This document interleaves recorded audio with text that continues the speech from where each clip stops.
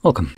In front of me I have the OPPO A6X, and today I will go over unboxing along with a quick look at the device, specifications, build quality, and so on, and just give you my general opinions about it, and if I think if it's worth the money that OPPO will want for it.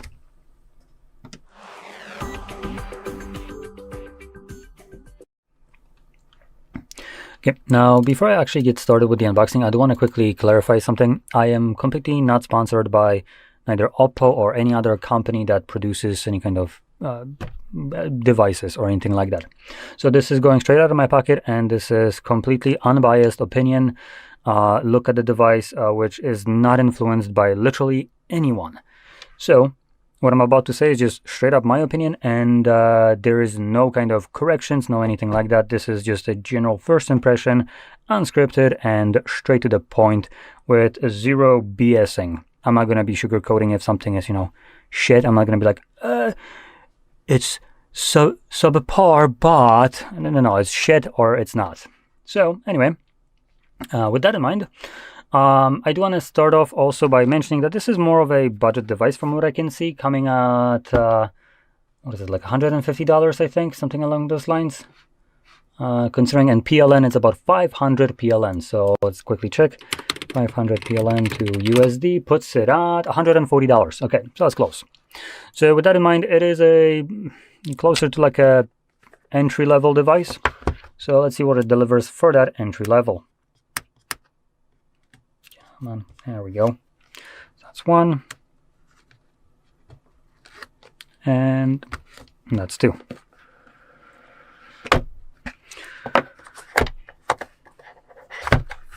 So up here we got our charging cable, type A to type C, and just paperwork. No case included, unfortunately. And below that we have the phone itself, and there is no charger, which again kind of sucks, especially when it comes down to entry-level devices. I believe that a charger should be provided with the device, as the idea that you probably have a charger for a $1,000 device, okay, that's fine. But if this is your first phone, maybe you don't. Crazy idea. Maybe this is your first device and you have bullshit chargers lying around. And considering if you're young, every device that you had probably didn't have a charger. So again, this excuse is just bullshit and unacceptable. And a device that needs to be charged should come with the things that allow it to be charged. Otherwise, it's a fancy brick once it dies. So, that out of the way, in a second, once it boots up, we'll be able to see the display, which is a 6.75 inches in size with a measly 720 resolution, or 720 by 1570. LCD IPS, 120 Hz refresh rate, and a peak brightness of just over 1,000 nits. With a relatively big chin at the bottom, okay. And let's quickly go to the setup.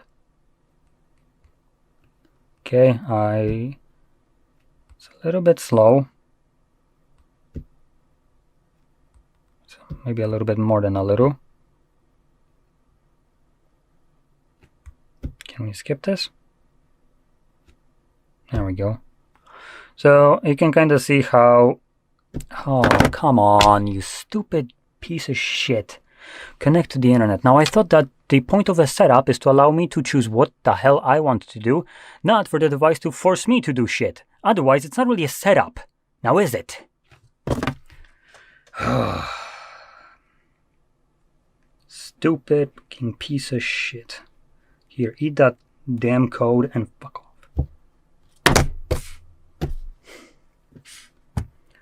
Great, now that I am not setting up the device and just being forced to go through something that is forcing me to give away my data, that's great. We hopefully can get access to the home screen soon without any more other annoying trash showing up throughout. And again, you can kind of see how sluggishly this is going by. Now, again, this is only a $140 device, but it is not at the lowest kind of price end. So this is a performance that I would expect more for from a device that is about $100 at $150. So Continuing on with the display, because I didn't really go over every kind of snippet here, we have 85% screen to body ratio and a pixel density of 256 pixels per inch.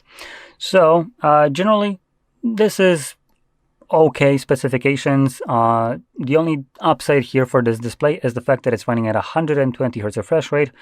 But other than that, it's kind of lacking in every other department it possibly can. So I will be mentioning a little bit more expensive device that I think will be much better, much more worth the money. But that will be at the end of the video. If you're interested in that specific thing, you can just kind of skip through and see. If you care about devices that are a bit cheaper, then I honestly don't remember devices that are at about $150 price range, so I can't really recommend anything, as nothing really stood up to me out of the crowd. Anyway, we're finally done with doing whatever the hell it was doing for past minute.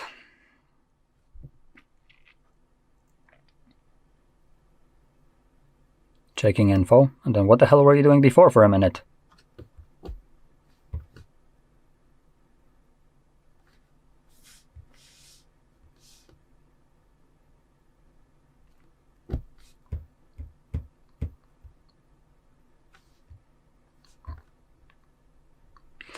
So we're almost done with the setup right here. And with that being done, I'll move over to the cameras, which, or for God's sakes, just take me to the damn home screen already. Any day now, thank you. Okay. So,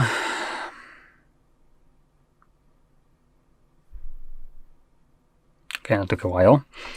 So, in terms of videos and photos right here, for the main sensor, sorry, the only sensor, we have two cameras. We have two spots for cameras, but only one is actually real, which is this one, as you can see. The second one below, as you can see, does absolutely freaking nothing. It's what is GSM labels it, or GSM Arena labels it as auxiliary lens, which is a fancy word of saying just a bullshit sticker camera, and that doesn't provide any value. So with that in mind, we have a 50 megapixel 1.8 aperture wide sensor that does 1080p at 60 frames max video resolution. So let's quickly double check that. 1080p, and that is incorrect. Okay, so it only goes to 30. Okay. I was about to be very kind of surprised by the 60 frames right here, but GSM Arena sometimes doesn't have everything correct. And here's one of those instances. Max is 30 right here. Now at the front, we got a selfie camera that is a 5 megapixel wide sensor that also does 1080p 30. And let's double check that if that is correct. And it is. Okay, so with the cameras here, we're not really like getting ahead of ourselves right, with anything here. So the fact that it's a 50 megapixel, that's great, but megapixels don't really mean shit, to be completely fair. And it only does 1080p 30 for recording. And yeah, so let's move on.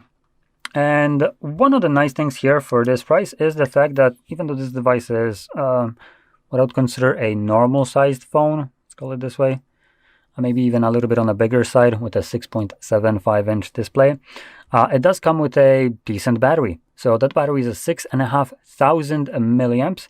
And just as for context, something like Samsung S25 Ultra comes with, I think it's 5,000. So this has 1,500 more battery. And reason for that is it's using a silicon carbon battery, as that kind of battery allows the physical size of the battery to be the same of something like, for instance, the 5,000 milliamp ones, but it's much denser, so it allows it to store more charge into it, hence 6,500 milliamps of it. So that's great, though there's no info about how fast it charges on GSM Arena, so I can't really tell you that. But because this is a $150 device, I can guess that it's probably 18 watts something along those lines. I wouldn't expect more from it. If it has more, then 22 would be max. Above that, there is very slim to none chances that it's actually charging at 33.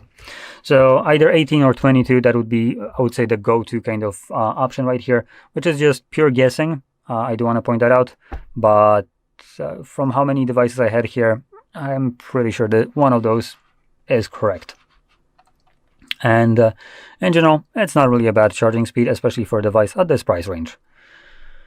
Now, if we continue to the power processor and the internals of this device, starting off with the processor, we have a Dimensity 6300 processor in here, which is a little bit of a lower end processor in here. And we have either 4 to up to 8 gigabytes of RAM, depending on which option you go. And holy shit, did they give you a lot of options. So you can have 128 gigs of storage, 4 gigs of RAM, 128 6 gigs, 256 4 gigs, 256 6 gigs, 256 8 gigs. Like, come on, just that was pointless right here. Now, in general, when buying a phone, I would probably recommend going with at least 6 gigabytes of RAM, as this will just allow you to have applications open a little bit longer in the background and have apps load from RAM.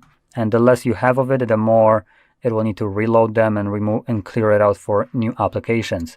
So that's just my general kind of recommendations for phones generally. So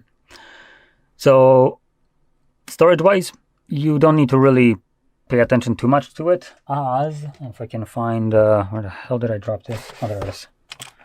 As the device does come with expandable storage. Now, it's a dual spot, so you can have either SIM or SD card in here. And the second spot right here, the smaller one, is just a strictly a SIM card spot.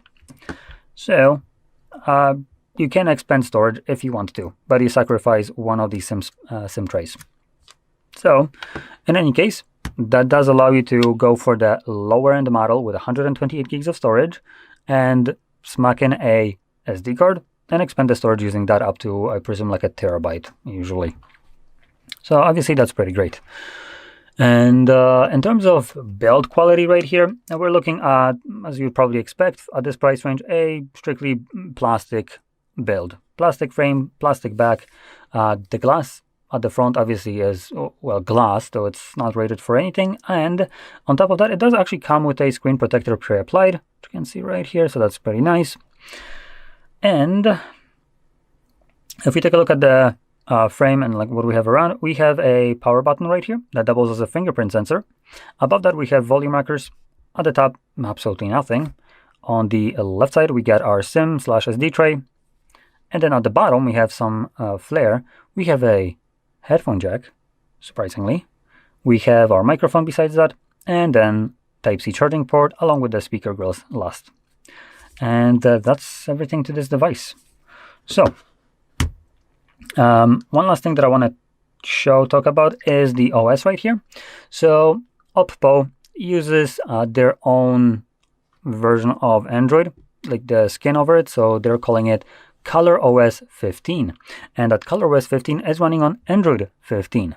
Now, this look will be exactly the same as on other devices, other brands like Realme, OnePlus, and Vivo. They're all part of one big parent company, and they all have the same kind of skin over the Android, though for each device it's actually called differently. But at the end of the day, if you look at them side by side, they're basically exactly the same. The only difference is that your wallpaper might be different. Other than that, icon shapes, the toggles and stuff like that in here, they're all going to be about the same, including even things like the liquid ass that they use right here. Even this kind of icon shapes and coloring and opacity to it is used between the devices. Though I do kind of remember the Vivo having a little bit more kind of liquid ass looking icons. This one seems a little bit more flat. I don't know if this is maybe changed between the versions. Maybe this one is running the older one. Or it could be that this is a low-end device. So having some kind of diffusion happening in the background would be impacting the processor too much, kind of, making it run even more sluggishly. So that's something that could be happening right here. So one of the nice things too here with this OS is the fact that it comes with its own clone phone app. So if you're planning to swap to this device, you can use this application right here, and you can basically move over data from old device to this one very seamlessly and easily. This is one of the benefits of these kind of devices. Now, like I mentioned, I do have a recommendation that I would probably pick myself over this one if I had a low kind of budget. But like I mentioned, to be fair and honest, this would be a little bit more expensive by like 50 bucks. So if you can spare 50 bucks, that's great. I will recommend doing that, as that will get you a solid phone, like an absolute banger. And the phone that I will be talking about is one that I find very good for the price that the company wants. And the brand would be Nothing. It's literally called Nothing. If you haven't heard it, it's relatively new. It's from the someone who used to work for OnePlus, aka one of the parent companies right here. So their devices are pretty damn good, and specifically their CMF lineup. That's their budget kind of lineup, and their phone costs about 200 bucks. And that device offers you have two options, actually, the CMF Phone 1 and 2 Pro. The 2 Pro will have much better cameras. The first one will still be great, and it will actually really depend on how much money you want to spend. The CMF Phone 2 Pro obviously is the newer one, tiny bit more powerful, so that's not really that shouldn't be your go-to option to go for the 2 just because it's faster, because that's like minusculely faster. But what it does have is that better cameras. Other than that, between these two iterations of this phone, they share a lot of similarities. So cameras will be primarily the biggest difference between them. But because the first one was released before the second one, obviously, it will be cheaper probably. So if you can find it new, it should be cheaper, as it is an older device. And you can also look at second-hand devices. But obviously, if you can find the first one at the same price as this one, I would recommend maybe that one. And if you specifically want a device with a good cameras, then try maybe going for that 50 bucks more for that 200 price of the CMF Phone 2 Pro. And I do want to also point out the differences and why I think it's worth it.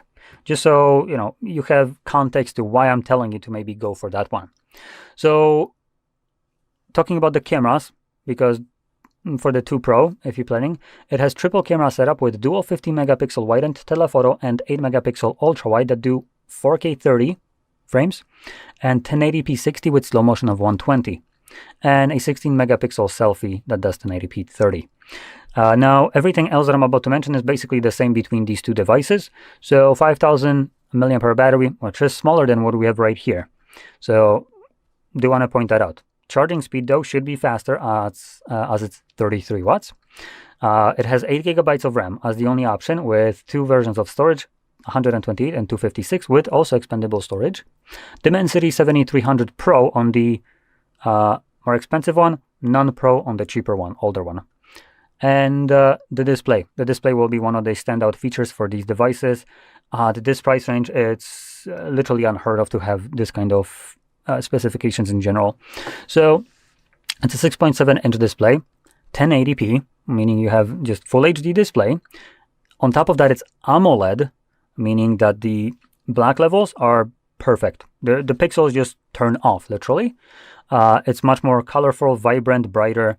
So obviously all improvements. It's also running at 120 Hz like this one. It just has a high refresh rate and better display. And on top of that, it has a 2000 Hz pull rate, meaning that when you're moving your finger up and down, it refreshes the display for your input of the finger 2000 times per second. On top of that, it supports HDR10+ and a peak brightness of 3000 nits, which again, it's pretty freaking insane for a device at this price range. So that's why I recommend. Both of those devices have absolutely superb displays, and OS on there, the Android version of it that they use, is also pretty good. The processor was going to be faster than what we have right here. It's literally a higher tier of the same processor, as this one has the 6300, not even the Pro, it's just a 6300, while the both Nothing phones use the Dimensity 7300. One is using the normal one and one is using the Pro. And both of them is basically like a step up in terms of performance. And both of them will do the tasks much better than what this device can. As you've seen, even the setup was kind of sluggish a little bit. Once the device is set up, I can kind of see that it is running a little bit smoother. It's not perfect, but it's acceptable, I would say. So with the Dimensity 7300, yeah, absolutely get rid of any kind of minuscule stutter rings that you have while navigating the device. Everything opens up faster, loads quicker, and all that jazz. So obviously a great improvement. And yeah, that's there is a bit more to this which I could talk about, but in general, that alone, what I just mentioned, the display and cameras are in both, even the lower end model, are improved, and I would recommend picking one of those over this one, as the package itself offers way more value for the money. And like I said, if you can get the CMF Phone 1 at the same price, then by all means go for that. This phone automatically basically becomes absolutely irrelevant. And even if you can't, spending that extra little money, I would wholeheartedly recommend it, as the device will feel much better to use. It will last you longer and provide you with better experience with photos, videos, and just general user experience. So anyway, with that being said, I hope you found this video helpful. And if you did, don't forget to hit like, subscribe, and thanks for watching. Welcome. In front of me is a OPPO A6X, and today I will show you how you can go through the setup process of this device.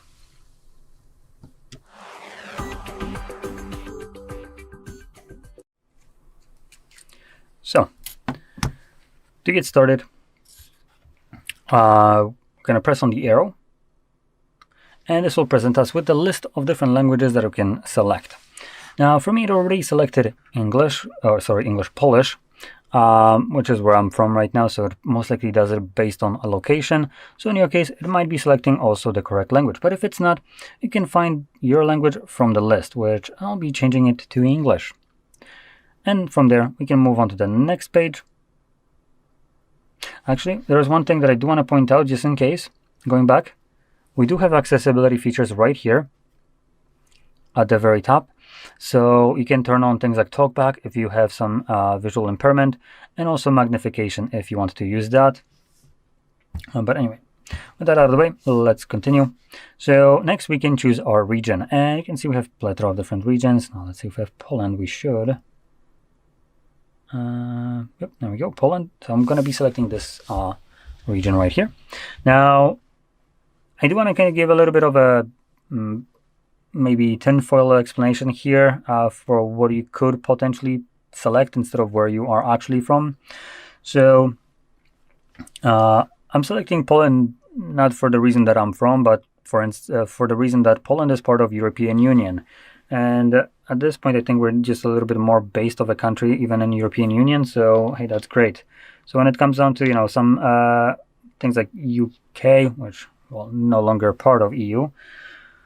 UK, for instance, claiming that they have freedom of speech, will try to convict their citizens for expressing their freedom of speech and calling someone a faggot, and that's apparently a punishable offense, even though calling someone a faggot is in a well in the right of freedom of speech. So the idea here is to select some kind of region that is outside of some moronic policies like that, with the hopes that it can be kind of excluded from them, though this obviously might not really impact it. But what it probably does impact a little bit better would be, for instance, when EU forces some kind of consumer friendly changes that obviously benefit the consumer onto companies like Google or OPPO or whoever else, right? And that company is now forced to comply or cease doing business, similar to apparently what X is doing from Musk. And in any case, when EU tries to force some kind of changes that would be consumer friendly, usually those mean that the company itself, meaning Google or OPPO in this case, might actually lose some revenue because of it. As, let's be honest, revenue and consumer friendliness do not go together. Those are like the exact opposite of each other. The more you fuck over your people, the more money you can make. So that's kind of how it goes. So in this case, they would be forced to comply with something, and if they're gonna do so, which they would have to, they will most likely only do it in European Union while ignoring and keeping everything as is right now everywhere else, as it has been, to basically not, lower their income even more. So selecting something like Poland or any other place that is part of the European Union would be beneficial to you, with the idea that hopefully you would be affected by these changes in law. Now, with that out of the way, let's move on to the next page. There we go. And here we have some legal information like user agreement, privacy policy, and data security. Now, for both the user agreement and privacy policy, you can tap on details and read a lot more about this with a very kind of extensive explanation and legal jargon there. But for some reason, data security is the one that is beneficial to you, and all it does get is basically a 3-liner of explanation. Data encryption is enabled by default on the device. You can erase all data by resetting to factory settings. Well, gee, thanks for telling me the absolute fucking obvious.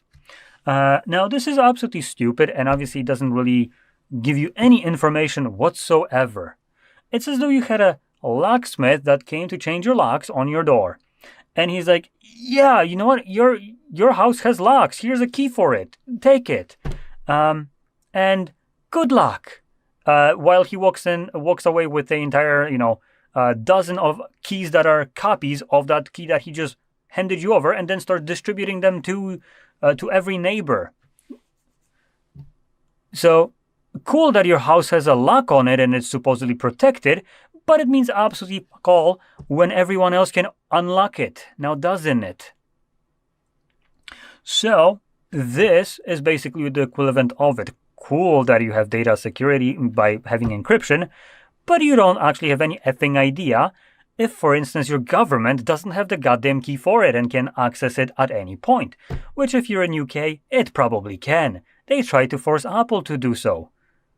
And we haven't heard anything about Google, so it's safe to assume that Google as an Android is not secure from this. And the explanation, if you have nothing to hide, you have nothing to worry about, can go itself, because this explanation or these kind of laws don't affect the people that make them. So I'm okay losing my personal privacy and having my phone be accessed by the government at any point without any kind of legal precedent just because they feel like it.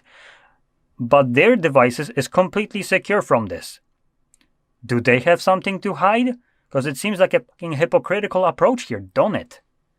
So this option can go screw itself if you want to have security, privacy, or anything like that.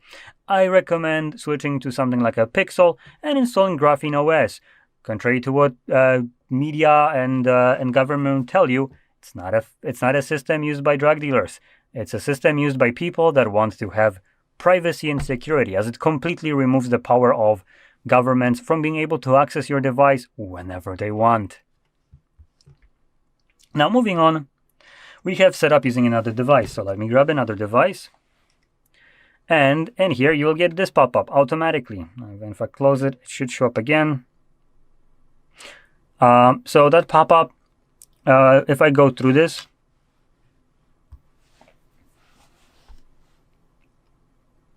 come on. Of course, it's not going to show up again. Maybe because I press cancel or close instead of actually getting rid of it normally. But in any case, this pop-up allows you to move over data that is associated with Google account from your presumably older device, which is what I would have been bringing up here, to this one.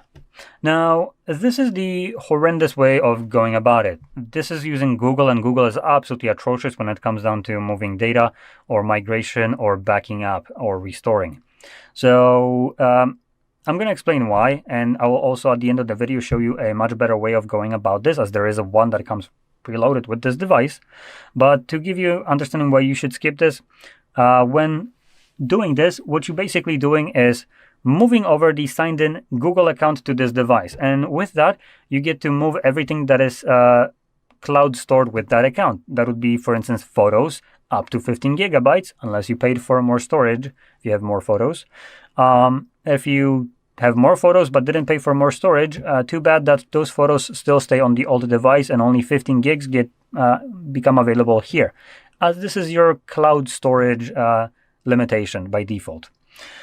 So that's one. Contacts, if you didn't decide to upload them to the cloud, which you probably should not be uploading them to the cloud, yeah, those don't get moved. And same thing in this case would go for call logs and other things. If you are refusing to sync them with the cloud, they don't get moved, which again, as a migration is kind of freaking redundant.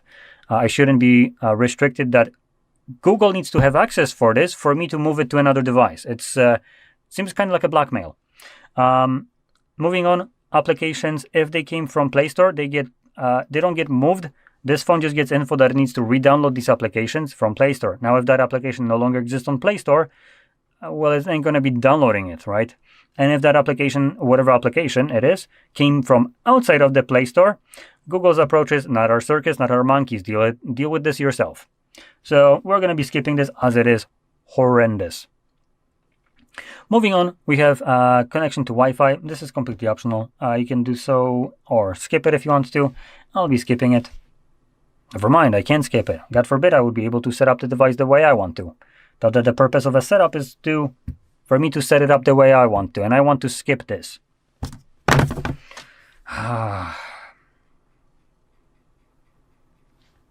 Here, up yours. Fucking annoying piece of shit. Now, generally hate the idea that you are forced to do something in a setup because you should have the option to skip it. I mean, hell, you even do have the button to skip it, but then the phone goes like, you're going to connect to it, or you're not going to set up the device, which I just hate. So just for that kind of force, I would typically also recommend maybe choosing some other device. Now, it's getting your phone ready, even though no one asked it to do so, because it's connecting to network and it's checking bullshit that no one ever asked it to do so. Would have been nice if I could skip that Wi-Fi connection so I could skip this trash, because getting your phone ready is a very undescriptive answer on what the hell it's actually doing. Next, we have copy apps and data. Again, Google trash, same thing that we already had, but it shows up again, because now it can try to automatically pull it from the cloud. Without giving you the option to move the account, you have to now sign in. So once you sign in, it's basically the same thing.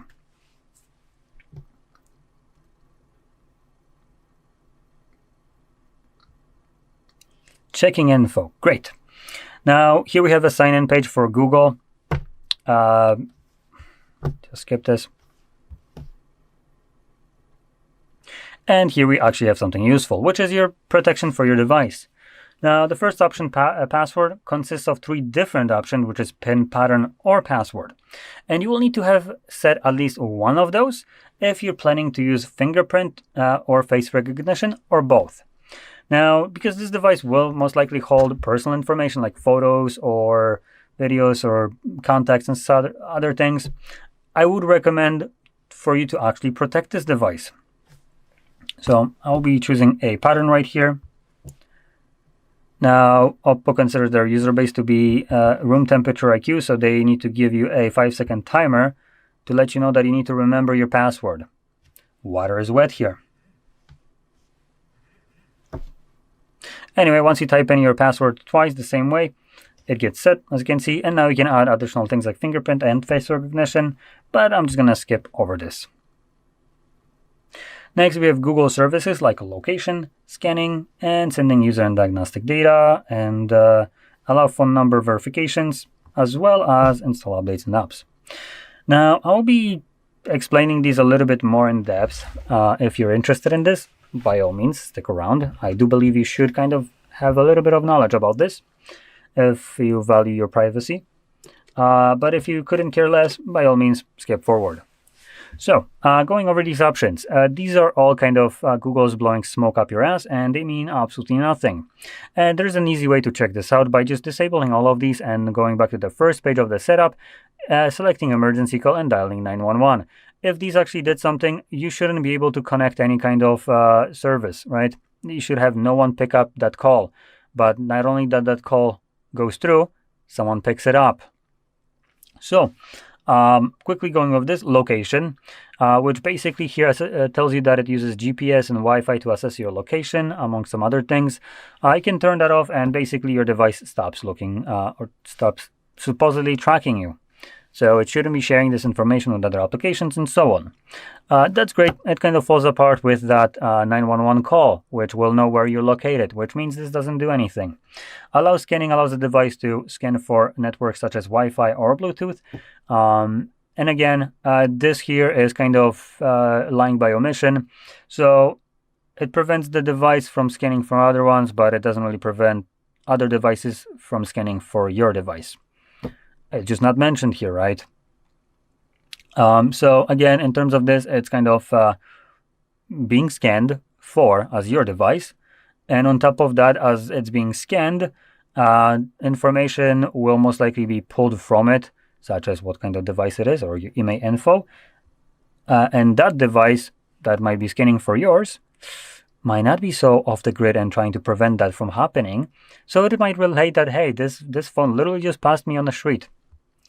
Moving on, allow phone verification or phone number verification. So this is just verification. Let's move on.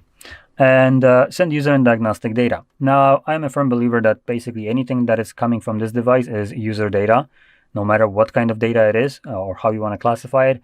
Any kind of kilobyte of information, whatever that information might be, is user data. So therefore, by turning that off, literally your phone should straight up be completely off the grid. No matter what it is, this single toggle should, by the name, prevent everything here from functioning at all, including connection to cell services. Because by connecting to cell services, your phone is relaying your location, or at least its IMEI info, which is phone's information, which is user data after all. So this single toggle should literally prevent the phone from having any kind of smart kind of connectivity to literally anything on the planet. No Wi-Fi, no nothing. This toggle should basically make this into a, what could be considered like a, let's say, iPod Touch with no internet. So yeah. And obviously, it's not the case. By turning this off, I can go back to the first page, dial 911, and have the call go through. And the person on the other end will be able to assess my location because the phone is connected to a cell tower, even though there is no SIM card in here. I mean, I literally have the tray right here.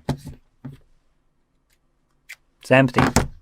And even though this is not showing that it is connected to any kind of cell service or has any cell service or connected to any tower, we only have Wi-Fi connection. Now here we do have to connect to network, which is another way of technically making calls. But even if you were able to set it up without that internet connection, your call will still go through as your phone does connect to a cell service, which that's great. So obviously this is all kind of smoke up your ass. Now, last thing is the install updates and apps. And this is just Google giving you kind of like a stupid information that, hey, you know what, you can, we give you the permission to uninstall updates from applications or turn off system updates. Great. Now, I do want to talk about this a little bit more, as this is kind of nowadays, I think, becoming more important that you are aware of this. So this never touches upon other things that you can't turn off that are associated with updates. You can disable things like the system updates so you don't get newer Android upgrades, or you can get rid of the application updates or uninstall them if they update themselves. But what you can't get rid of normally, because you don't even know that it exists, is the OTA update services, the ones that are basically responsible for installing security patches, which is okay, but also shit that you would never want to have on your device, and you would probably go out of your way to prevent this from installing. But by disabling any kind of updates, it still get loaded through that. It's basically as though we are closing the door to prevent someone from entering your house, and they just kind of go around to the back, open up a window, and enter to the window that you didn't know you even have. That's great.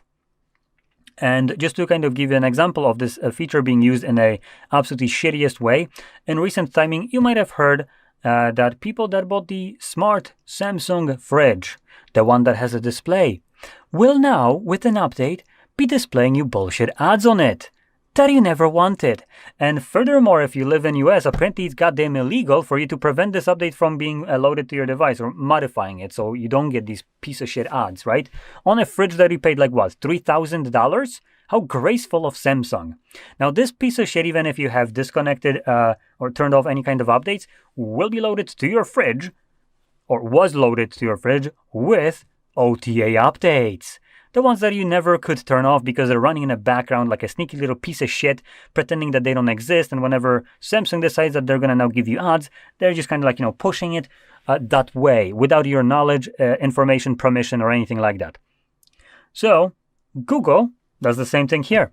In 2025, they announced that they wanted to basically crack down on third-party applications. So any app that came that is outside of Play Store, they wanted to basically block you from being able to install. They were basically trying to pull Apple while having less privacy on their devices, which would basically mean, why the shit would I ever use Google if I can go to Apple and have the same kind of bullshit ecosystem, but at least have privacy?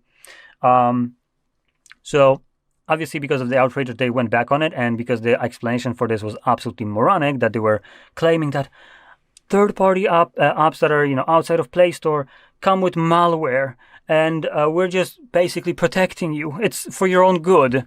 While their own Play Store comes with applications that also have malware, and they never touched that at all, because that doesn't bring them revenue. Because why the hell would it? Because they wanted to basically have a ransom for any application that is outside of Play Store, for developers to need to pay them a fee for the app to be signed so you can install it. How amazing. That definitely prevents me from installing malware applications. It just means that you made a profit and I still got a malware. And the person that created that app now needed to pay for it. Now, because of the outrage, they went back on it, though they will be pushing something like this still onto their devices, though you will be able to install those applications and they won't need to be signed. And so the developer shouldn't need to pay any kind of bullshit fee for it. But Google claimed that they're going to make it more difficult to install applications like that for our security. So if you ever encounter that you can't install an application for an unknown reason, other than the fact that it could be, for instance, applications too old for your version of Android, or your Android is too old for that application, anything other than that, it's probably to do with that new feature. And you will need to probably do a Google search to figure out what the hell you need to turn off to be able to actually install it. This kind of measure is already present on Samsung devices. Anyway, let's move on. Now we should be right around the end of the setup. So here we have choose your browser and search engine. So let's click on next and choose our browser. And we have some browsers. We don't have all of them right here. You can download more from Play Store or from one of those browsers. You can download different browsers that you can use instead. So select whatever you want right here. I actually been decently satisfied with Samsung one, as it does allow for plugins, and Samsung is a phone that I use, so it comes with my device, right? But because this browser allows you to add things like ad block and block ads, obviously it automatically becomes a little bit better than Chrome. Next, we have choose your search engine, and this is a piss poor excuse of a search engine list, as there is a ample amount of them missing from here. One that I would personally prefer to use would be things like Yandex, not present here. Now, luckily, you don't need to worry about that, as you can go to the browser, and in the settings of the browser that you're using, you can choose what kind of search engine you want to use. So you can just literally put in a domain, things like yandex.com, and use that whenever you do the tab bar search for something. It would automatically go to Yandex instead of Google or whatever you select right here. This will for now become the default, whatever we select. So I'm going to select maybe Brave. And next we have review additional apps. So it just tries to load up some basically malware almost, or more like bloatware. I think bloatware is the better way to describe it. So I'm going to deselect all of it as I can't care less for any of these options right here. Click on OK.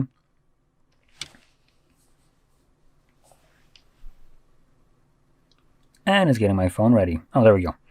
Recommended services. Now these are from OPPO themselves. Now I'm going to look for single one right here. Context aware. No, no, no, no.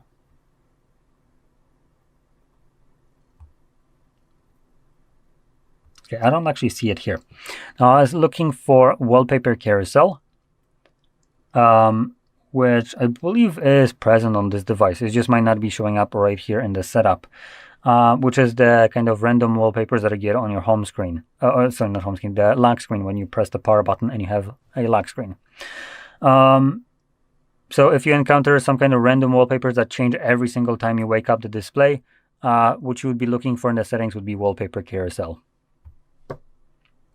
User experience programs. I would tell you to select a disagree. You bought a full price device. You shouldn't be sharing your data in order to improve some program, join some improvement programs so the device can work better or whatever bullshit they're like trying to sell you on.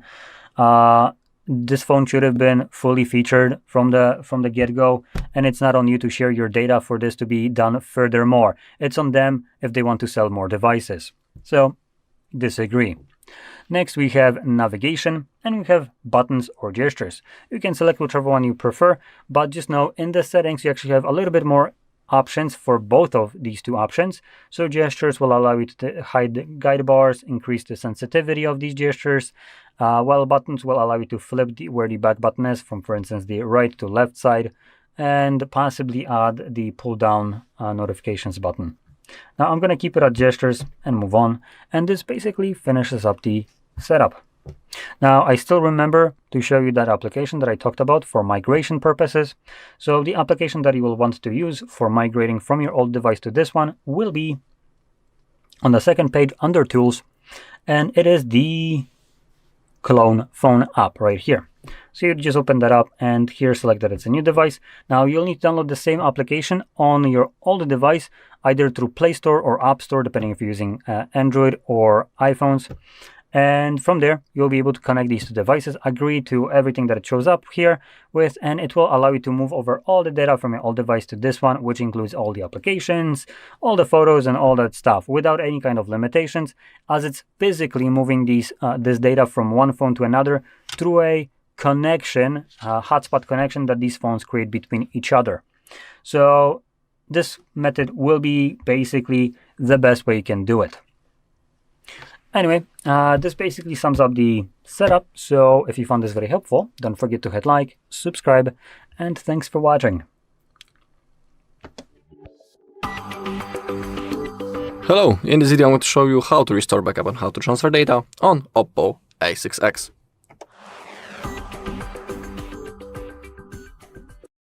Okay, first I'll show you how you can transfer the data from your previous device into your OPPO, then I'll show you how to restore the backup from Google One, and then from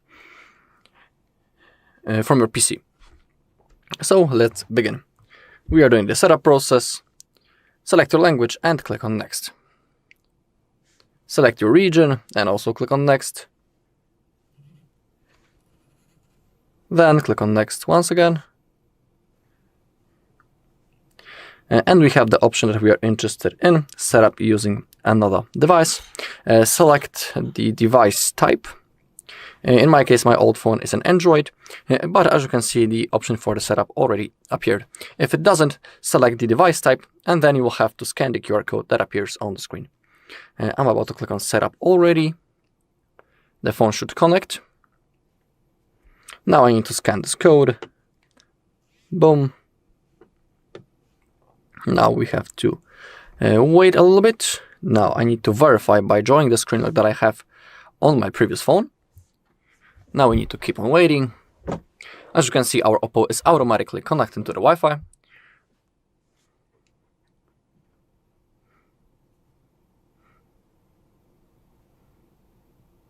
Getting the phone ready, so we have to wait.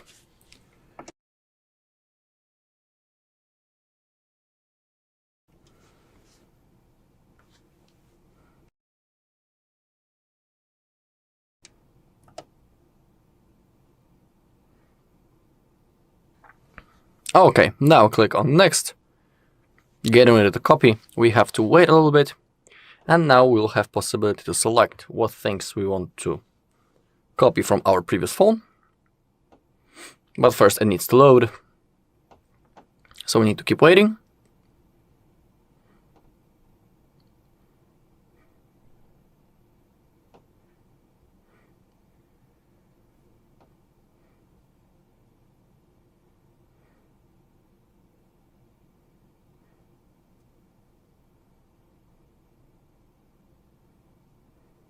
Okay, we have the list. In my case, I want to copy everything except the apps.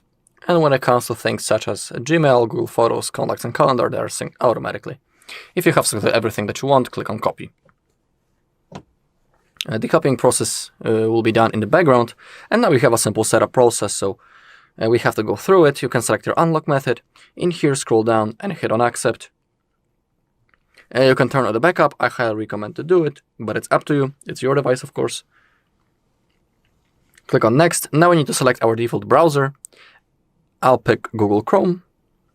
And also the search engine, and I always pick the Google.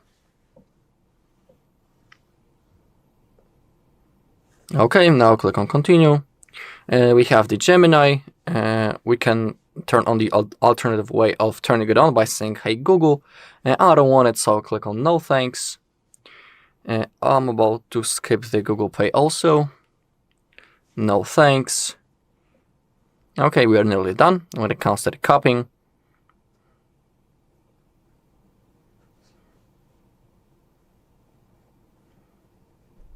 Of course, in your case, if you are copying a lot of things, it will take longer than in my case. Alright, copying is done, so hit the button. Getting the phone ready. Once again, we have to wait. Click on More and Agree. Agree. Select navigation method, buttons or gestures. Hit on Done. And get started. And now we are ready to use our device. Everything has been copied. But don't disconnect from the Wi-Fi yet, because some of the things might still be synced in the background. You'll be able to check it in the notification bar if you slide to the downside. Okay, that's the first method. Now I'll show you how to restart a backup from Google One. Okay, now the second option, restoring from Google One. Again, we are doing the setup process, but this time when we have possibility to set up our phone using another, we need to click on Skip. Now we need to manually connect to the Wi-Fi, so find available network and type password to it.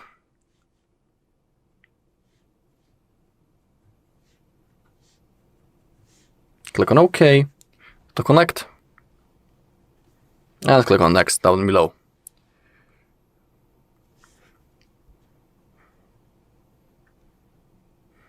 We have to wait.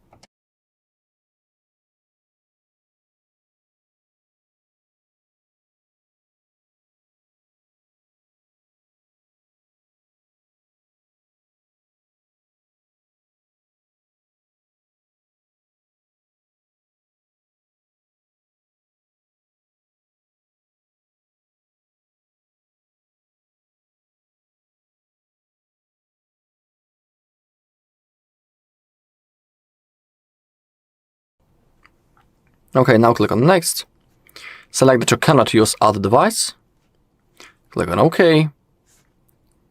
And now we'll have to sign in into a Google account on which we made the backup before.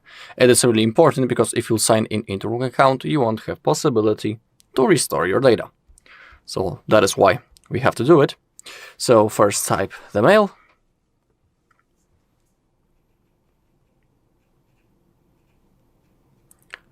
Okay, click on Next, and now we'll have to type the password.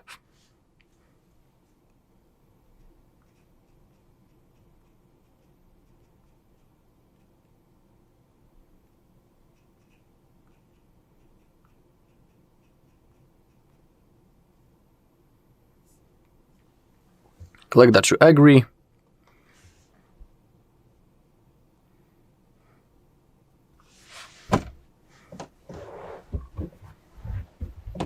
Now we need to wait.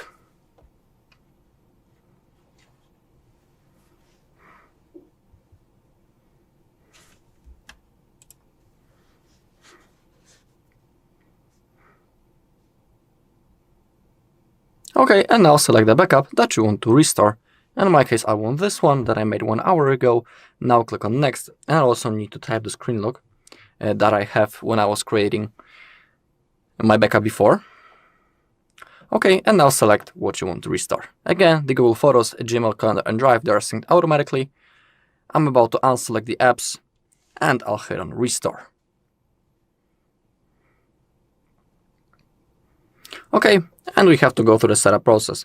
Everything is restoring in the background. So I'm about to skip the screen lock. When I cancel Google services, click on More, and Accept. We have backup functions. I always recommend to turn them on.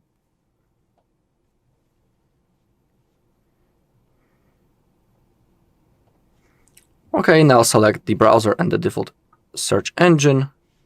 I always pick Google Chrome and Google as my search engine. Okay, let's continue the setup, but we can also leave and get a reminder.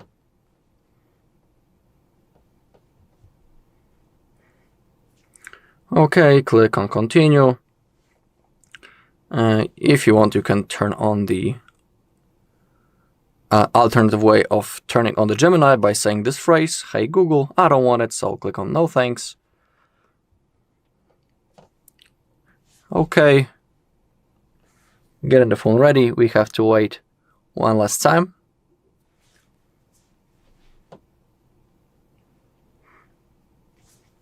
More and agree.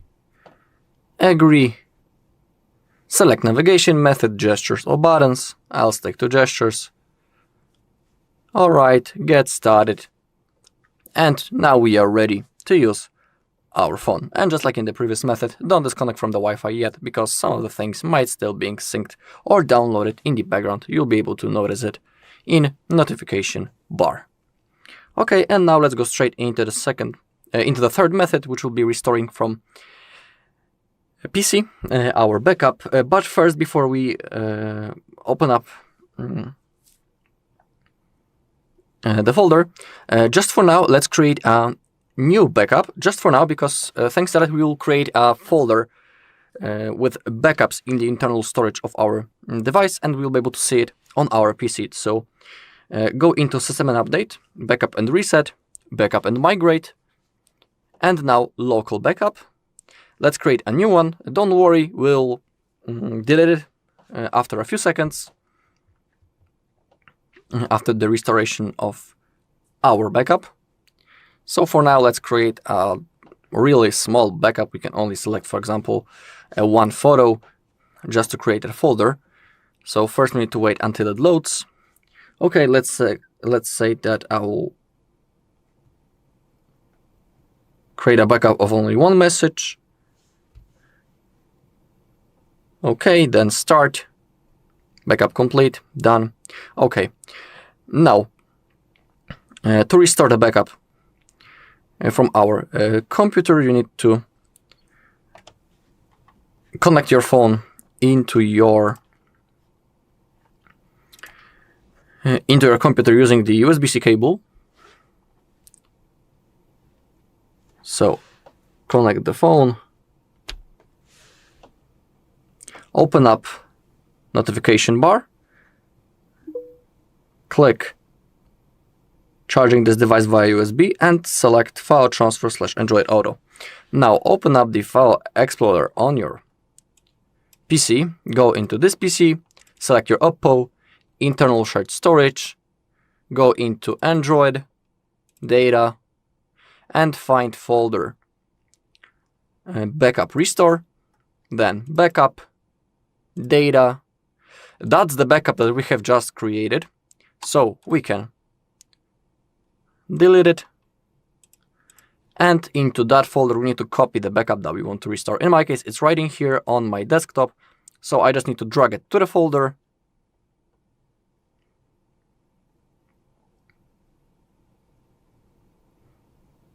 okay, here it is. Now on our phone we need to open up the settings, backup and migrate. That's the backup that we want to restore, so simply hit on that and click on Start. The restoring process has started.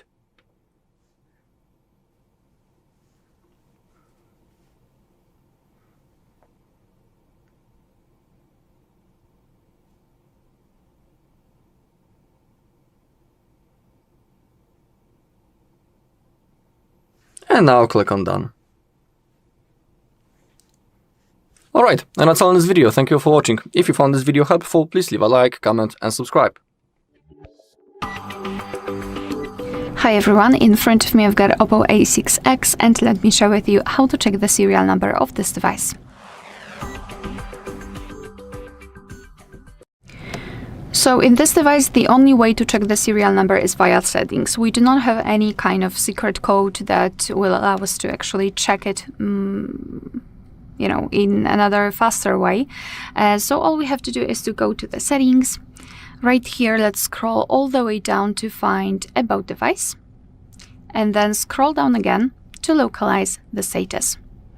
And as you can see right here, we've got the serial number of this device. Alright, so that will be all. Thank you so much for watching. Please hit the subscribe button and leave the thumbs up. In front of me is OPPO A6X, and today I would like to show you how you can turn on or off adaptive brightness. You need to begin by opening Settings and scrolling a tiny bit to click on Display and Brightness available here.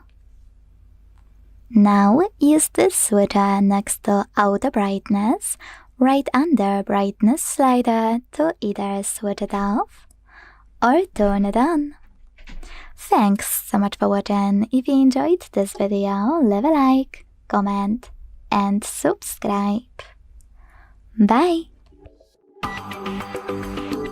In front of me is OPPO A6X, and today I would like to show you how you can turn on or off auto rotation. All you need to do is go into Tab menu. To do that, swipe down from the top right corner of your screen. Now look for Auto Rotate shortcut, and when you find it, click on it. As you can see, mine turned white. That means that auto rotation is off, but you can always switch it on by clicking on the same shortcut until it's blue. Thanks so much for watching. If you enjoyed this video, leave a like, comment, and subscribe. Bye! Hi everyone, in front of me I've got an OPPO A6X, and let me share with you how to reset network preferences on this device.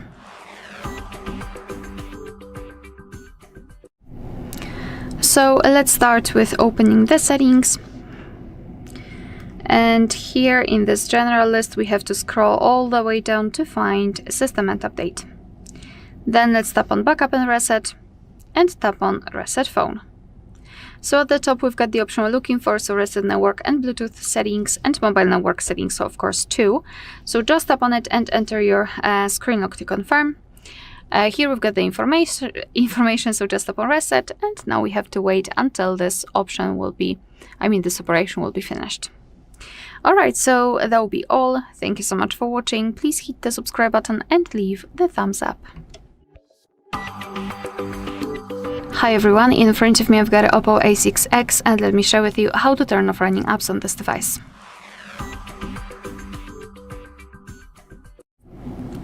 So let's begin with opening the recents, and depending on what kind of navigation type you've got set, you can do it differently.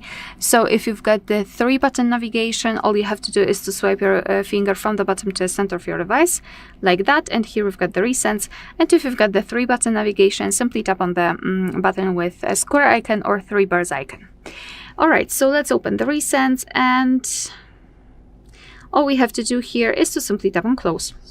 That was really easy. Let's enter the recents to check, and as you can see here, we've got no recent items, which means that we just successfully closed all background apps. Alright, so that will be all. Thank you so much for watching. Please hit the subscribe button and leave the thumbs up. Welcome. In this video, I will show you how to enable dark mode on your OPPO A6X 4G smartphone.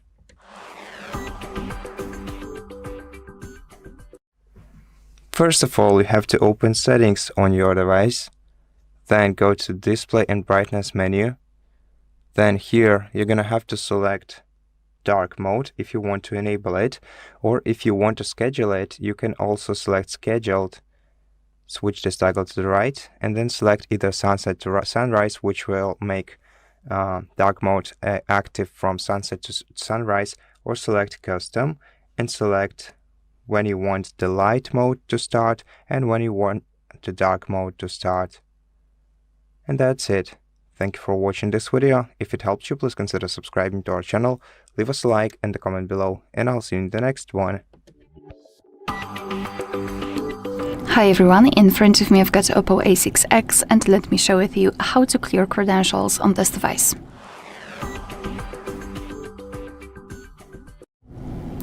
So let's begin with opening the settings, and here we have to scroll and find the option Security and Privacy.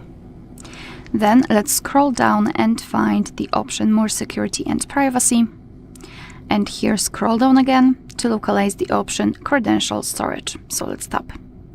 At the bottom of the list we've got the option we're looking for, so remove all user certificates. Let's simply tap on it and confirm it by tapping on OK. Here we have to confirm everything with our screen lock, which is normal, no worries. And not only we had this information, but also this option is inactive, which means that we just successfully removed all saved certificates. Alright, so that will be all. Thank you so much for watching. Please hit the subscribe button and leave the thumbs up. Welcome. In this video, I will show you how to hide navigation buttons at the bottom of your screen and set up navigation gestures on your OPPO A6X 4G smartphone. First of all, we're gonna have to open Settings on our phone and then scroll down to System and Update menu. Here in System and Update menu, we're gonna have to select System Navigation and select Gestures. Then if you want to learn them beforehand, tap Learn, otherwise just select Cancel. Either way, the gestures will be enabled, and now you'll be able to use them to navigate on your inside your phone's interface. And that's it. Thank you for watching this video. If you liked it, please consider subscribing to our channel, leave us a like and a comment below, and I'll see you in the next one. In front of me is OPPO A6X, and today I would like to show you how you can change default apps. Start by opening Settings and scrolling to Hit Apps. Now select Default Apps here and tap on any section you wanna manage. I want to change my browser, so I have to click here on Browser app. Tap on this app to apply it as my new default and click on the back button. So when I do that, as you can see, my default app has changed. Thanks so much for watching. If you enjoyed this video, don't forget to leave a like, comment and subscribe. Bye! Welcome. In this video, I will show you how to remove Google account from your OPPO A6X 4G smartphone. To remove your Google account, first you're gonna have to open settings on your phone, then scroll down to accounts and users at the very bottom of the settings menu, or users and accounts.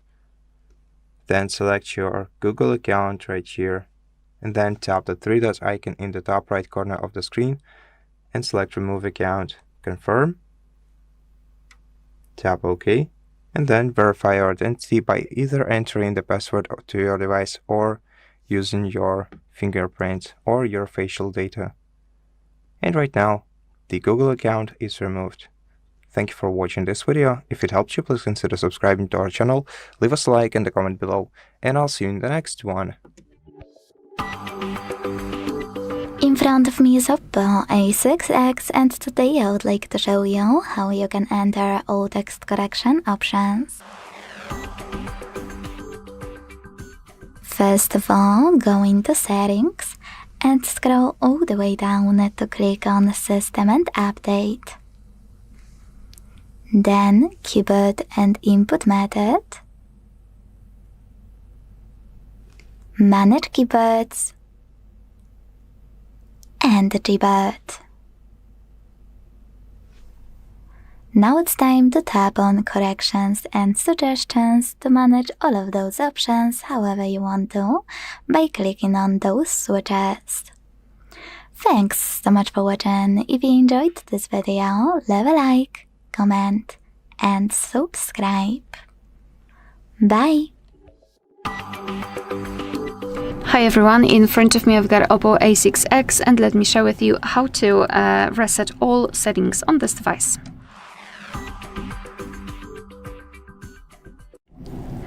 So let's begin with opening the settings, and here, let me go back. Right here we have to scroll all the way down to find System and Update.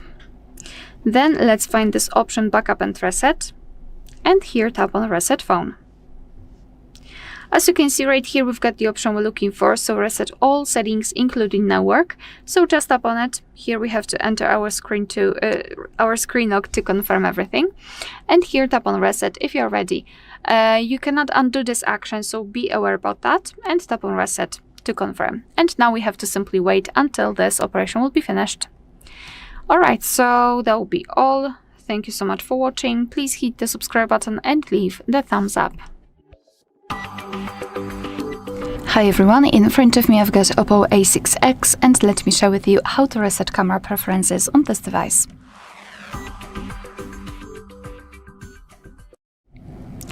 So let's begin with opening the camera app, and currently we are in the standard photo mode, so the mode actually doesn't really matter right now because we will open general settings. To do that, let's tap on the three bars icon in the right upper corner and tap on settings. Right here we have to scroll all the way down to find Restore Defaults and tap on Restore. And basically we just got back to the camera, and here we've got our evidence that the reset option worked because our device is asking us about the access to the location, and this is the first option your device or permission your device will show you after opening the camera for the very first time. Alright, so that will be all. Thank you so much for watching. Please hit the subscribe button and leave the thumbs up. Welcome. In this video, I will show you how to enable OTG connection on your OPPO A6X 4G smartphone. To do this, we're gonna have to open settings on our smartphone, and then in settings, scroll down to Accessibility and Convenience menu, and then scroll down to the very bottom of this menu. Now, to enable OTG connection, you have to switch this toggle to the right. This will, by the way, also enable reverse charging, so if you want to charge another device using your smartphone, first enable this feature and then connect both devices using double-sided USB Type-C cable. And the OTG connection will automatically turn off if not used for 10 minutes. And that's basically how you can enable or disable it. Thank you for watching this video. If it helped you, please consider subscribing to our channel, leave us a like in the comment below, and I'll see you in the next one. In front of me is OPPO A6X, and today I would like to show you how you can clean storage. First of all, you need to find an app code files that's already on your OPPO. It should be in a Google folder. This one. So click on it, and when you're ready, tap on those 3 lines at the top left corner. Then hit clean at the top. Tap on clean next to junk files and clear in the pop-up. So when I do that, as you can see, storage of my device was successfully cleaned. Thanks so much for watching. If you enjoyed this video, leave a like, comment and subscribe. Bye! Hi everyone, in front of me I've got OPPO A6X, and let me share with you how to change the screen timeout on this device.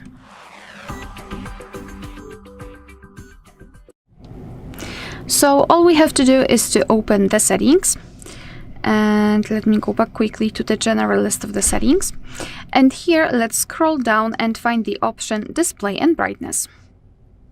Here let's scroll down and localize the option auto screen off.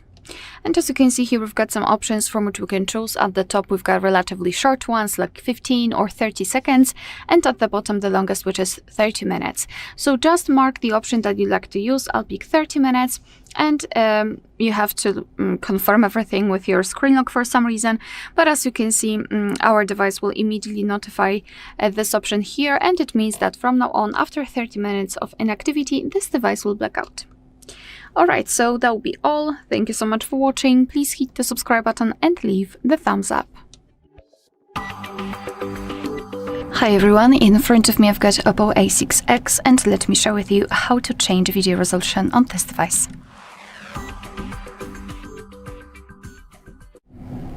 So let's begin with opening the camera app. And right now we are in the standard photo mode. So let's switch to the video one. So just tap on the video, and if it is highlighted and if you can see the red color inside the shutter button, it means that for sure we are on the video mode. So now we can take a look at this option bar at the top, and right in the middle we've got the option connected with the resolution. So let's simply tap on it, and in this device we've got 2 different options. So have 720p, which is currently applied, it is highlighted, and 1080p. So all you have to do is to tap on the option you'd like to use. As you can see, it is immediately highlighted. Moreover, after getting back, you can see that the icon changed, and it means that from now on this device will use the chosen resolution whilst recording a video. Alright, so that will be all. Thank you so much for watching. Please hit the subscribe button and leave the thumbs up. Welcome. In this video, I will show you how to force restart your OPPO A6X 4G.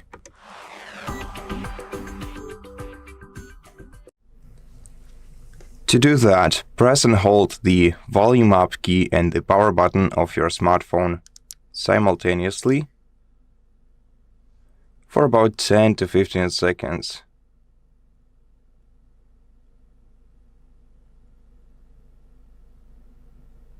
Your phone screen will go black, and after that you will see the OPPO logo on your phone screen. That's when you can release both buttons, and then just wait until your smartphone is restarted.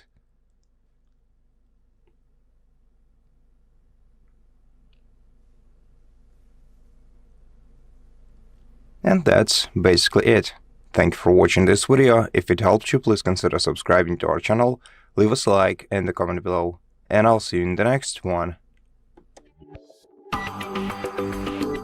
In front of me is OPPO A6X, and today I would like to show you how you can resize icons.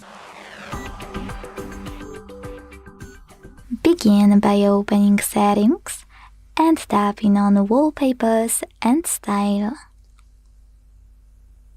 Now you need to scroll to click on Icons and operate this slider to adjust size of them. You can check out Preview at the top. Last but not least, to save your changes, hit apply. So when I do that and go back, I can see that size of my icons has changed. Thanks so much for watching. If you enjoyed this video, don't forget to leave a like, comment, and subscribe. Bye! Welcome. In this video, I will show you how to turn off Google Assistant on power button on your OPPO A6X 4G smartphone. So by default, if you hold down the power button for a couple of seconds, it will start the digital assistant from Google and will let you speak to your microphone to ask it any questions. But if you want to disable this feature, you can go to Settings on your smartphone, then scroll down to Accessibility and Convenience menu, open it, and then scroll down to Power button. Now go to Power button, select Press and hold the Power button, and instead of Digital Assistant, we can select Power menu, which will basically let us turn our device off by holding the Power button. And that's it. Thank you for watching this video. If it helped you, please consider subscribing to our channel, leave us a like in the comment below, and I'll see you in the next one. In front of me is OPPO A6X, and today I would like to show you how you can resize font. First of all, you need to open Settings and hit Display and Brightness available here. Now scroll down a tiny bit to hit Font. And finally, operate this slider under font size to adjust it. You can check out Preview at the top. Make sure to tap on Apply when you're ready, because without it, your changes won't be saved. So when I tap, I can see that size of my font has changed. Thanks so much for watching. If you enjoyed this video, don't forget to leave a like, comment, and subscribe. Bye! In front of me is OPPO A6X, and today I would like to show you how you can change display refresh rate. First of all, go into Settings and scroll to click on Display and Brightness. Then scroll all the way down and click on Screen Refresh Rate. Now you need to tap on one of those options to apply the best one for you: Auto Select, Standard, or High. If you decided to select High, scroll all the way down to tap on App Specific Refresh Rate. Then tap on any app you want and apply refresh rate for it by tapping on one of those options in the pop-up. Thanks so much for watching. If you enjoyed this video, leave a like, comment, and subscribe. Bye! Hi everyone, in front of me I've got OPPO A6X, and let me share with you how to check for the software updates on this device.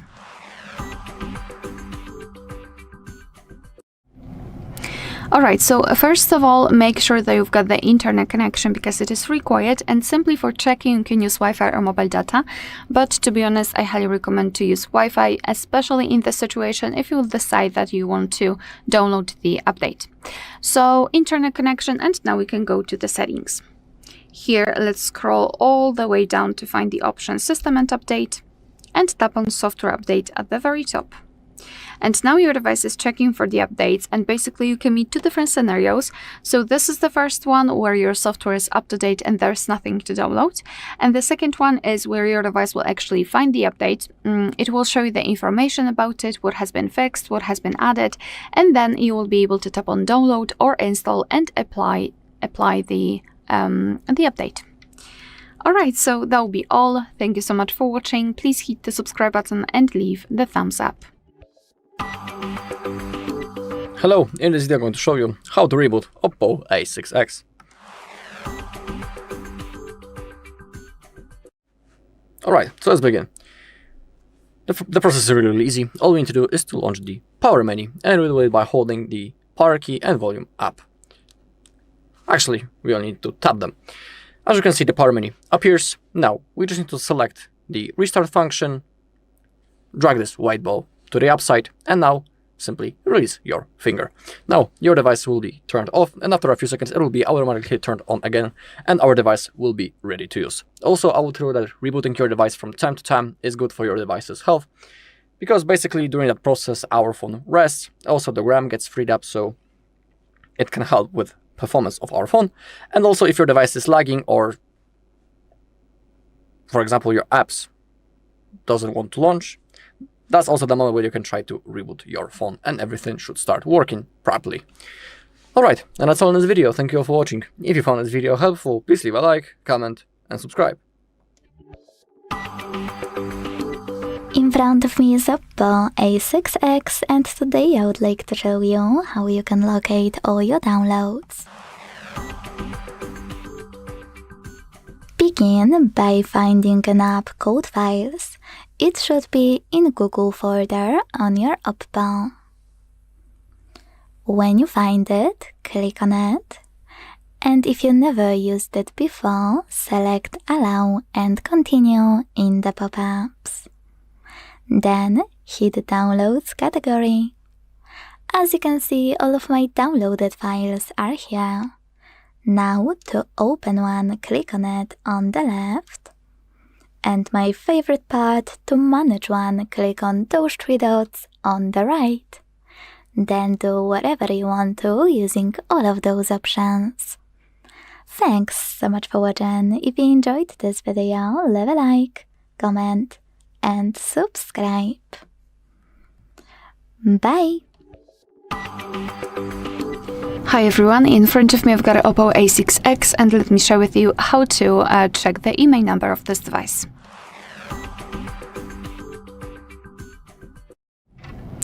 So I've planned to show you 2 different ways. The first one is the fastest one. So let's open the dialer.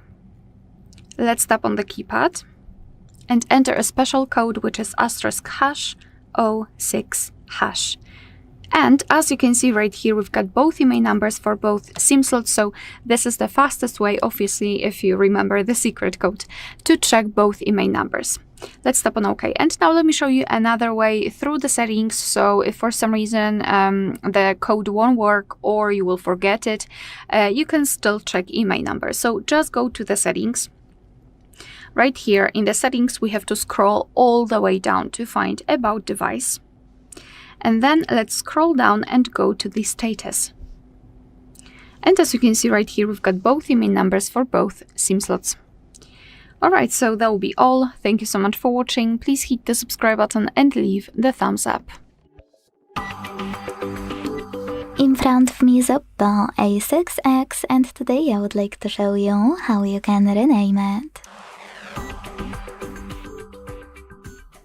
Begin by opening Settings and scrolling all the way down right away.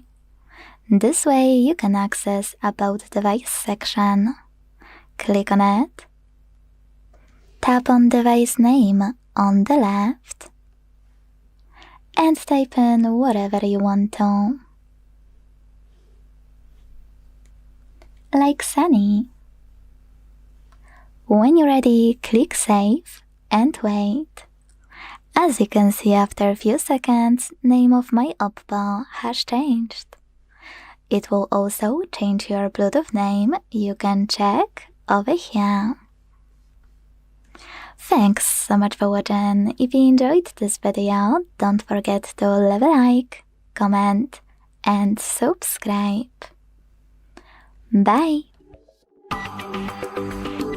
Welcome. In this video, I will show you how to enable developer options on your OPPO A6X 4G smartphone.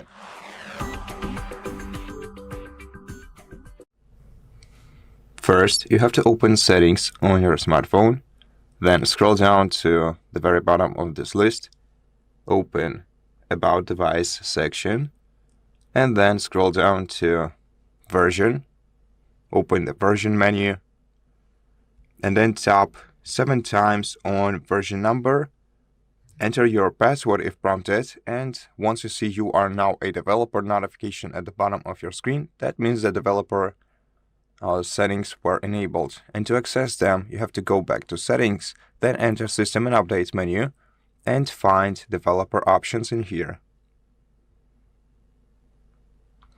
And here they are. Be careful while adjusting things in here, because they might affect your device's performance very significantly.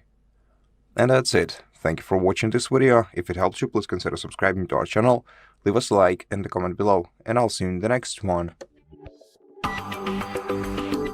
In front of me is OPPO A6X, and today I would like to show you how you can turn on or off location. If you wanna manage location fast on your OPPO, here's how to do it. First of all, go into Tap menu. To do that, swipe down from the top right corner of your screen and look for Location shortcut. When you find it, click on it. As you can see, mine turned blue, which means that location is on. To turn it off, click on the same shortcut until it's white. If you have a bit more time though, you can always go into Settings, scroll to tap on Location section available here, and manage it thanks to this switcher next to Use Location. Thanks so much for watching. If you enjoyed this video, leave a like, comment, and subscribe. Bye!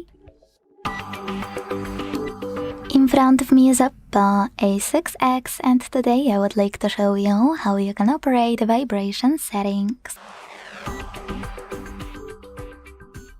Begin by opening Devices Settings and scrolling to tap on Sounds and Vibration. Now you can click on Vibrate at the top, and this way mute your device completely, leaving only vibrations. You can also select Ring on the left, and then click on this switcher next to Vibrate on Ring to enable or disable haptic feedback for your incoming calls. Scroll, click on Haptics here, and tap on this switcher next to System Haptics to enable or disable haptic feedback for touches, swipes, and more. Thanks so much for watching. If you enjoyed this video, leave a like, comment, and subscribe. Bye! In front of me is OPPO A6X, and today I would like to show you how you can check a password in Passwords Manager. Begin by opening Settings and scrolling all the way down right away. Now choose Google. Tap on All Services here, and then scroll down to click on Autofill with Google section. This one. Finally, click on Google Password Manager and select any password you wanna check. Enter your login method to confirm it's you. And last but not least, tap on this eye icon next to your password to make it visible.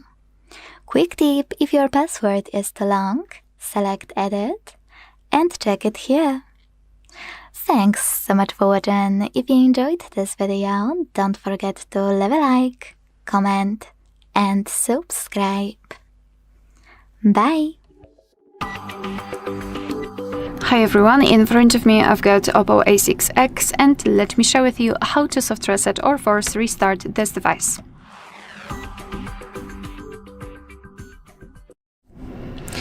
So this operation will be useful if for some reason your device stopped working properly and it does not respond to your touches. So for example, you cannot really swipe, you cannot open the app, etc. So all you have to do is to press the power button, which is right here, and volume up button together, and wait until you'll see the black screen and then the developer's logo. So let me try to do it. Let me press both of those buttons together.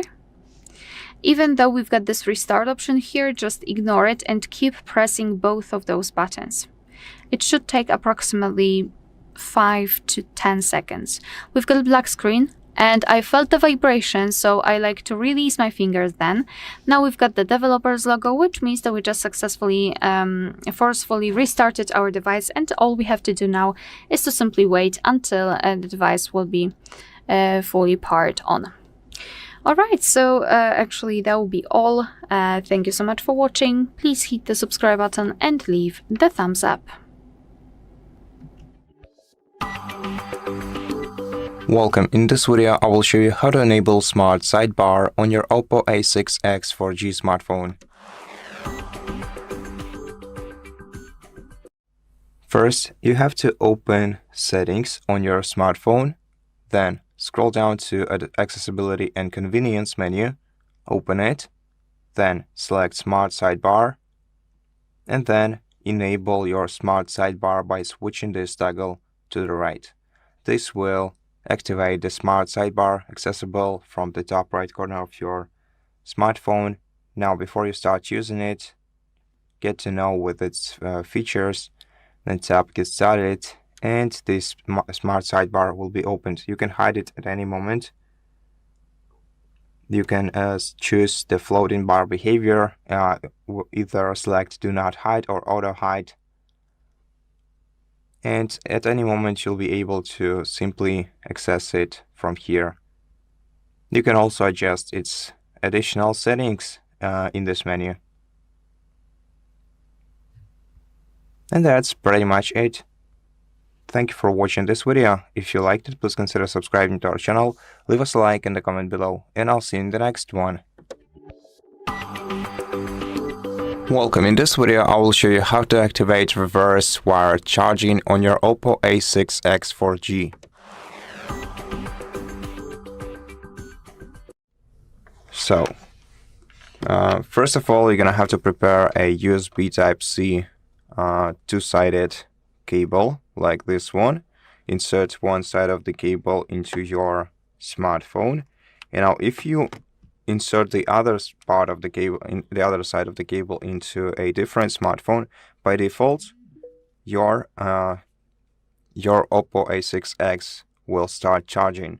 So if you want the charging to go another way, all we have to do is open Settings on our OPPO and access Accessibility and Convenience menu, and here scroll down to the very bottom of this list, enable OTG connection, and after that insert the cable into your other device, and this will make it take power from your OPPO smartphone. And that's it. Thank you for watching this video. If it helped you, please consider subscribing to our channel, leave us a like in the comment below, and I'll see you in the next one. In front of me is OPPO A6X, and today I would like to show you how you can edit password in Passwords Manager. Begin by opening Settings and scrolling all the way down to hit Google. Now tap on All Services, scroll again and click on Autofill with Google here. Finally, select Google Password Manager, and to edit any password, tap on it and enter your current login method to confirm it's you. Once you do that, you can access Edit button. Just tap on it and make your changes. Once you're done, you need to make sure to hit Save at the top right corner. So when I do that, as you can see, my password has changed. Thanks so much for watching. If you enjoyed this video, don't forget to leave a like, comment, and subscribe. Bye! Hi everyone, in front of me I've got OPPO A6X and let me share with you how to clear the browser on this device.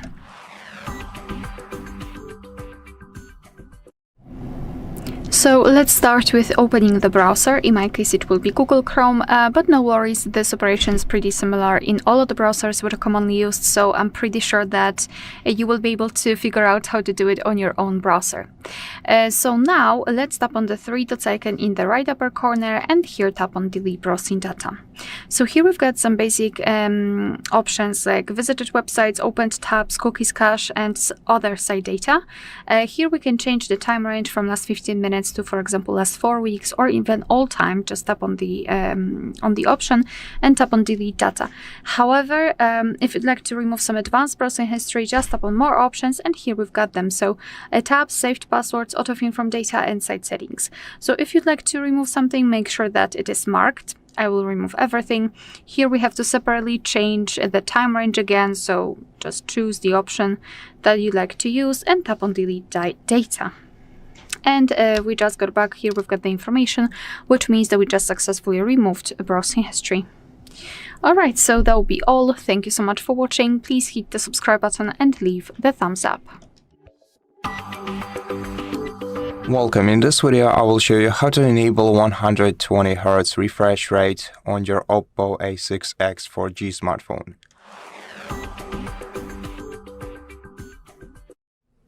First, you have to open Settings on your phone. After that, select Display and Brightness in Settings, and then scroll down to Screen Refresh Rate feature. By default, you have Auto Select enabled, and if you want to use 120 Hz refresh rate all the time, then select High option. Now, Standard will set your refresh rate to 60, and Auto Select will basically define your current refresh rate based on your behavior and the page that you're currently at. So, generally speaking, when you are not moving your screen will automatically switch to 60 Hz, and when you start to move your finger on the screen, it will switch to 120 Hz. But if you want 120 Hz refresh rate all the time, just select High. And that's it. Thank you for watching this video. If you liked it, please consider subscribing to our channel, leave us a like in the comment below, and I'll see you in the next one. In front of me is OPPO A6X, and today I would like to show you how you can delete a password from Password Manager. Begin by opening Settings and scrolling all the way down right away. Then click on Google. Following that, you need to select All Services over here and scroll to click on Autofill with Google under Autofill and Passwords. Now tap on Google Password Manager, and to delete any password, tap on it. Enter your login method to confirm it's you. And last but not least, hit delete twice. First over here, and second in this pop-up to confirm your choice. Thanks so much for watching. If you enjoyed this video, don't forget to leave a like, comment, and subscribe. Bye! Hi everyone, in front of me I've got OPPO A6X and let me share with you how to set the camera timer on this device.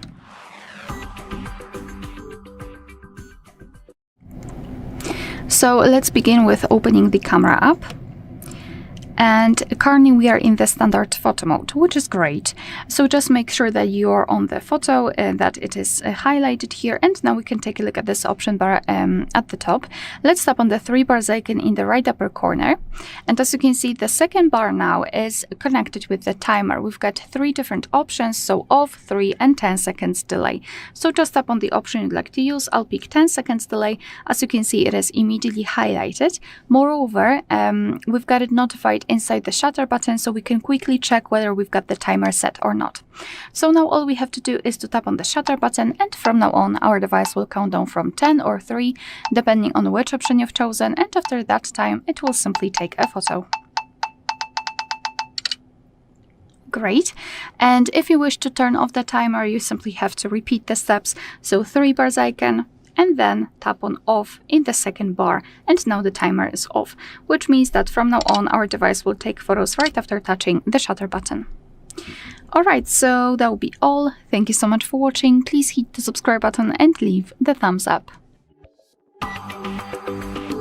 Welcome. In this video, I will show you how to enable USB debugging on your OPPO A6X 4G smartphone.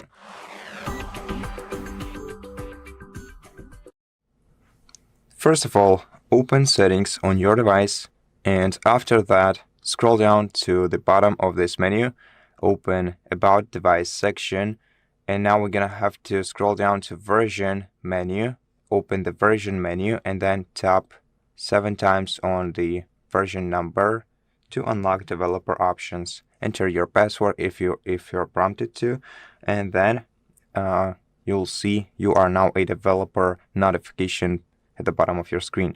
After that, you have to return back to Settings, then go to System and Update Settings, and open Developer Options menu in here. And now here, we're gonna have to find and enable USB debugging. It's right here in the debugging category. So here we have USB debugging. To enable it, just switch this toggle to the right, then tap OK. Beneath, we can also select debugging application if you have some such. And that's basically it. So thank you so much for watching this video. If you liked it, please consider subscribing to our channel, leave us a like and a comment below, and I'll see you in the next one. In front of me is OPPO A6X, and today I would like to show you how you can delete the Google search bar from home screen. All you need to do is hold your search bar and wait for Remove option to show. When it does, tap on Remove widget and confirm your choice in this pop-up by hitting Remove. So when I do that, as you can see, my search bar was successfully deleted. If you want to restore it though, you need to hold your screen like that and wait for all of those options at the bottom to show up. When they do, hit widgets between icons and layout. Then scroll to find Google app, and when you find it, here, hold search bar widget. Now place it wherever you want to. When you finished, let go and hit done at the top right corner. If you want to move it again, just hold it and drag it. Thanks so much for watching. If you enjoyed this video, leave a like, comment and subscribe. Bye! Hi everyone, in front of me I've got OPPO A6X, and let me share with you how to change the ringtone on this device.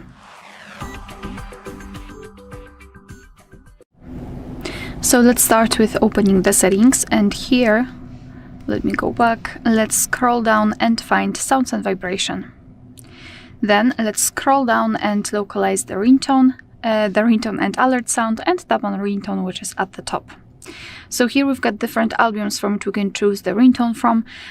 You can also choose on this device, and you will be transferred to your own files. So if you've got something, for example, recorded or downloaded, then it should appear somewhere here, and you will be able to choose it and set it as a ringtone.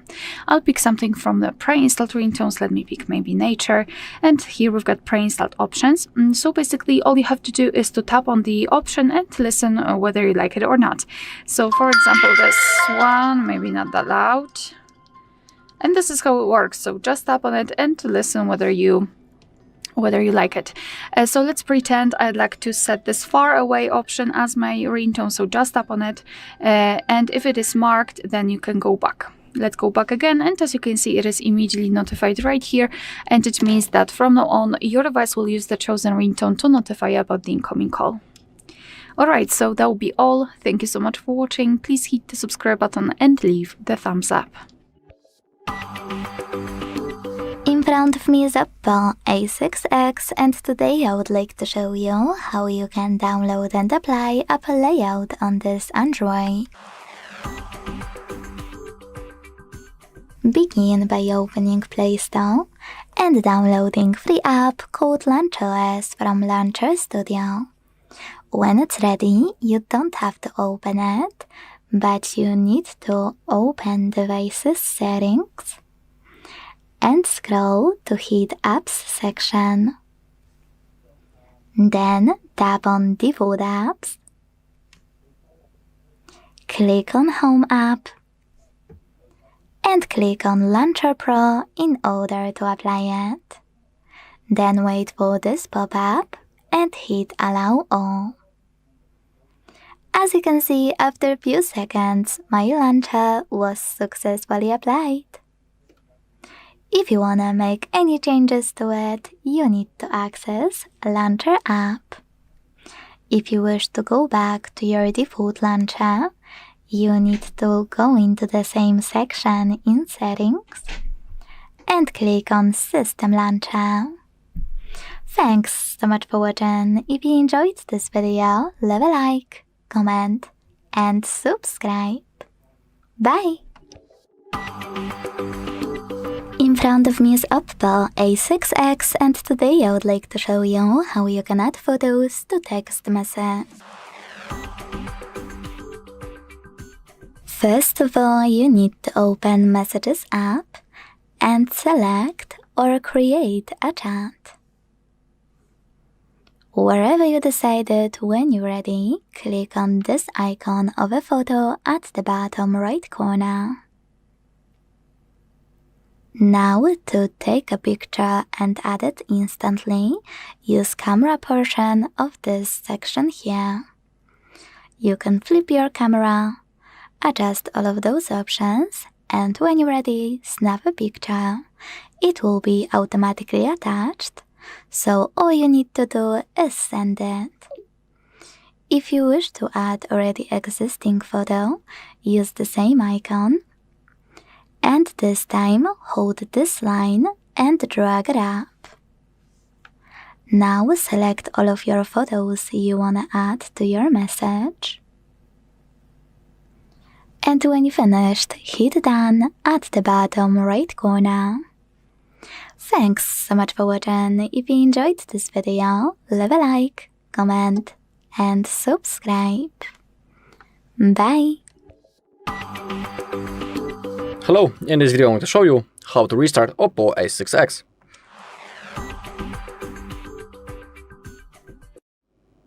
Okay, we have two methods how we can do it. We have a simple reboot through the power menu and also a forced restart. Let me show you both methods. Let's begin with a reboot through the power menu. This method is of course the recommended one. To perform it, we need to click power key and volume up at the same time, just like that. Now you just need to drag this white ball into the restart function, and now if you release your finger, your device will be turned off, and after a few seconds it will be automatically turned on again, and our device will be ready to use. When it comes to the second method, to the forced restart, again we need to hold the power key and volume up, but this time we need to keep holding until our screen turns off and until we see the OPPO logo. Performing the forced restart is recommended, for example, when our device is lagged, frozen, basically when it's unresponsive and we cannot do anything. That's the moment when we can perform it. So now, start holding power key and volume up. Keep holding until the screen turns off.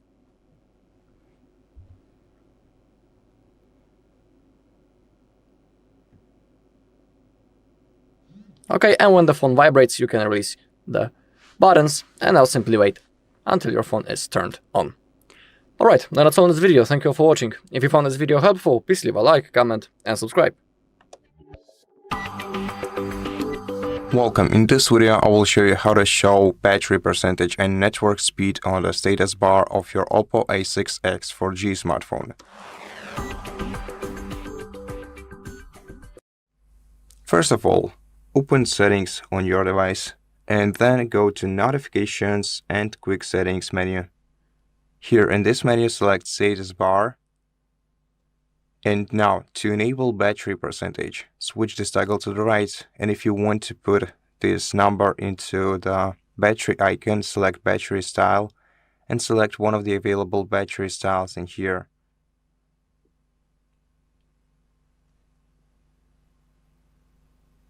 Then you can also adjust the battery percentage style, so you can keep it outside the battery icon or inside the battery icon in some cases. I prefer it this way, so it takes less space and it looks more visually appealing. Besides, we can also put many other different things like real-time network speed into our status bar. By switching this toggle to the right, we can also see whether the NFC is active. Or we can show the data saving info or the VPN info when it's enabled. And that's it. Thank you for watching this video. If it helped you, please consider subscribing to our channel, leave us a like in the comment below, and I'll see you in the next one.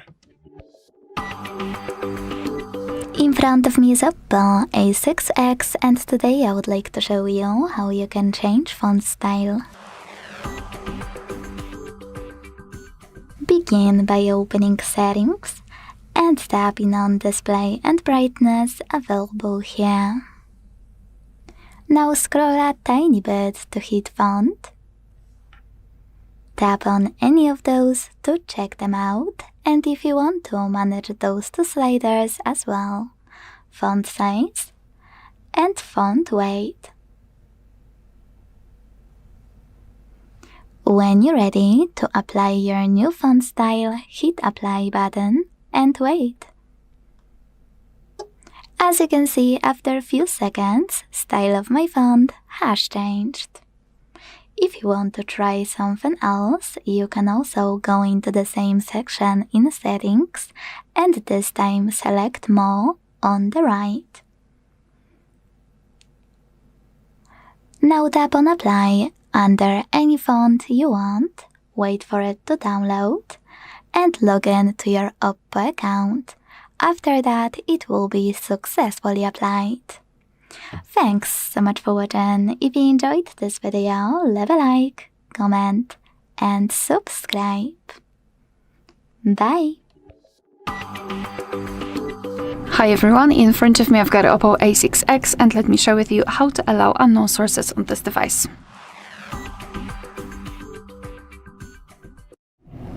So let's start with opening the settings, and here we have to scroll down and find the option Security and Privacy.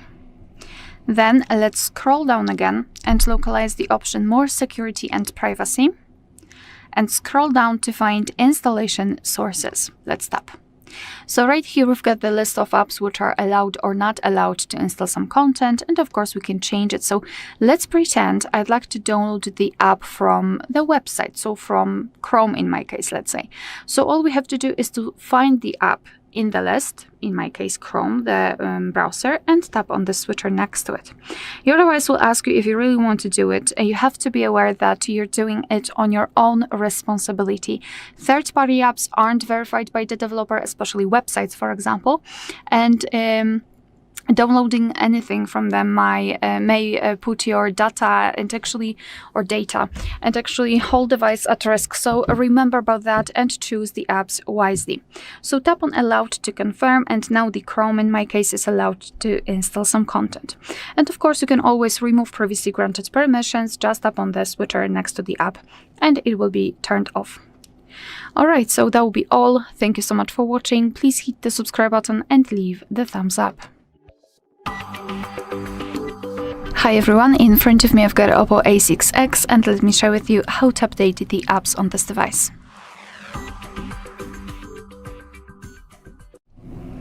So let's begin with making sure that you've got the internet connection, and I highly recommend using Wi-Fi instead of mobile data, and then we can enter the Play Store. Be aware, because you will be able to follow all of my steps if you've got your Google account added to the device.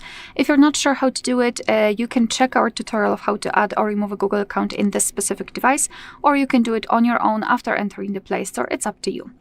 Now all we have to do is to tap on the circle in the right upper corner, which is our account, and go to Manage Apps and Device. Here we've got the option Updates available, and as you can see, this is the list of all apps which can be updated. So now it's up to you. You can either update all of them just by tapping on this option here, and your device will download all, or you can choose a specific app and simply tap on Update next to it. However, to be honest, I highly recommend tapping on Update All, because eventually some apps, if they are not updated, they will work a little bit less efficient, I would say, or you will have some problems with opening them. Alright, so I forgot to say that now your device is downloading the updates, and basically they will be automatically updated, so you do not really have to do anything more, just wait. Alright, so that will be all. Thank you so much for watching. Please hit the subscribe button and leave the thumbs up. In front of me is OPPO A6X, and today I would like to show you how you can connect it to printer. Start by opening Settings and tapping on Connection and Sharing right away. Now select Print. Click on Default Print Service or any other service you have and wanna use. Don't worry, they all turn on the same way.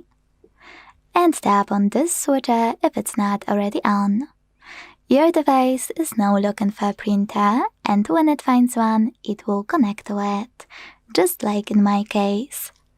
If you still can't connect though, enable Print Service and tap on plus icon that will appear at the top right corner. Then you can either click on Search for Wi-Fi Direct Printers if your printer supports it. Hit Allow and let your device search for yours. Or tap on Search by IP address. Import it here and connect manually by tapping on Add. Thanks so much for watching. If you enjoyed this video, leave a like, comment, and subscribe. Bye! Welcome. In this video, I will show you how to change default applications on your OPPO A6X 4G smartphone. First, you have to open Settings application on your phone and then scroll down to Apps menu in here. In Apps menu, we're gonna have to open Default Apps and then select a default application for each kind of activity on our phone. For example, the browser application. If you go to the browser application, you'll be able to pick between, in my case, Chrome or default internet browser. Now, if you want to use another browser as your default browser application, first you're gonna have to install it on your smartphone, and then you'll be able to select it in this menu. The same for the phone application, SMS application, wallet, etc. And here you can choose how you want to open links. So we can use instant apps to open links through the applications, even if they're not installed. If they're not installed, you'll be transferred to the Google Play Store page. Or if you want to just open links using your browser, then switch this toggle to the left. And that's it. Thank you for watching this video. If you liked it, please consider subscribing to our channel, leave us a like in the comment below, and I'll see you in the next one.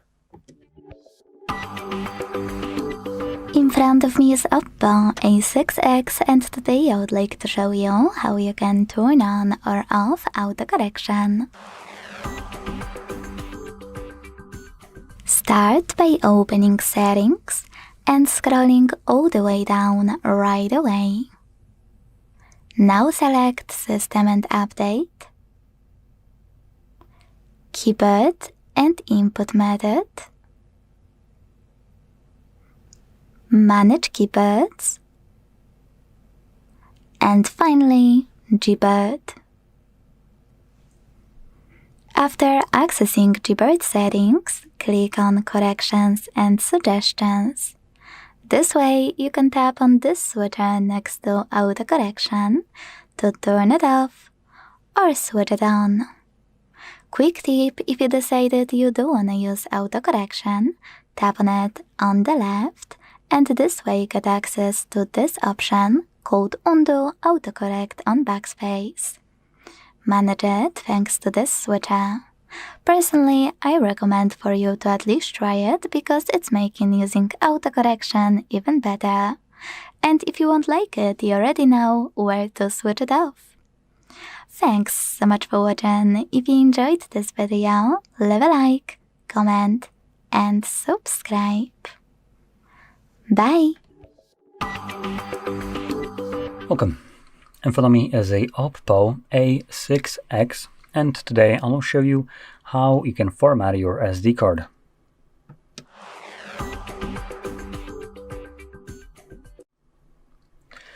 So, to get started, you will want to open up your settings application, and in here, once you're at the very top of it, you want to navigate down to About the Device, and then select SD card right here. And we'll need to first scroll down, and you'll find the SD card at the bottom. So click on it, and in here at the very bottom, kind of hidden away, is Format SD card. Now before we go through this, I do want to kind of point it out. This process obviously removes all data on the card. So if you store any kind of thing that you would like to maintain, photos, videos, APKs, or anything like that, do make a copy of it before you proceed with the formatting process, as this will delete it and this cannot be undone. So with that out of the way, you can click right here and you get this kind of same message show up right here. So I'm going to just select Format SD card for portable storage. It's going to tell me that it's formatting it. When it's done, it's going to disappear briefly from here, I believe, or even it doesn't. So yeah, it's already formatted and ready to go. So that's pretty quick. So anyway, if you found this very helpful, don't forget to hit like, subscribe, and thanks for watching. In front of me is OPPO A6X, and today I would like to show you how you can turn on or off easy mode. To find easy mode, begin by opening Devices Settings and scrolling down.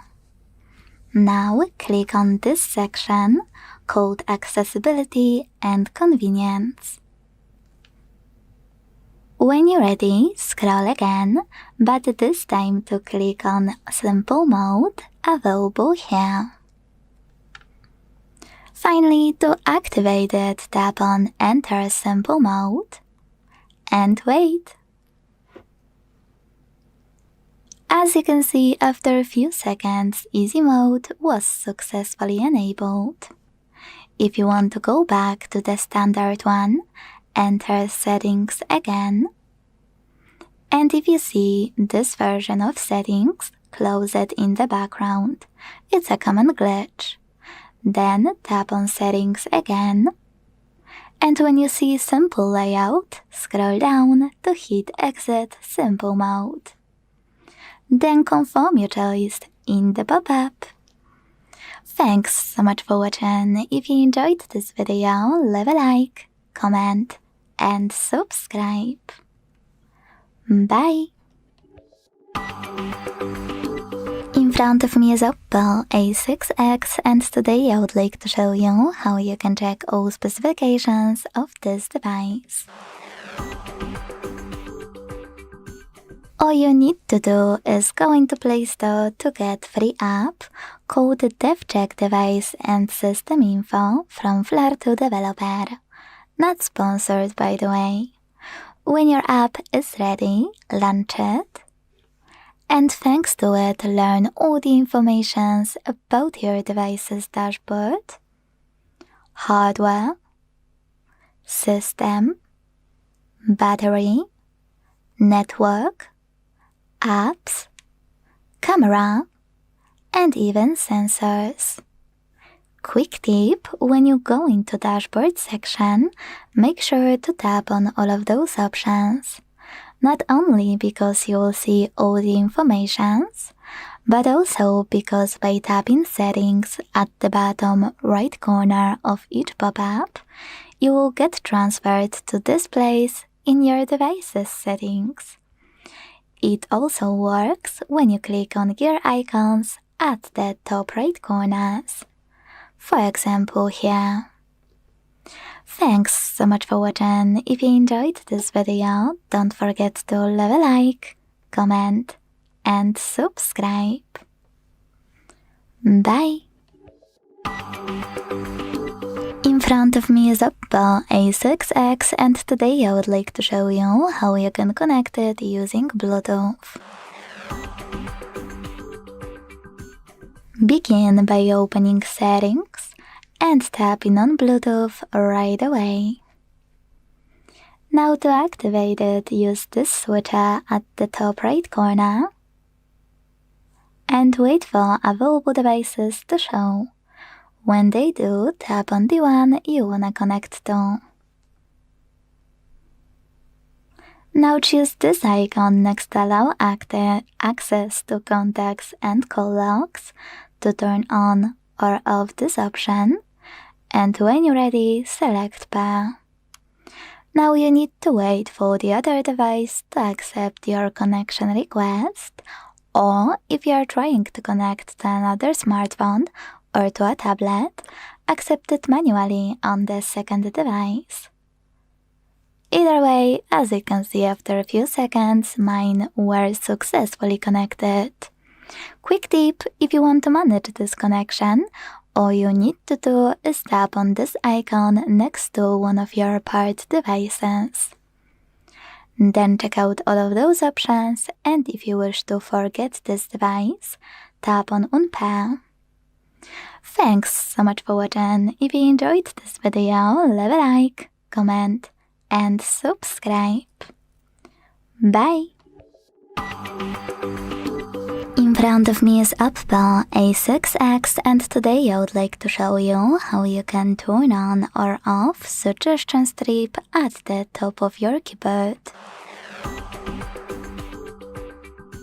First of all, you need to access keyboard settings. To do that, go into Devices Settings and scroll all the way down right away. Now click on System and Update, Keyboard and Input Method, Manage Keyboards over here, and then Keyboard.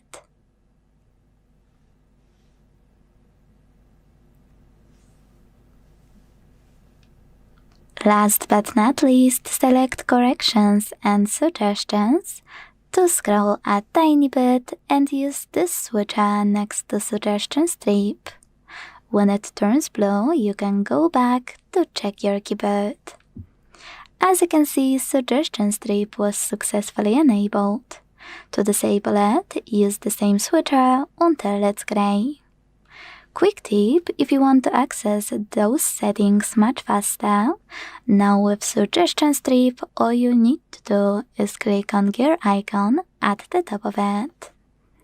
Thanks so much for watching. If you enjoyed this video, leave a like, comment, and subscribe. Bye! In In front of me is OPPO A6X, and today I would like to show you how you can select and delete multiple photos at once. First of all, you need to open Photos app. Now decide if you want to delete your photos from Photos or Albums section. Sorry, misclick. Let's start with Photos. Hold one you want to get rid of. And to pick multiple right away, use those icons at the top right corner of each section. In my case, today and yesterday. Now click on your photos you want to keep, or if you have a lot of them, slide your fingers across the chosen ones. Like that. Now to delete the rest, use the delete button at the bottom and confirm your choice in the pop-up. As you can see, all of my photos were successfully deleted. To get rid of them from albums, click here. Tap on an album, hold one of your pictures, and tap on Select All at the top right corner. Tap or slide if you want to keep some, and delete them the same way as before. Thanks so much for watching. If you enjoyed this video, leave a like, comment, and subscribe. Bye! In front of me is OPPO A6X, and today I would like to show you how you can turn on or off app notifications. First of all, go into Settings and scroll down a tiny bit to click on this section called Notifications and Quick Settings. Now scroll again, this time to tap on Manage All next to App Notifications. And before doing anything, hit Reset at the top left corner. This way you can sort your apps to see ones with most recent notifications, most frequent notifications, all apps on your OPPO, or apps with notifications already disabled. Wherever you decided when you're done, use blue switches next to your apps from which you want to block notifications, and gray ones to turn them back on.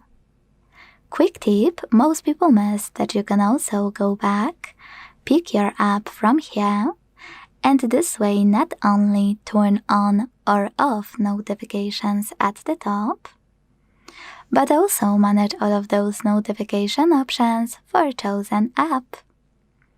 Thanks so much for watching. If you enjoyed this video, leave a like, comment, and subscribe. Bye! Welcome. In this video, I will show you how to screen record with system audio on your OPPO A6X 4G smartphone.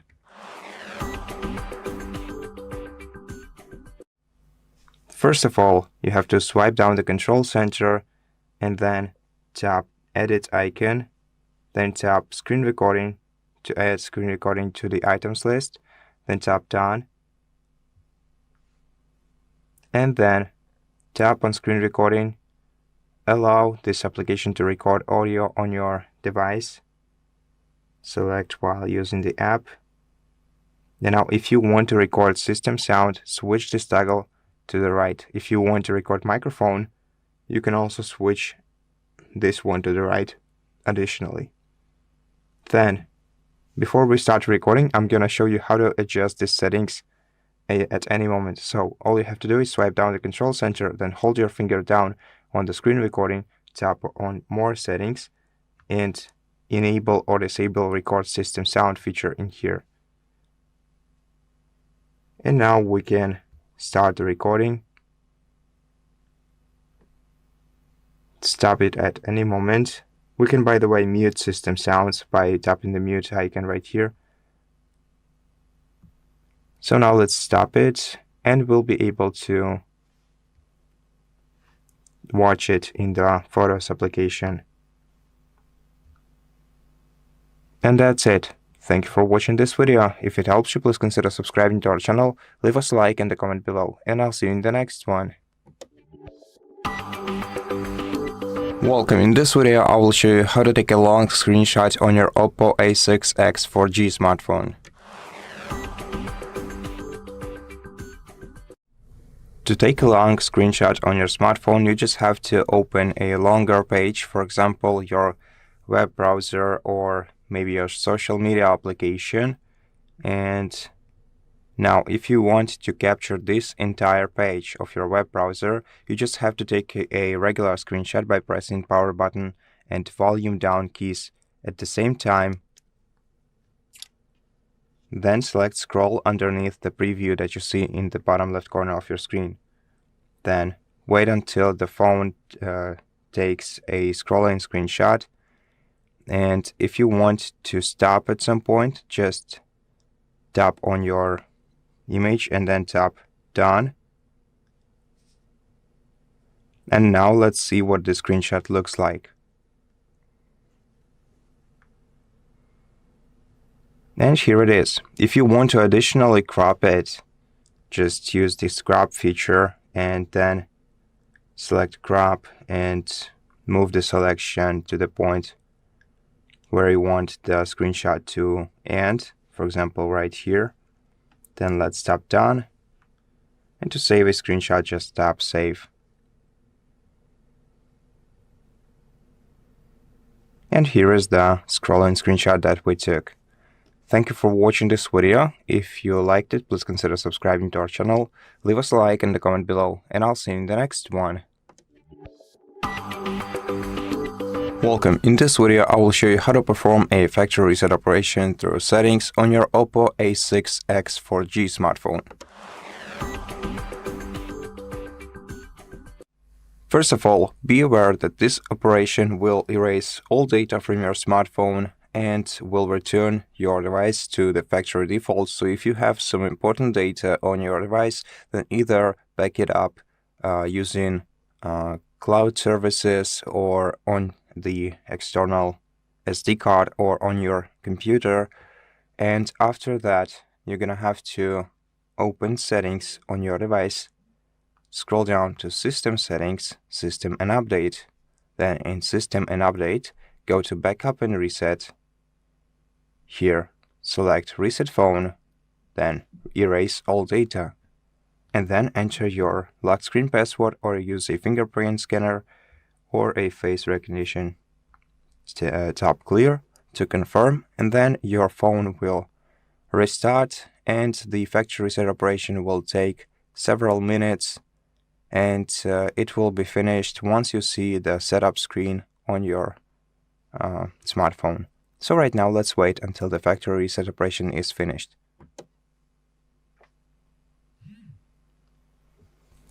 And after your phone is restarted, the factory reset operation is finished, and at this point that's the end of the video. So thank you so much for watching it. If you liked it, please consider subscribing to our channel, leave us a like and a comment below, and I'll see you in the next one. In front of me is OPPO A6X, and today I would like to show you how you can change sleep time to never.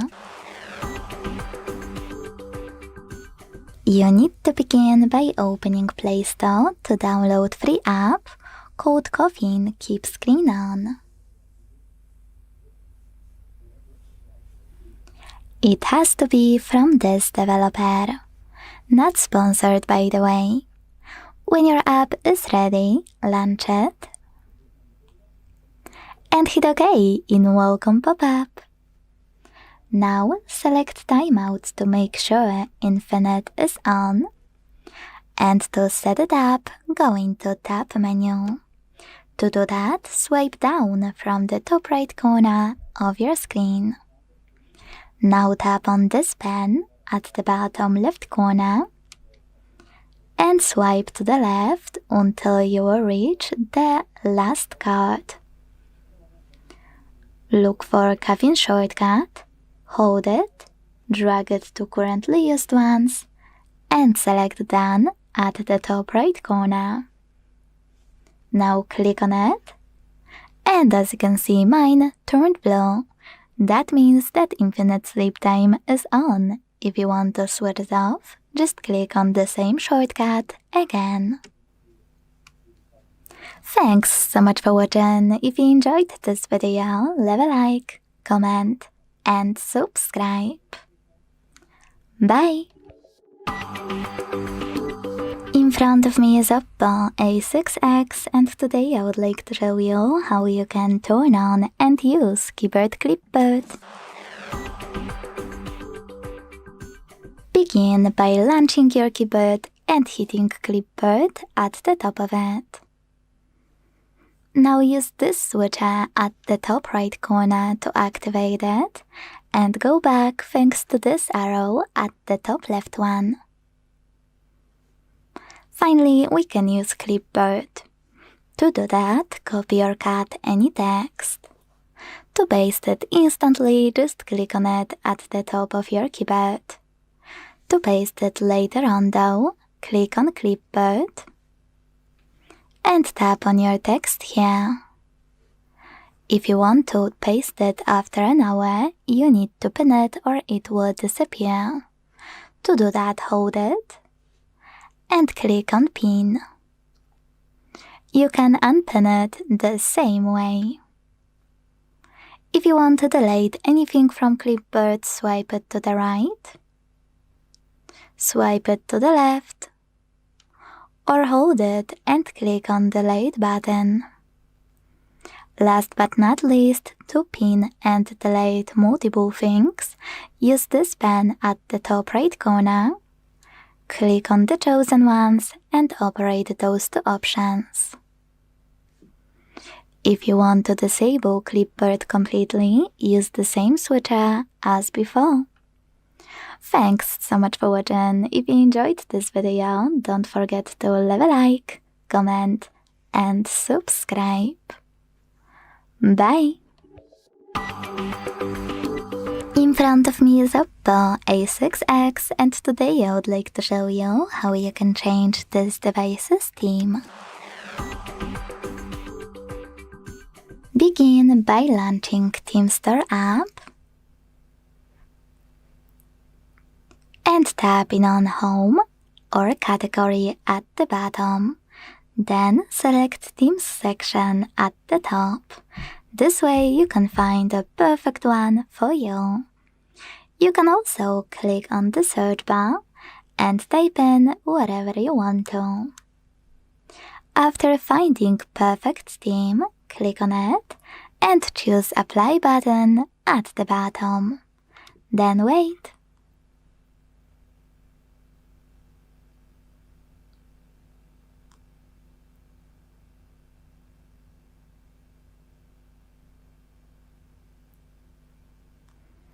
As you can see, after a few seconds, theme of my device has changed.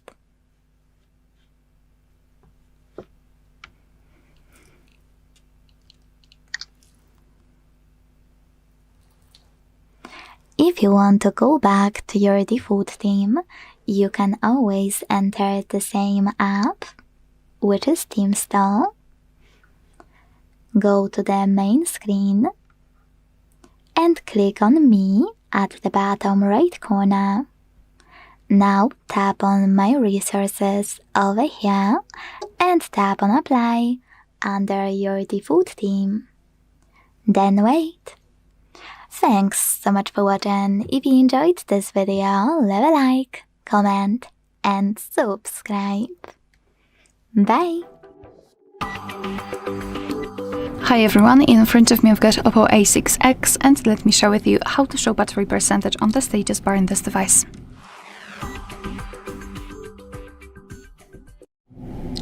So let's start with opening the settings, and here we have to scroll and find the option Notifications and Quick Settings. So you will not find this option in the battery section.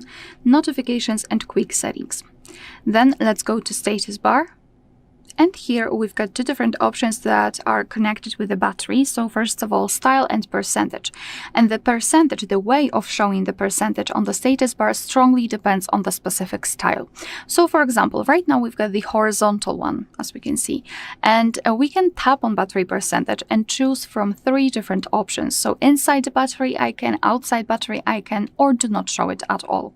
Obviously, all you have to do is to tap on the option that you'd like to use. And as you can see now, the percentage is inside the battery icon, here outside, and hidden. However, the battery percentage will completely change if we will change the battery style. So let me choose, for example, vertical one.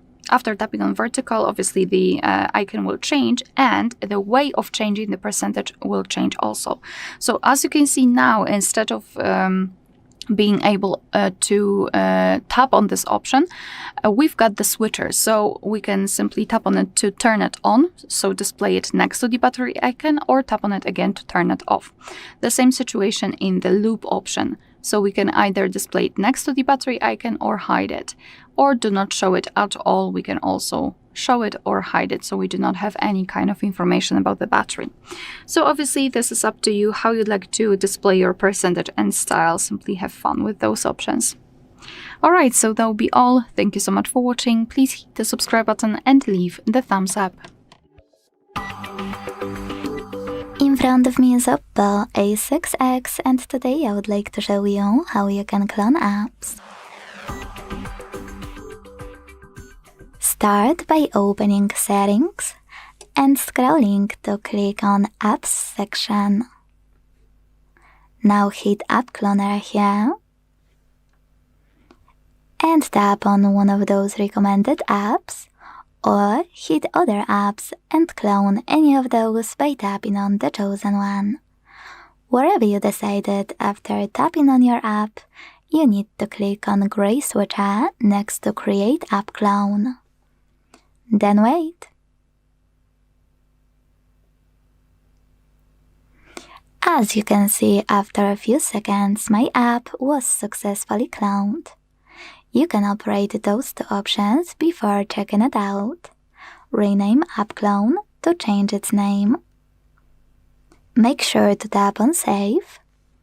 And also default app to open. When you click on this option, you will see those 3. Always ask Original App or App Clone. Tap on the chosen option and go back. So now when I check it out, I can see that my app was successfully cloned. To delete any clone, you can go back to the same section in Settings, click on it here, tap on blue switcher next to Create App Clone, and confirm your choice in the pop-up by hitting Delete. Thanks so much for watching. If you enjoyed this video, leave a like, comment, and subscribe. Bye!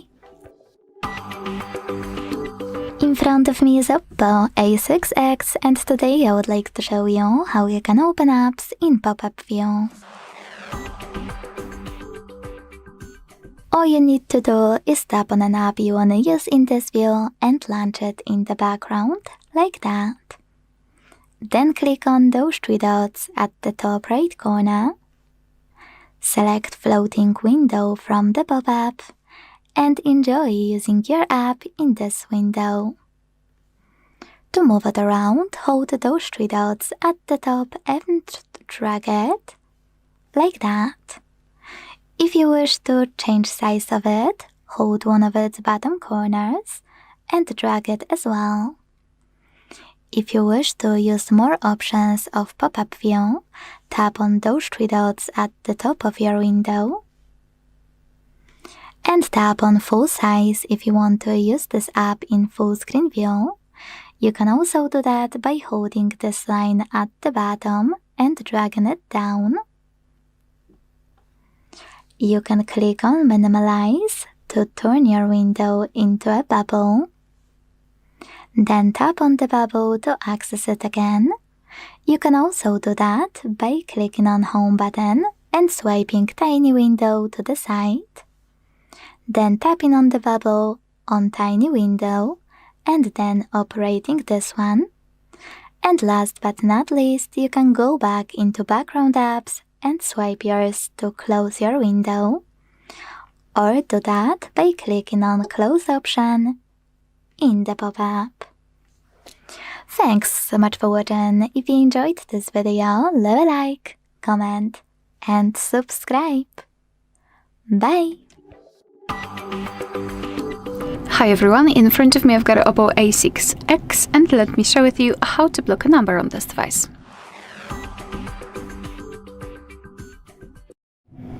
So let's begin with blocking the number from your contact list, so the one you've got saved, and then I'll show you another way through, let's say, settings. So let's start with opening your contact list. You can do it using the dialer. Let's tap on the three bars icon and tap on Contacts. Now let's find the contact which we'd like to block and tap on it, and scroll all the way down to find the option Block Numbers. Let's tap. Your device will ask you if you really want to do it, because you will no longer receive any incoming calls or text messages from the number. So just tap on Block. And as you can see right here, we've got those characteristic icons, of course separately for two different numbers, and it means that the number has been blocked. Of course, you can unblock it the same way right here, but let me leave it like this. We will check whether it will appear on the blacklist. So to enter the blacklist, we have to get back to this dialer section, let's say, where we've got home, keypad, and voicemail. And now let's tap on the three bars icon again. Tap on the settings. And here go to blocked numbers. And as you can see right here, we've got our blacklist, and those numbers are blocked from our contacts, so the previous option also works, as you can see. Here we can tap on add a phone number, and as you can see, we can enter it manually and tap on block, and it will be immediately applied on the blacklist, which again means that you will no longer receive calls or messages from this number. Moreover, at the top we've got the option unknown, which means that after turning it off just by tapping on the switcher, you can block the calls from all unidentified callers. You can turn it off the same way. And if you'd like to unblock the number, just tap on this X button right next to it and tap on unblock. Alright, so that will be all. Thank you so much for watching. Please hit the subscribe button and leave the thumbs up. Hi everyone, in front of me I've got OPPO A6X, and let me share with you how to activate automatic software updates on this device.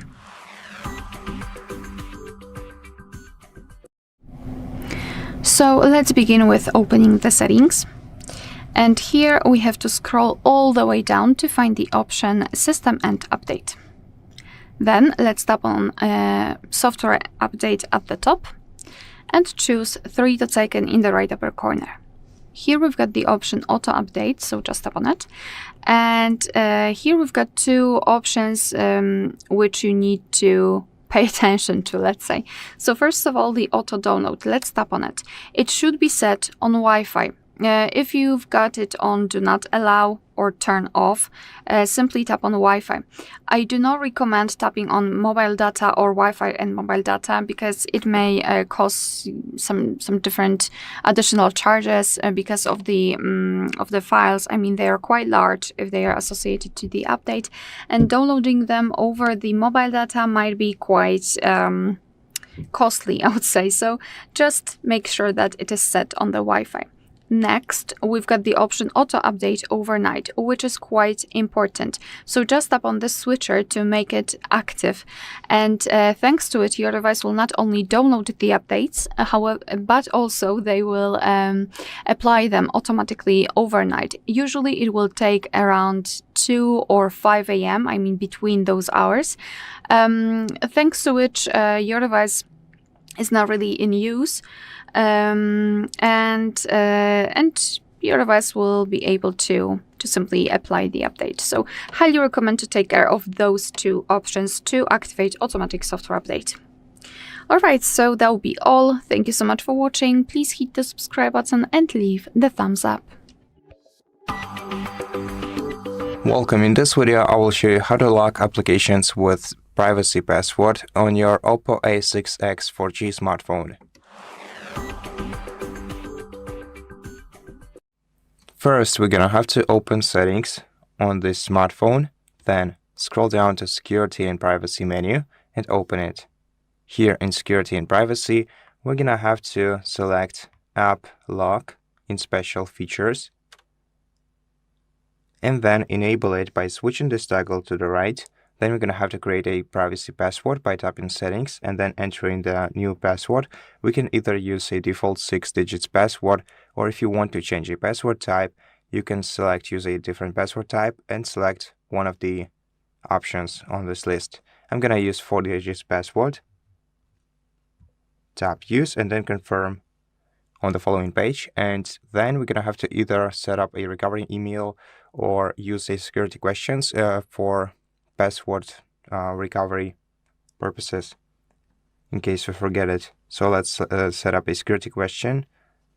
Here we can select one of the available questions, or we can also set a custom one. Let's enter the answer right away. Tap done. And now we're going to have to select which applications we want to lock with the password. So for example, let's lock this Amazon Shopping application, and let's see what it looks like right now. So we still have this application here.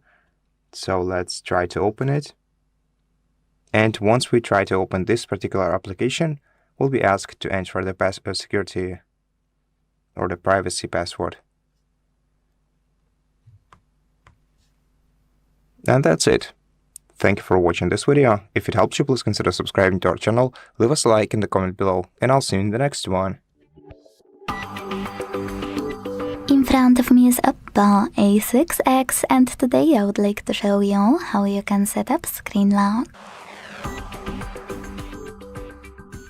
Start by opening Settings and scrolling to click on Security and Privacy section. Now scroll again, this time to tap on Device Unlock and hit Screen Lock over here.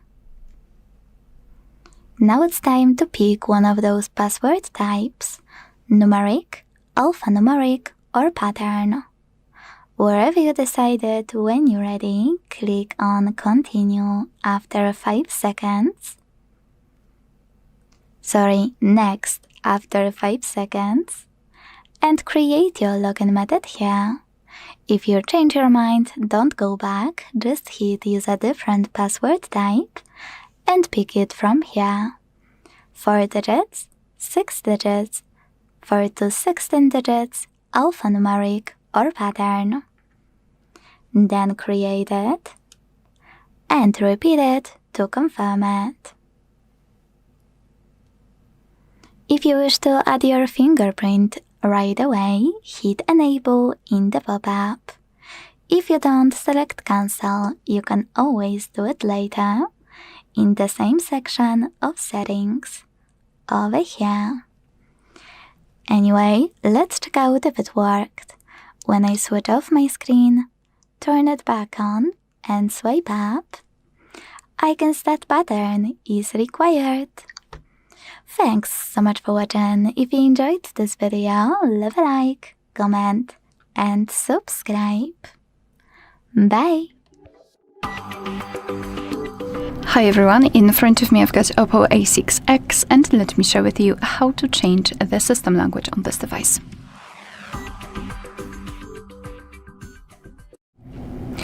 So let's start with opening the settings. So just tap on this gear icon.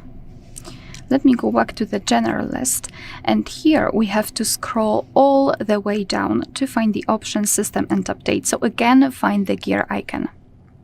Now we have to tap on the third option, so Language and Region. And here we've got the list of all currently, let's say, applied languages. So if you can find the language that you'd like to apply here, simply tap on it and hold it, and then drag it to the first position. Then just tap on this red option, change to the specific language, and now you can see that from now on the whole system will be displayed in the chosen language. However, what to do if the language you'd like to apply is not listed? Then all you have to do is to tap on this edit icon here, so just tap on this option. And now we've been transferred to the full list of available languages from which you can choose. So all you have to do is to find your language and then tap on the plus icon next to it. Then tap on the red option, so yes, to confirm everything. and wait a second. Now your device will immediately display everything in the chosen language. So if you wish to remove the languages from this list, or to simplify from this list, oh my god, from this list, simply enter the edit option and tap on this minus icon next to the language that you would like to remove. Okay, and the first option to confirm, and we've got only one language applied. Alright, so that will be all. Thank you so much for watching. Please hit the subscribe button and leave the thumbs up. Hi everyone, in front of me I've got an OPPO A6X, and let me share with you how to change the keyboard language on this device.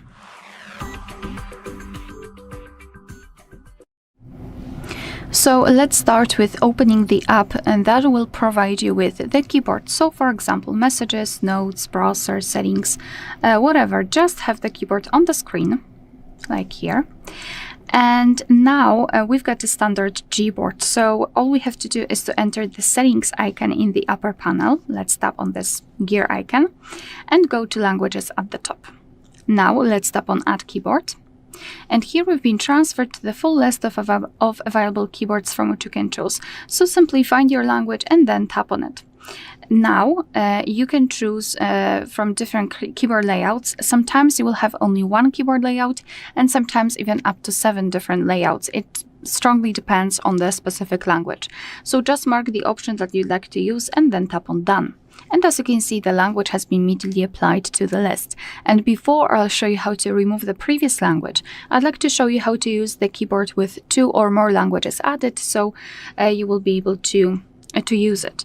So after getting back to the keyboard, you can see that here we've got a new icon, which is called globe icon or language key. We've got also the information, a tip. And thanks to this icon, we can change the language. So now we've got English keyboard layout, and after tapping on the globe icon, we can switch to another one. So this is how it works. Moreover, the spacebar, it's not empty anymore. Right now we've got the name of the language we are currently using. So to remove the language, let's open the settings again, tap on the languages, and here we have to tap on edit. Now let's mark the language that you'd like to remove and tap on remove, and we've got only one language applied. Alright, so that will be all. Thank you so much for watching. Please hit the subscribe button and leave the thumbs up. In front of me is OPPO A6X, and today I would like to show you how you can turn on and use one-handed mode. Start by opening settings and scrolling all the way down right away. Now click on this section called Accessibility and Convenience. And finally, tap on one-handed mode available here. To activate it, use this switcher right next to it. And if you are using gesture navigation, unfortunately, you won't be able to use one-handed mode on this OPPO.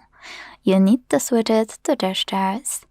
To do it now, hit Settings in the pop-up, tap on Gestures, select Learn or Cancel, and go back.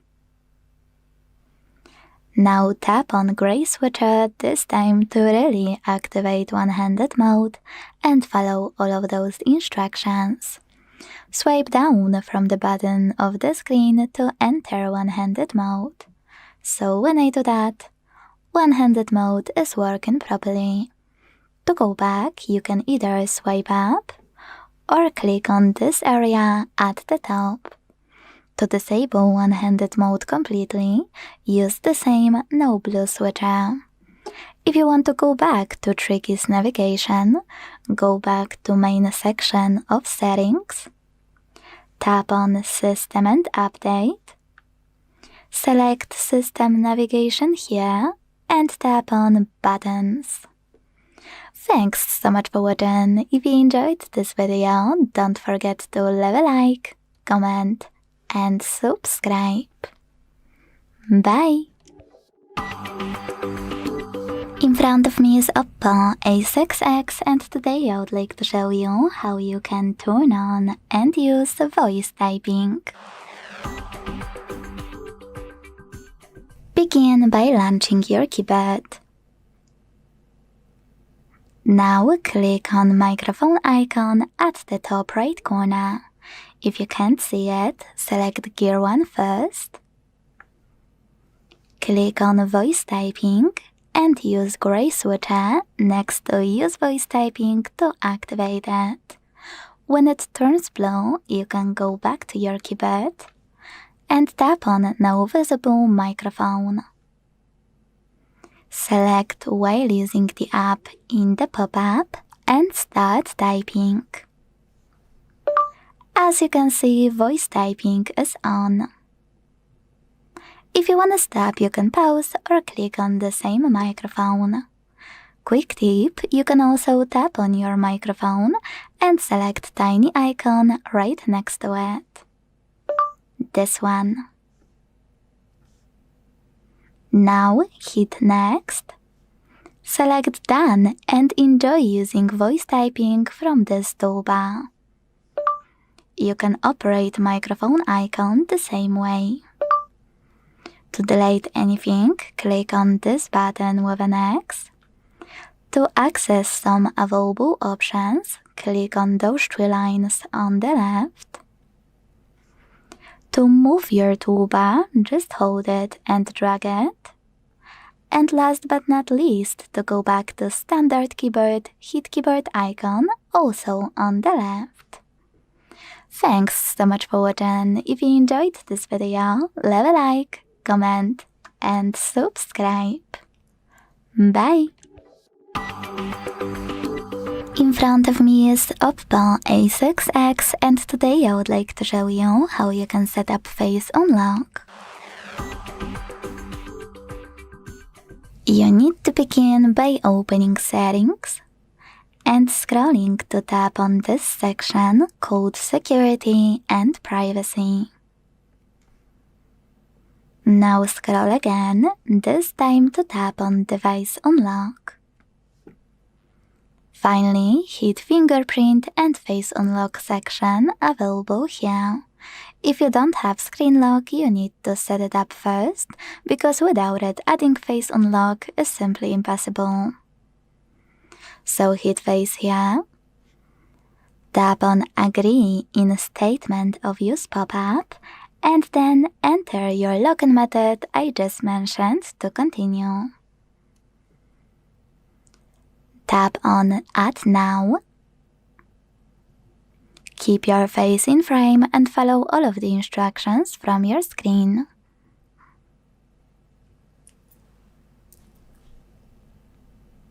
Select Done at the bottom. Manage all of those face unlock options however you want to, but make sure Screen Unlock is enabled. Without this option, you won't be able to use face data to unlock your OPPO. Now let's check out if it worked. When I switch off my screen, turn it back on and look at it, I can see that Face Unlock is working properly, so all I need to do is swipe up to open my phone. Thanks so much for watching. If you enjoyed this video, don't forget to leave a like, comment, and subscribe. Bye! In front of me is OPPO A6X, and today I would like to show you how you can add a password to Passwords Manager. Begin by opening Settings and scrolling to click on Google section available here.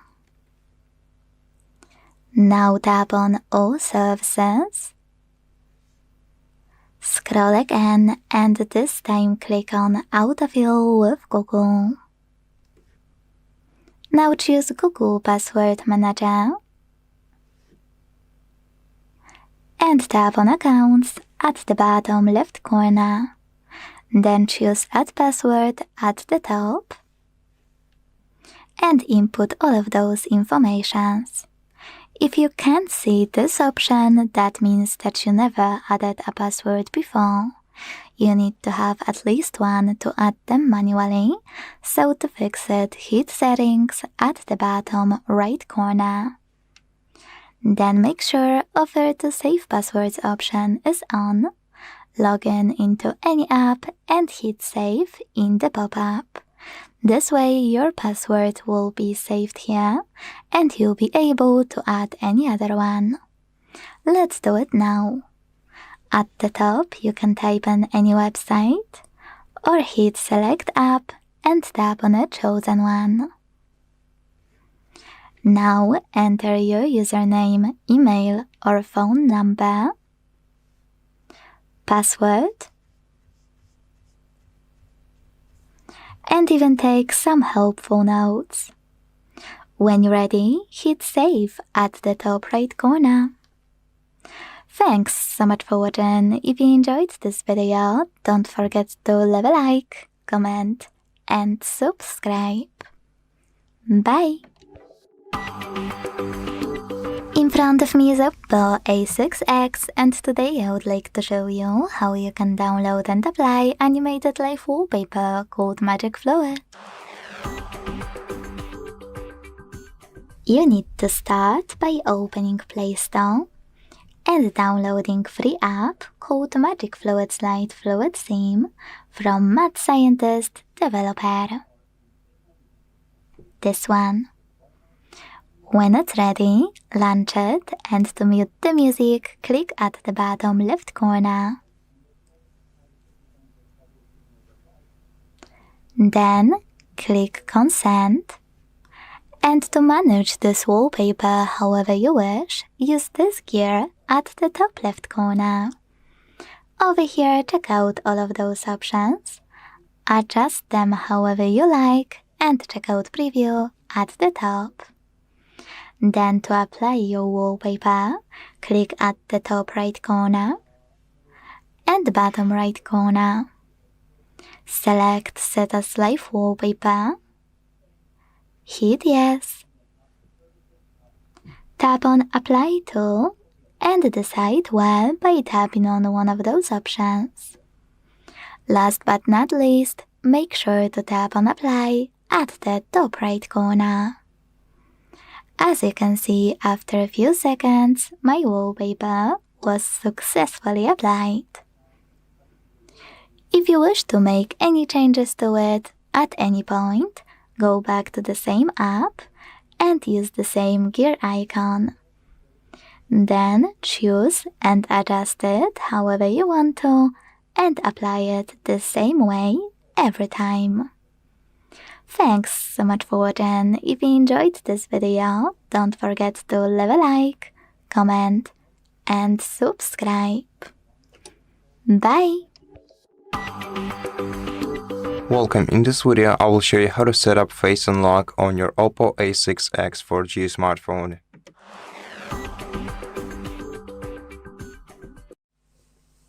Before setting a new face model for your device, I highly recommend wiping the surface of your device's frontal camera with a dry towel, preferably microfiber one. Make sure to wipe the surface of your camera so that it doesn't have any stains on it, and you can clearly see your face in camera. After that, you're gonna have to open Settings on your smartphone, and in Settings, scroll down to Security and Privacy menu. Then you're gonna have to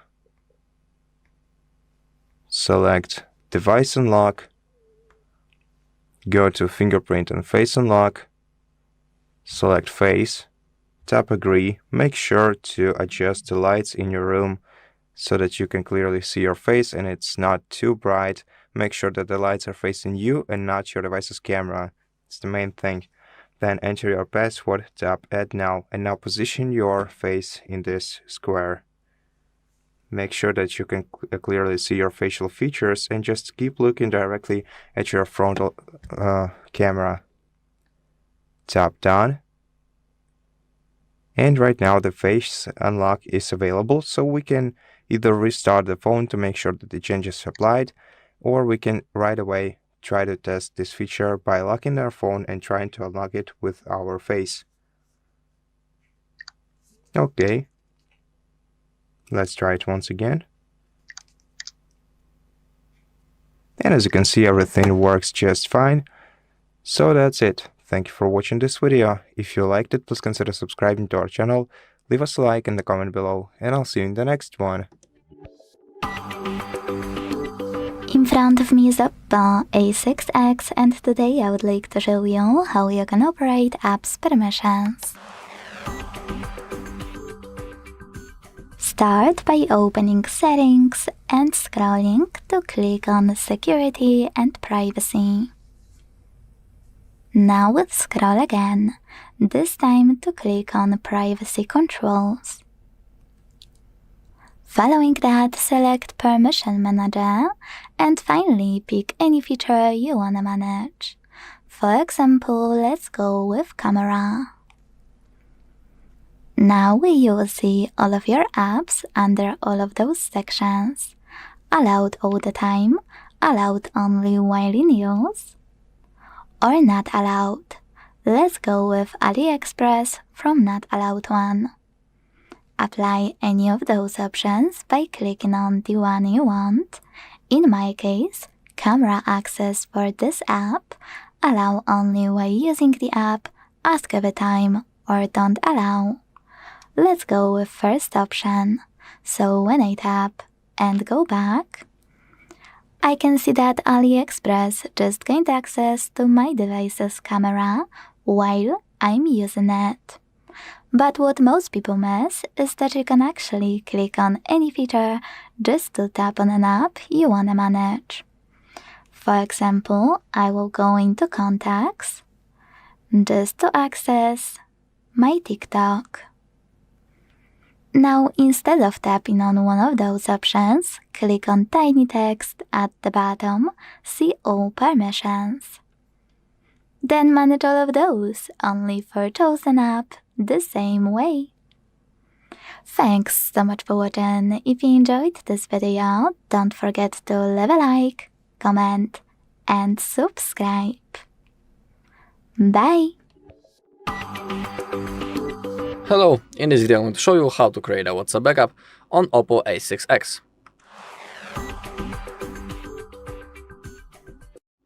Okay, so we need to launch our WhatsApp.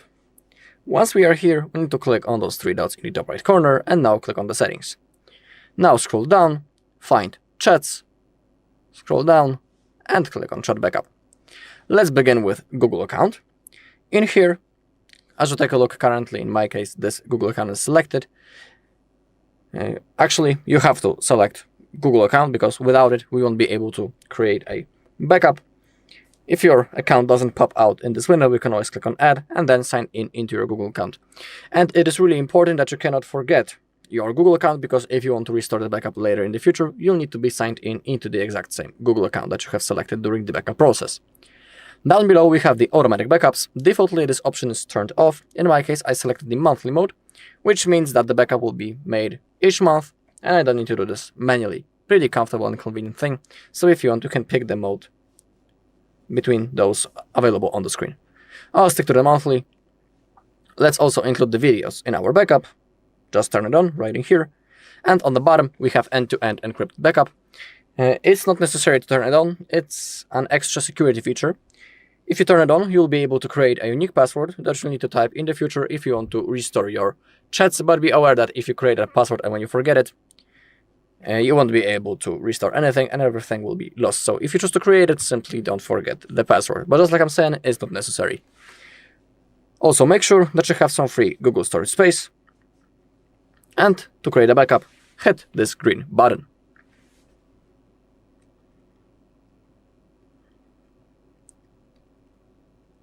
Okay, and that's all. The backup has been successfully created.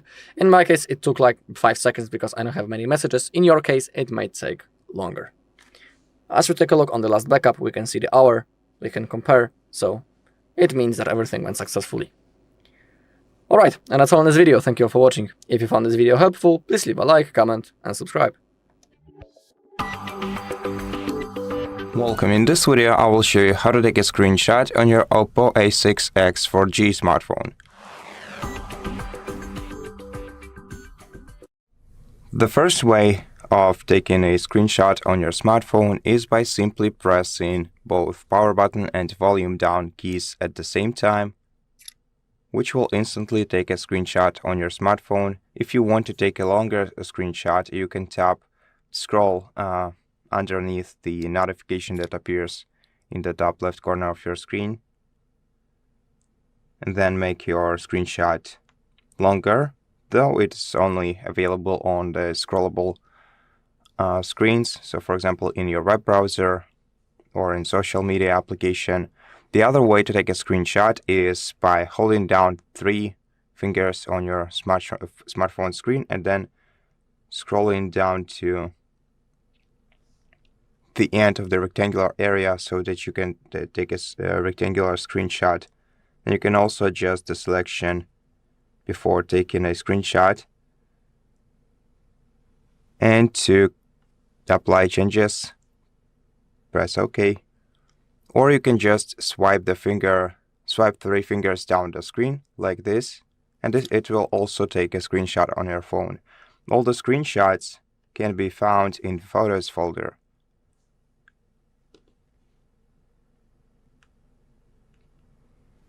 Now, if you cannot take a screenshot using the previous 2 methods that I showed you, so the 3 fingers screenshot, then you probably have this feature disabled in your settings. And to enable it, open Settings on your smartphone, then scroll down to Accessibility and Convenience menu, open it, and here scroll down to Gestures and Motions, open this menu, and make sure that you have swiped down with 3 fingers to take a screenshot and touch and hold with 3 fingers to take a screenshot. The feature is turned on. And that's it. Thank you for watching this video. If it helped you, please consider subscribing to our channel, leave us a like and a comment below, and I'll see you in the next one. Hi everyone, in front of me I've got OPPO A6X, and let me share with you how to add or remove a Google account in this device.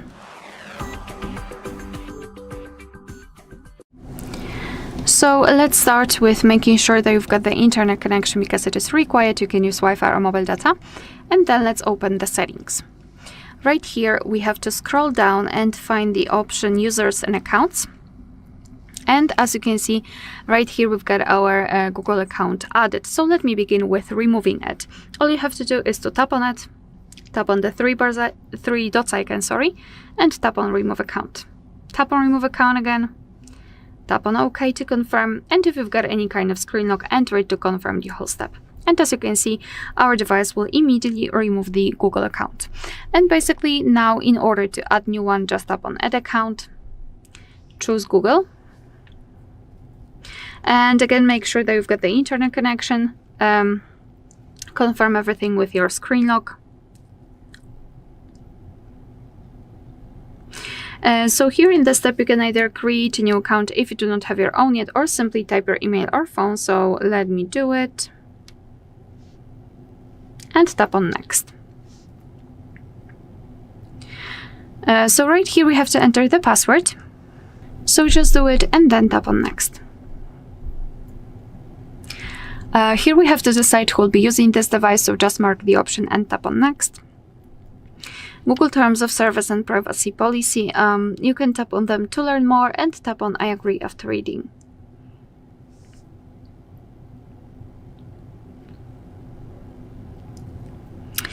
So here we've got the information about the backup, whether you want to turn it on or off. I don't want to do it, so let me just tap on Don't Turn On. You can set a home address. I will just keep that to just fasten the video. Again, the Google backup, so we can decide where we want to, whether we want to back up photos and videos or other device data. I don't want to, so I'll just tap on Don't Backup. And as you can see, we just successfully added our Google account to this device. Alright, so that will be all. Thank you so much for watching. Please hit the subscribe button and leave the thumbs up. Hi everyone, in front of me I've got OPPO A6X, and let me share with you how to enable the night light or a comfort mode.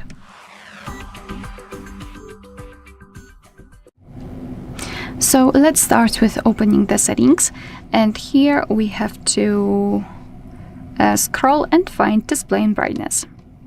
Then let's localize the eye comfort mode, and let's start with tapping on it. Let me quickly turn off the schedule, and let's start with tapping on the switcher at the very top. Now you can see that the screen turns a little bit yellowish or amber. It is in order to filter the blue light. What's more, it will be much easier for you to look at the screen at the dim light. So if you're a night owl, then I highly recommend to use this mode.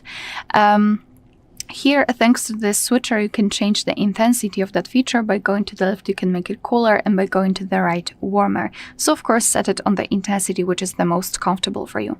Here we've got also display effects. So we can either display the color, which means that everything will be colorful, however, of course, affected by the night light, or we can display everything in black and white manner, and well, it's up to you whether you want to use this mode or not. I think I'll leave the colors. I think black and white will be quite useful for, I don't know, reading a book or trying to pay less attention to the screen. Here we've got also the schedule option. So let's tap on it and tap on the switcher. And now you can freely choose the start and the end time. So basically your device will apply the mode accordingly between those hours. But let me turn it off actually, and this is the whole customization of the eye comfort. And if you wish to have much faster access to this option, simply unroll the toolbar, and right here we have to find the eye comfort icon, which is in my case right here. So just tap on it and it will be powered on, and tap on it again to turn it off. If you do not have the eye comfort icon here, no worries, just tap on this edit icon and localize the eye comfort mode here. And then simply, I believe, tap on it or drag it to the to this section to immediately apply it, and tap on done. Alright, so that will be all. Thank you so much for watching. Please hit the subscribe button and leave the thumbs up. In front of me is OPPO A6X, and today I would like to show you how you can add emergency numbers. You need to begin by accessing Emergency section in Settings. To do that, click on Devices Settings and scroll all the way down to tap on this section here called Safety and Emergency. Following that, hit Emergency Contacts and tap on Continue As or Use Without an Account. Either way, when you see this option here, Add Emergency Contact, click on it and tap on any contact you want to add. Then do exactly the same with all the other ones you need. Now to manage your list, tap on 3 dots next to one of your contacts and decide if you want to move it up, move it down, or remove it from the list. If you click on Remove, you need to confirm your choice in the pop-up. Now before exiting those settings, click on Change Settings at the bottom, just to make sure this switcher next to Show when locked is blue, in this case purple. Without this option enabled, your contacts won't be accessible from locked screen. So double check, go back, and now to check out our emergency contact list, block your screen and switch it on. Then swipe up and instead of entering your login method, hit Emergency SOS at the bottom. Now hold this blue icon and slide it to the right. Let go and see if your emergency contacts are available here. Thanks so much for watching. If you enjoyed this video, leave a like, comment, and subscribe. Bye! Hello, in this video I'm going to show you how to restore WhatsApp backup on OPPO A6X. Okay, so before we launch our WhatsApp, we need to make sure that we are signed in into the exact same Google account that we have selected before when we are creating our backup. It is really important because if you'll be signed in into wrong account, you won't have possibility to restore your chats. So in here, make sure that you're signed into proper account. Now we can launch our WhatsApp. The app welcomes us. We need to select our language and then click on agree and continue. We can click on allow to receive notifications, and now in that place we need to type our phone number. You can always click on what's my number, then continue, then allow, and it will be automatically copied. Then click on use and click on next.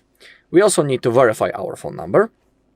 We have 3 methods. We have the missed call, voice call, or the code from the SMS message. It's up to you which method you want to use. In my case, the code has been selected automatically. All right, verifying, verified.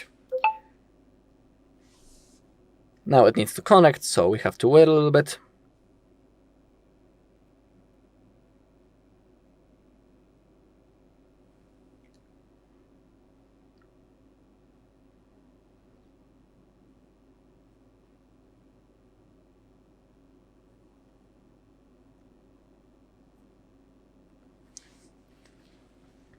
Sometimes it may lag, so you just need to close the app and go back to it, and everything should be okay.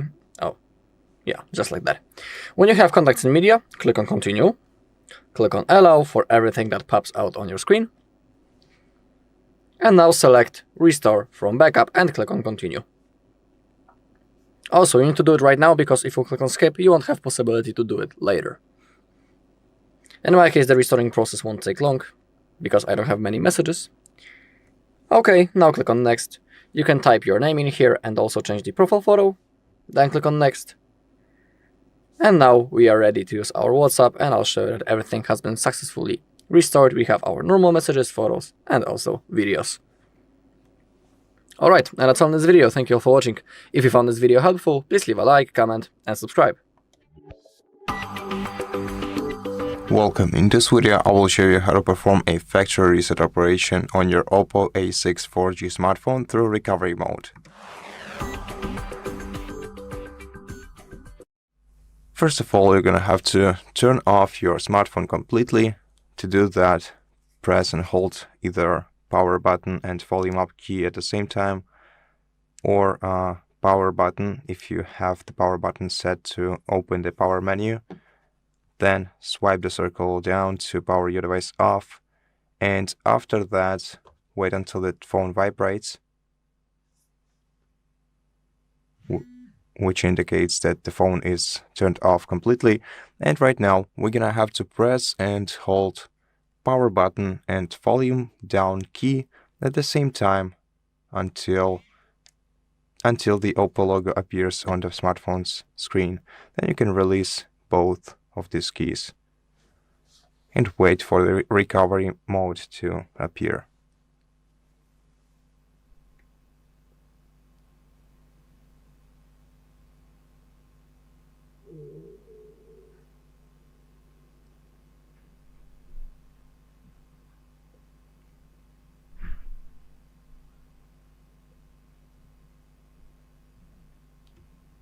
And once you see the recovery mode on your screen, use volume down and up keys to navigate to select the language of your preference. In my case, I'm gonna select English, so navigate to the English and then press power button to confirm. Then to perform a factory reset operation, which will erase all data on our smartphone, let's select format data. So highlight this option, then press power button, and then enter the verification code you see on your smartphone screen. And confirm. Then wait until the factory reset is finished. Tap OK. And then wait for your smartphone to restart.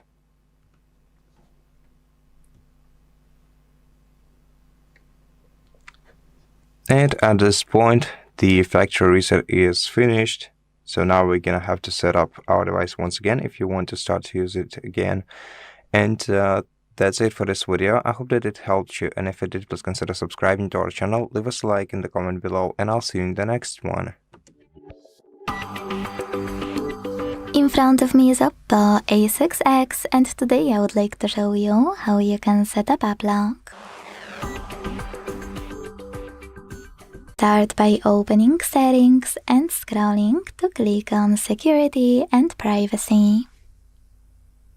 Now scroll again, this time to tap on App Lock. And tap on gray switcher next to App Lock to activate it. If you don't have a privacy password, you need to set it up to use it in order to unlock your apps. In order to set it up now, hit Settings in this pop-up, tap on Use a different password type, and pick one of those. 4 digits, 6 digits, 4 to 16 digits, pattern, or alphanumeric. Let's go with pattern. Create your app lock login method. Repeat it to confirm it. And then set up recovery email just in case. Tap on confirm once you're done. Following that, you need to click on question and answer this one. You can also click on it and pick any of those. If you don't like any of the available security questions, click on it and tap on Custom Question at the bottom to create your own. Hit Confirm and make sure to answer it correctly below. Then hit Done. And finally, lock any app thanks to gray switcher right next to it.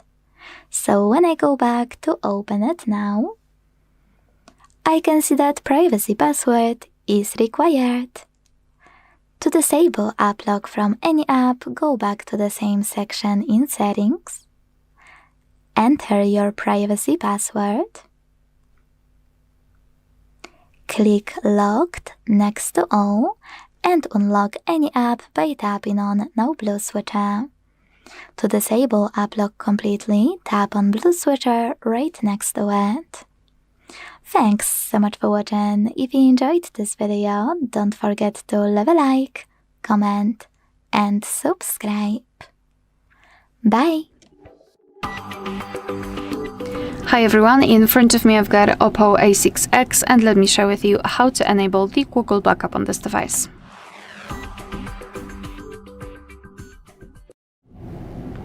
So let's begin with opening the settings, and here we have to scroll all the way down to find System and Update.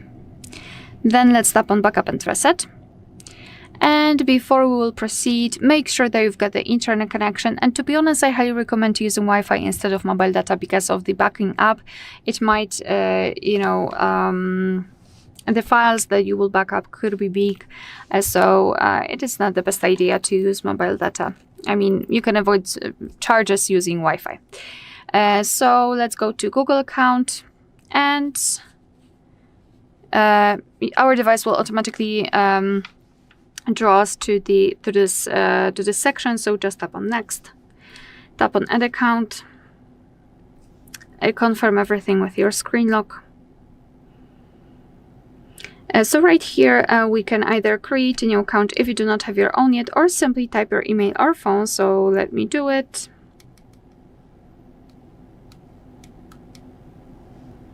And tap on Next. So right here, we have to enter the password. So just do it and tap on Next. Here we have to decide who will be using this device. So just mark the option and tap on Next. Google Terms of Service and Privacy Policy, you can tap on them to learn more, and tap on I agree after reading.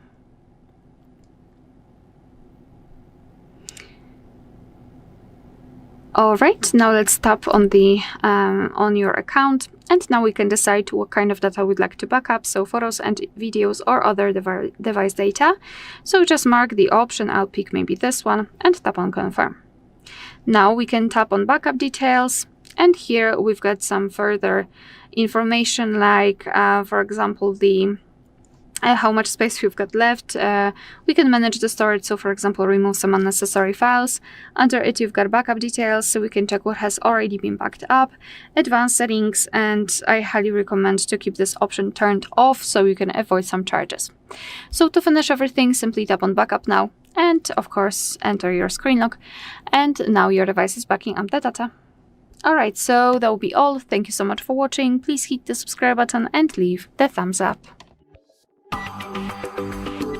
Hi everyone, in front of me I've got OPPO A6X, and let me share with you how to change date and time on this device.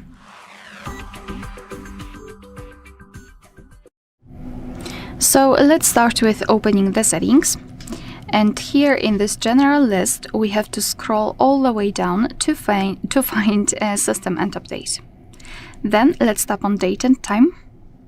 And here, first of all, let's turn off both of those switchers so we will be able to change date, time and the time zone manually.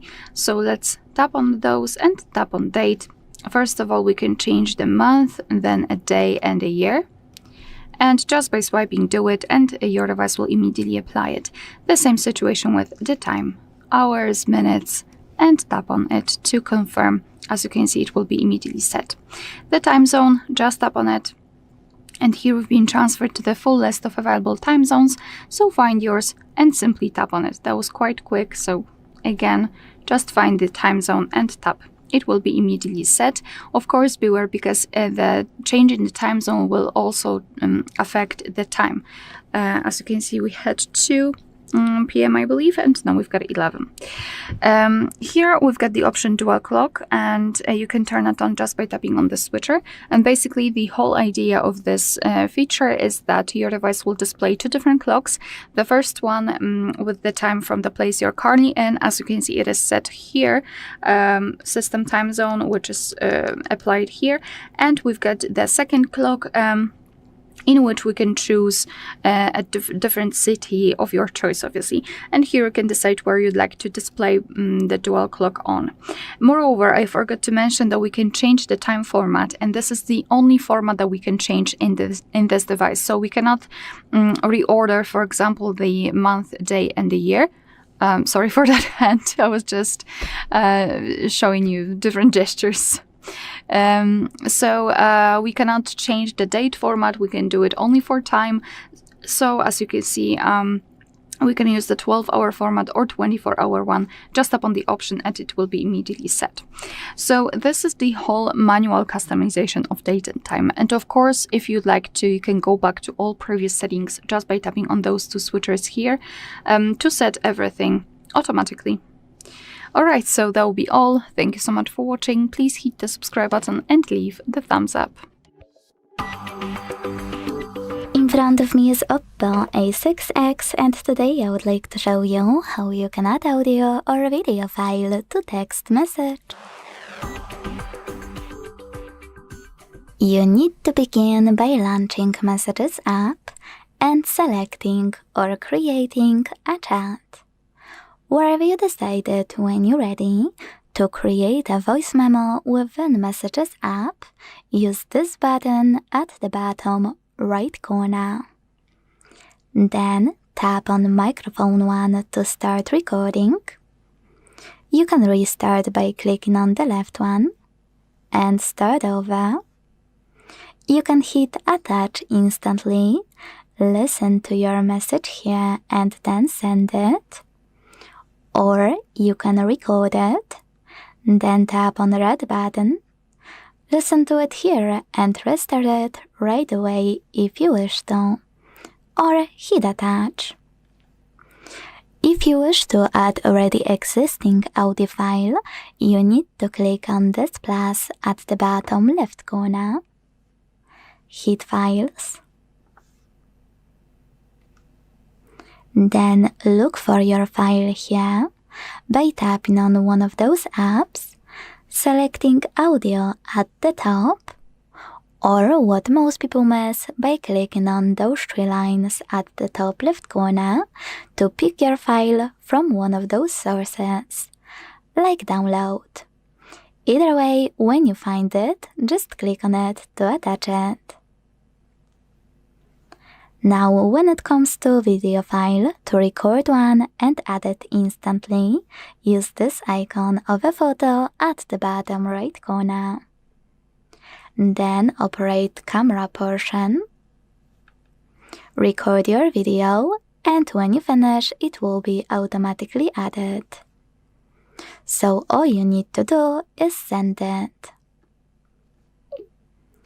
If you want to pick video you already have on your OPPO, click on the same button, hold this line and drag it up to access all of those options here.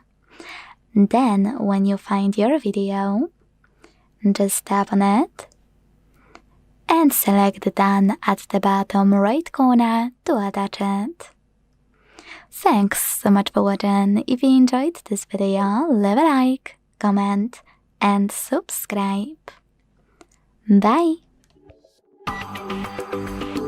Hi everyone, in front of me I've got OPPO A6X, and let me share with you how to set the 3-button navigation or gestures.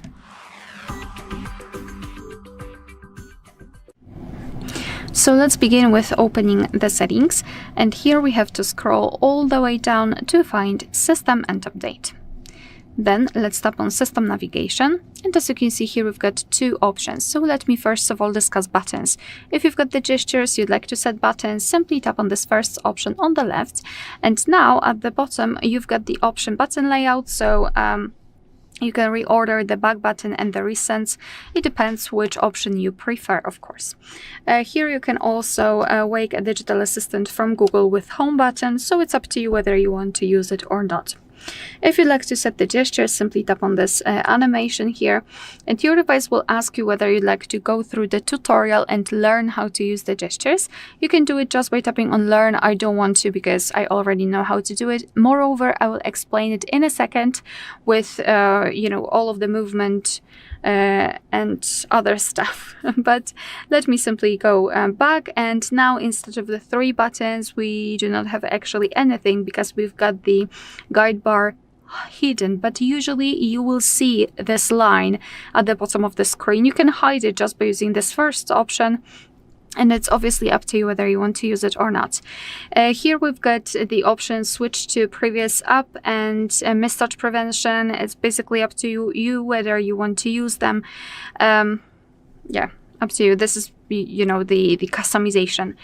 Here we've got also the sensitivity to back gesture. You can set it on the lower and higher end, and to be honest, I highly recommend to get back to this option after a while of using the gesture, so you will be able to decide whether you need the sensitivity to be higher or lower. So in order to get back to the previous page, just like by using the back button, we have to swipe our finger from the side to the center, and if you can see this arrow, you can release the finger, and the same situation from the right side. If you'd like to get back directly to the home page, swipe your finger from the bottom to the center of your device and make sure that this motion is quick and short, so something like that. And if you'd like to open the recents, repeat the gesture, so from the bottom to the center, but hold your finger somewhere here, so something like that. And here we've got the recents. Moreover, if you've got a lot of apps opened and you'd like to quickly move between them, swipe your finger from the left to the right or from the right to the left at the very bottom of the screen. And as you can see now, you can quickly change between the apps. Alright, so that will be all. Thank you so much for watching. Please hit the subscribe button and leave the thumbs up. Hi everyone, in front of me I've got OPPO A6X, and let me share with you how to check the total screen time on this device.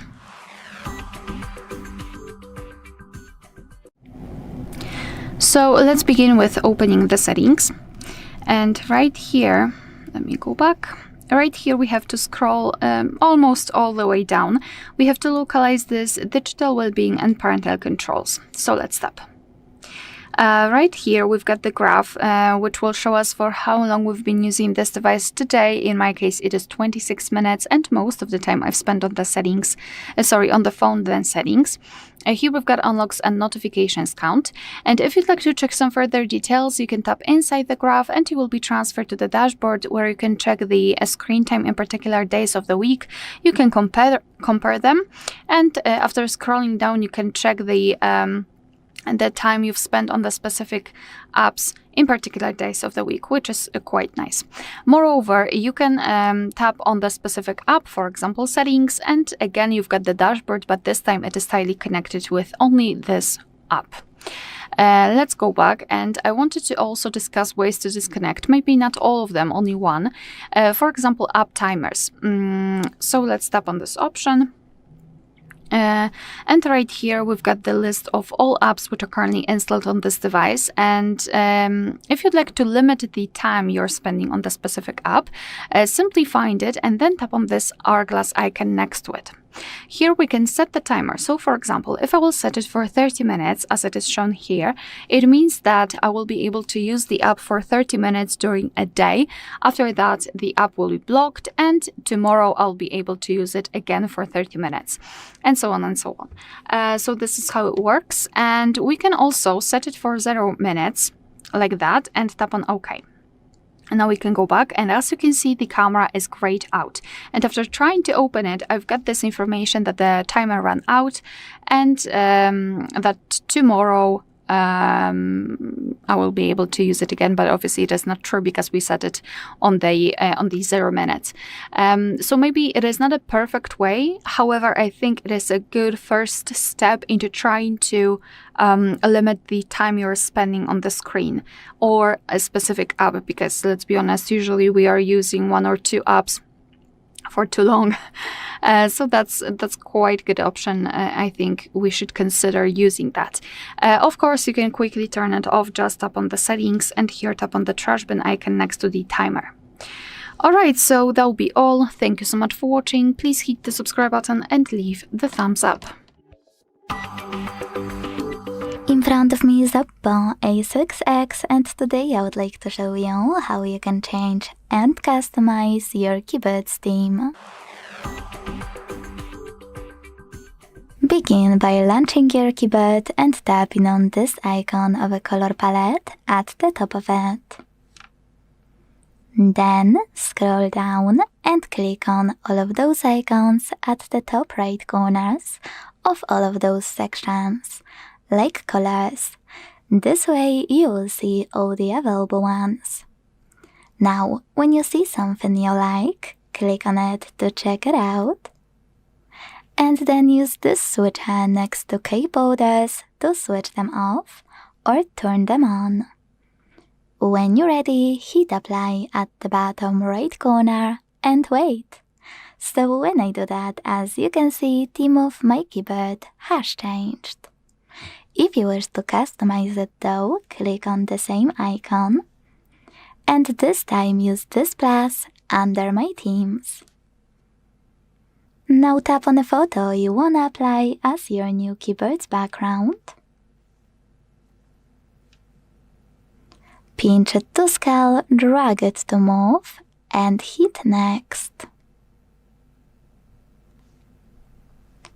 Adjust the brightness by swiping left or right. Hit done.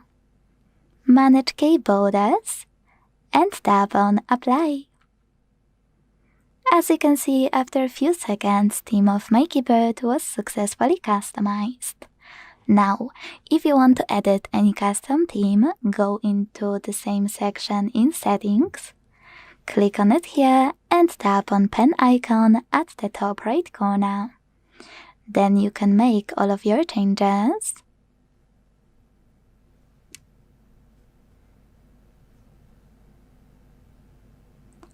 And when you're ready, make sure to hit apply. If you want to delete any custom theme, click on it and tap on bin icon at the top right corner. Then confirm your choice in the pop-up. To get rid of any downloaded theme from here, you can delete it the same way and then get it as you did before. Just click on it here to download it. Thanks so much for watching. If you enjoyed this video, don't forget to leave a like, comment, and subscribe. Bye! Welcome. In this video, I will show you how to use Kids Mode or Kids Space on your OPPO A6X 4G smartphone.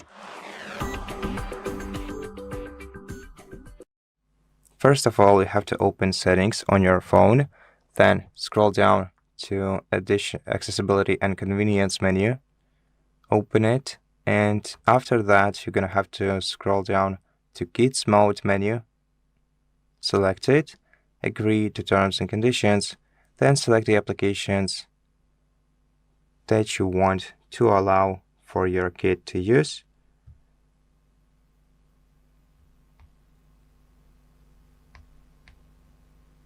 Tap next, then select a screen time limit. Select one value from this list or select a custom value from here. Then tap next, and then you can also enable the ambient light reminder in case the ambient light is too low around your child. And you can also enable the eye protection display by switching this toggle to the right and tap OK. Allow. And now you can share your smartphone with your kid and let them use your smartphone for the time that you selected in the screen limit menu. And if you want to exit this menu, you have to tap the three dots icon in the top right corner of the screen, select exit, and then confirm your identity either with your fingerprint or your password or your face if you have facial recognition enrolled. Besides, we can also create a shortcut for this application by tapping Add beneath Kids Mode. In this way, you will easily open or enter the Kids Mode by selecting this application on your home screen. Besides, if you tap the three dots icon and go to Parental Controls menu, you'll be able to adjust the settings that you previously set for this application. For example, we can change the apps by selecting the Edit Apps menu and selecting the application that you want to add here.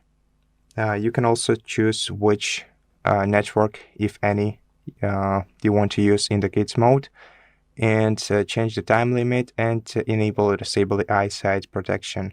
And you can also remove the home screen shortcut in this menu by switching this toggle to the left. And that's it. To exit this menu, once again, three dot icon, exit, confirm your identity, and that's it. Thank you for watching this video. If you liked it, please consider subscribing to our channel, leave us a like in the comment below, and I'll see you in the next one.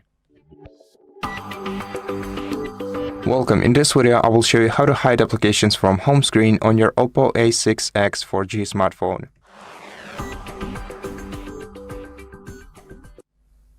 To hide applications from home screen, first of all, you're going to have to open settings on your smartphone, and after that, scroll down to Security and Privacy menu. Then here, scroll down to Hide Apps feature and select it. Then tap Get Started. Then you're going to have to set a privacy password if you didn't do this before. To set a privacy password, tap Settings. Then if you want to use a six digits password, just enter it here. If you want to use a different password type, select the respective option and then enter the kind of password that you want to use. For example, I'm going to switch to 4-digit PIN code. Enter your password 2 times, and then for security reasons, you can either set up a recovery email for recovering your password or set a security question. So if you want to set a security question, which is faster in my opinion, but maybe less convenient than a recovery email, you're just going to have to select one of the available security questions or just create a custom one. And then provide the answer into the following field, tap Done, then tap Get Started. And then you're going to have to select how you want to access your hidden applications. So you can either access them with the icon on your home screen, or if you don't want to have the icon on the home screen, you can select Access via Dial Pad. This way you'll completely hide this application from your home screen. So now we're going to have to set up an access code. For example, we can make it #123 4 and then hash. So it has to start and end with hash. So let's, for example, set this one, then tap done. And now let's add some applications to the hidden list. So let's select which one we want to hide by switching the toggle next to them. And after that, we're gonna, in order to open the list of hidden applications, we're gonna have to open the dial, go to keypad, enter our code, and this way we will access our hidden apps menu. We can also add another application by tapping add app and selecting more applications that we want to hide.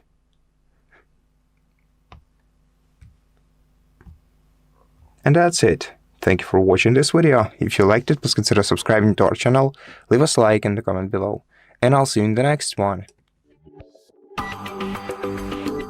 Hi everyone, in front of me I've got OPPO A6X, and let me share with you how to add the fingerprint to this device.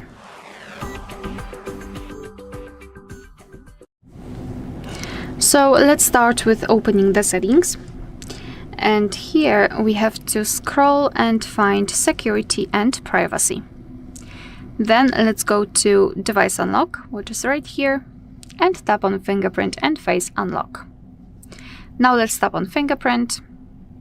And here a note, if you've got a screen lock just like I have, we will just enter it and then we will be transferred to another step directly to the fingerprint. If not, you have to add the screen lock right now. It is crucial because if for some reason the fingerprint sensor won't work, then you will still be able to unlock your device with a pattern pin or password. So be aware and add your lock screen first of all. Of course, after adding it here, your device will automatically transfer you to the fingerprint. All right, so let me enter my fingerprint, and here we've got the instructions. So we have to slide our finger across the power button, which is right here. Here we've got the sensor, so we do not have to put our finger on it many times. We just have to slide it. So just let me do it. And now we have to slide it slowly. However, it looks like I could just put my finger on it. And, you know, many times, just like in the traditional way, this one is a little bit, I don't know. I don't like it personally. All right, so the fingerprint was added. We have to admit that it was quite quick. So just tap on done. And this is the fingerprint section. You can use face unlock. I don't want to do it. So, so this is the fingerprint we just added. We can rename it or remove it. Here we can also add another fingerprint. I believe we can add up to 5 different fingerprints. It is a usual number of fingerprints in the smartphones. Here we can also decide for what we would like to use our fingerprint for. So screen unlock, app lock, hide apps, data protection. Enter home screen after unlocking. We can decide whether we want to do it or simply open the app on which the screen was locked. And here screen of unlock, so either light touch or firm touch. So light touch is where you put your finger on the sensor. This is how it works.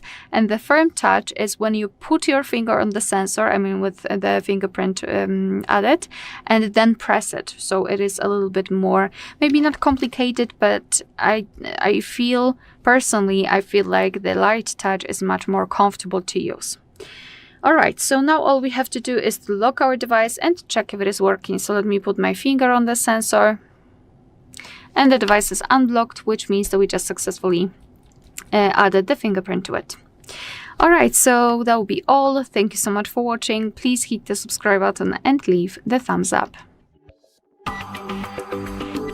Hello, in this video I'm going to show you how to reset OPPO A6X. Okay, we have 2 methods how we can reset our phone, and I'll show you both methods. Let's begin with the method for the settings. That's also the recommended method.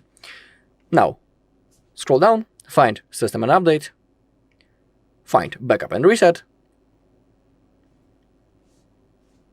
and click on Reset Phone. Now, if you click on Erase All Data, your device will be turned off, and after a few seconds it will be automatically turned on again, and your device will be ready to use. But before, you'll have to go through the setup process. Of course, remember that all of your data will be erased. That's the first and the recommended method. When it comes to the second method, it's the reset through the recovery mode, and we need to remember about a few things when it comes to this method. If you have your screen lock set, you can turn it off before resetting, because if you don't turn it off, during the setup process, the phone will want you to type this screen lock as a confirmation that you're actually a user. And you can also sign out of your Google account, because also during the setup process, the phone will want you to sign in into the exact same Google account into which you were logged in before the reset, as a confirmation that you're actually a user of this device. So you can sign out of your Google account right now, or if you remember your password and everything, you can type it in the setup process later. It's up to you. To perform a reset using this method, we need to power off our device, so click power key and volume up, and select power off. Now let's wait a little bit, a few seconds, and to enter recovery mode, we need to hold power key and volume down at the same time until we see the OPPO logo. When it appears, release the finger from power key, but keep holding volume down. So start holding both buttons. Now release the finger from power key, but keep holding volume down.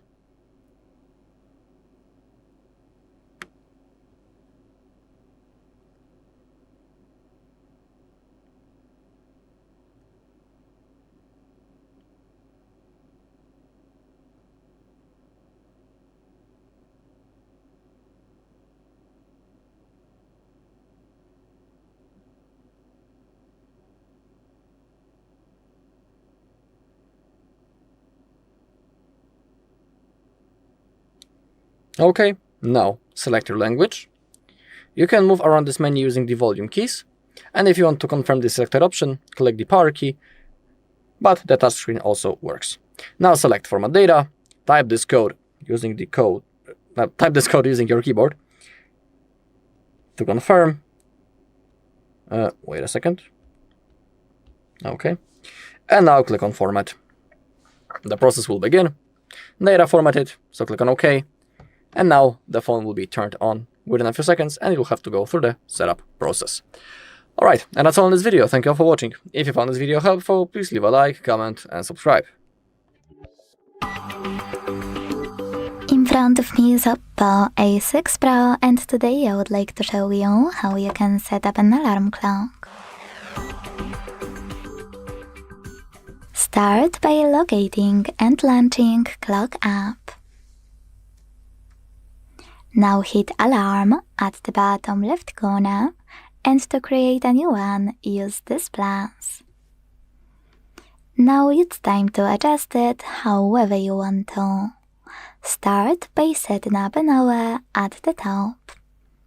Now click on one of those repeat options, ring once, weekdays. You can adjust each one by clicking on it here and tapping on OK in the pop-up. Or my favorite, which is custom. Here you can click on days of the week you want to set up. In my case, Mondays, Wednesdays, and Fridays. Tap on alarm name next if you wish to label it. And go into ringtone section.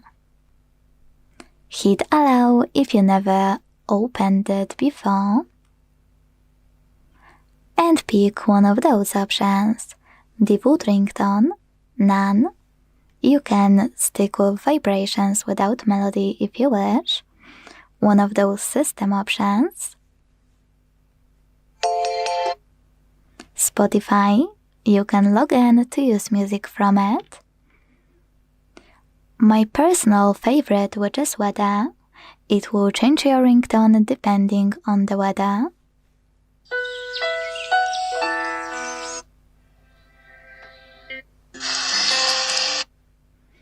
Or on this device. Here you can pick any melody from your smartphone by tapping on it. Then use this switcher next to vibrate to switch it off or on. And last but definitely not least, hit snooze. Now decide how many minutes it will take and how many times it will repeat.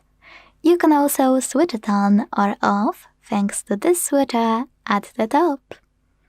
When you're ready, it's time to go back and save your alarm by hitting done at the top right corner. As you can see, mine was successfully created. To make any changes to it, click on it, change whatever you wish, and hit done again. To turn it on or off, use this switcher next to it and pick one of those options in the pop-up. If you want to get rid of it, hold it, click on Delete at the bottom, and wait. Thanks so much for watching. If you enjoyed this video, leave a like, comment, and subscribe. Bye! Welcome. In front of me is a OPPO A6X, and today I will show you how you can insert SIM and SD card into this device.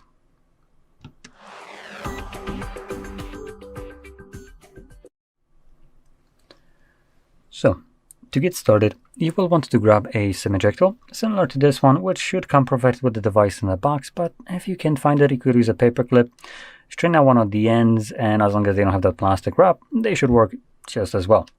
Now, if it has plastic wrap, you can cut it off, or just to kind of point it out, typically these tool, like things to pop out the tray, look a little bit less fancy.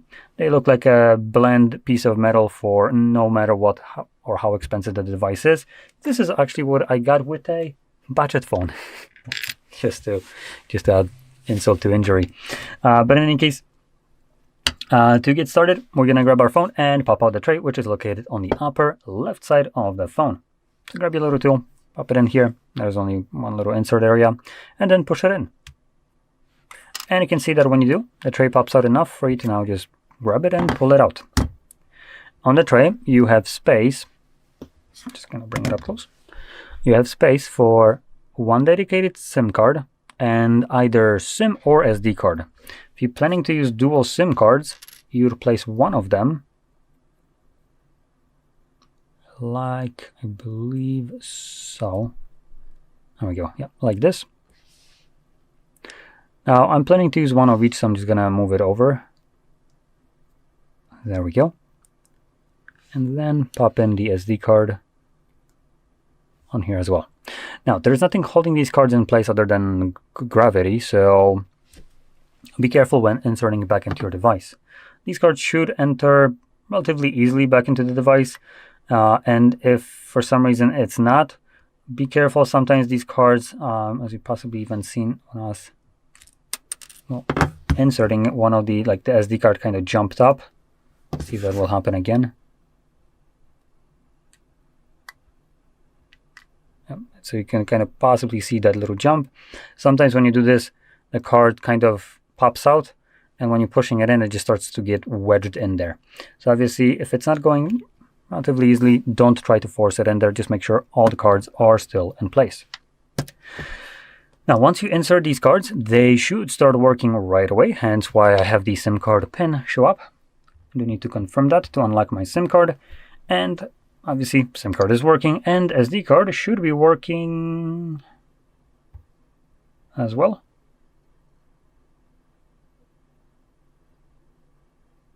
Guess it's not going to show me that. Okay, so you know what, I'm going to go into the settings where it should show up under storage, if we have that section right here.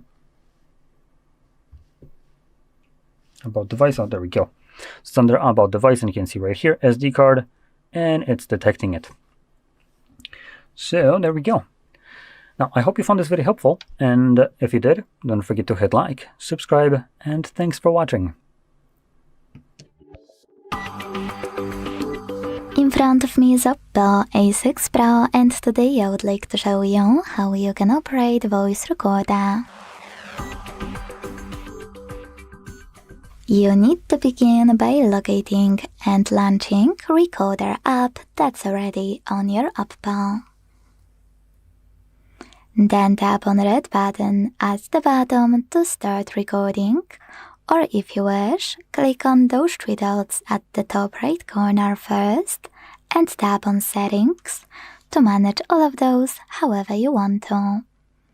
Go back, tap on the red button, choose Allow in all pop-ups if you never used Recorder before, and enjoy recording. To pause it or unpause it, use the same red button. To add a bookmark, click on the left one, and to add a photo mark, on the right one. Take a pic. Discard it by clicking on this X, or add it by tapping on this check mark. You can always delete any bookmark thanks to those 3 dots next to it. Just hit Rename or Delete. Confirm your choice in the pop-up and wait. If you wish to discard your recording completely, hit Cancel at the top left corner. To end it and save it though, select Save at the top right one. As you can see, my recording is here. To play it, click on it. And to manage it, use all of those options at the bottom, but also those 3 dots at the top right corner to access those options from the pop-up. By clicking on Mark or Photo Mark here, you can add them while listening. You can also select marks to see all of them or hide them. Then skip your recording 3 seconds each way. Tap on this button at the bottom left corner to operate those options, playback speed, and skip silences. You can tap on Cancel to discard it or Done to save your changes. And tap on Scissors at the bottom right corner. Here you can edit your recording however you want to. Decide if you want to remove or trim chosen section. And when you're ready, hit Save at the top right corner. Then name your recording and hit Save again. Now, to manage any of them from here, just hold the chosen one and operate all of those options at the bottom, like Rename or Delete. If you decided to delete them, you need to enter your current screen lock. Thanks so much for watching. If you enjoyed this video, leave a like, comment, and subscribe. Bye! Hi everyone, in front of me I've got OPPO A6X and let me share with you how to add the photo to contact in this device. So let's begin with opening your contact list, for example with the usage of the dialer. So just tap on the dialer, tap on the 3 bars icon and tap on Contacts. Now we have to find the contact that we'd like to edit and then tap on it. So let me choose maybe this one. Just tap on it and then tap on this edit icon in the right upper corner, so the pencil icon. Now we've got the picture and calling card, and even though I will not explain the calling card because I will focus on the picture, I highly recommend to apply the calling card. Just have fun with this section because you can use different background colors. You can apply the photo to the background of, I don't know, places that that resembles you about the person. A lot of things to customize. Highly recommend to do that. However, let me focus on the picture. So just tap on the circle in the left, and now we've been transferred to different sections from which we can choose the photo from. So here we can either open our own gallery and use our own photo, or we can immediately open the camera app just by tapping on this option and take photo of someone who's right in front of us. In Google Photos we've got our backup photo, so I'll just ignore it. Here, monogram. Let's tap on this option. So after tapping on it, you can use 1 or 2 letters. It's up to you which one you'd like to use. You can change the background color. You can also change the font. We've got plenty of different options to choose from. Moreover, you can tap on this emoji option. Here again, you can change the background color and change the emoji. Of course, just tap on this icon here, and now you can choose from the full list of available emojis. A lot of different categories, a lot of things that you can apply as the context photo, actually. A lot of things. So just tap on the option. And moreover, here we've got the monochrome thing. So right now it is displayed as an emoji, but after tapping on this option, it will be displayed more icon-like, which is also nice. And here we've got illustrations which are free of charge, and they are available online. So if you don't have the photo, you don't feel like you want to use monogram, you can choose something from those options, which are really, really great. I highly recommend to check them. So let me pick maybe this doggy. And here, after tapping on the specific icon, you can choose from the preset. So we've got different colors. And you can crop the picture, not only the illustration, but also your own photo, for example. So basically, the whole idea of this option is that you can zoom in or out the photo, you can change the position of it, and thanks to it, you can decide what you will see after saving the whole contact, because this highlighted circle here is responsible for it. So simply position it just like you want to, and then tap on Choose at the bottom of the screen. Then tap on Save in the right upper corner. And as you can see, this is how our contact will look like. Of course, you will be able to see this photo on the contact list and, for example, during all incoming calls from that specific number.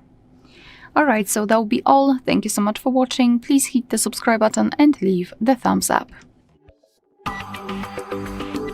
Hi everyone, in front of me I've got OPPO A6X, and let me share with you how to change the wallpaper on this device.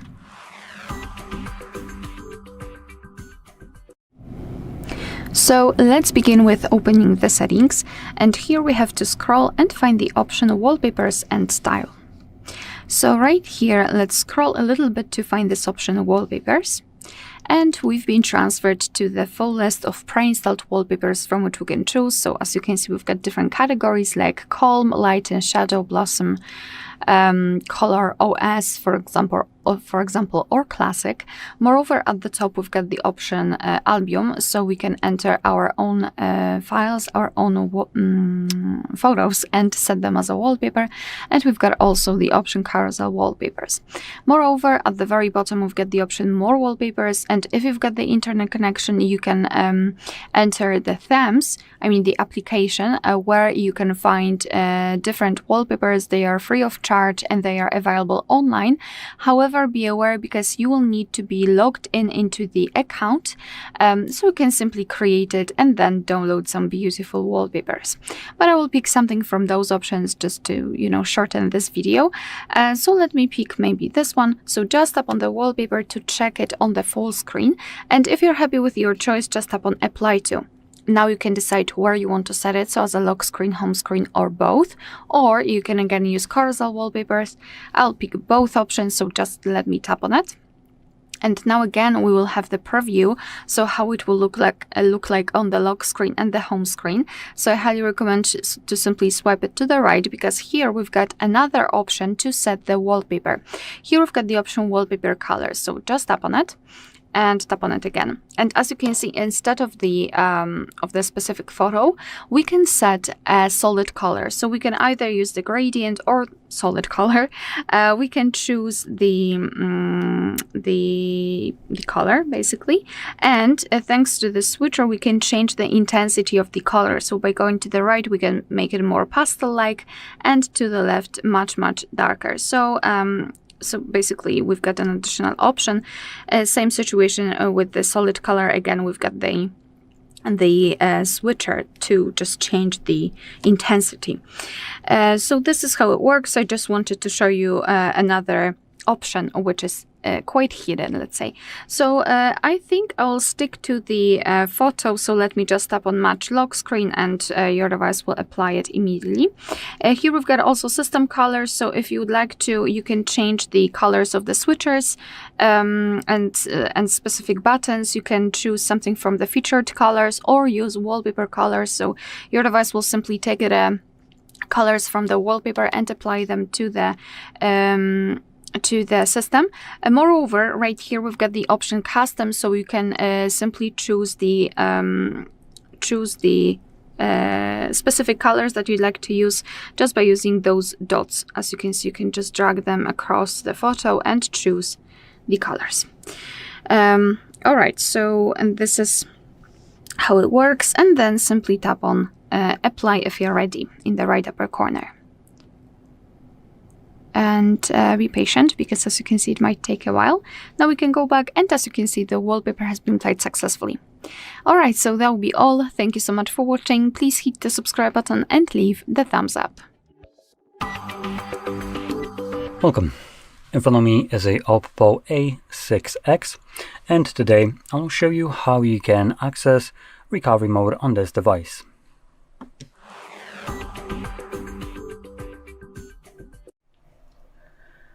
So, to get started, we will need to turn off our device by holding the power button and the volume up at the same time. And from the options that show up, you want to swipe down to turn off your device. Give it a moment, and the device should turn off. When it does, hold again power button and volume up. And you will want to let go of the power button when the OPPO logo shows up on the screen.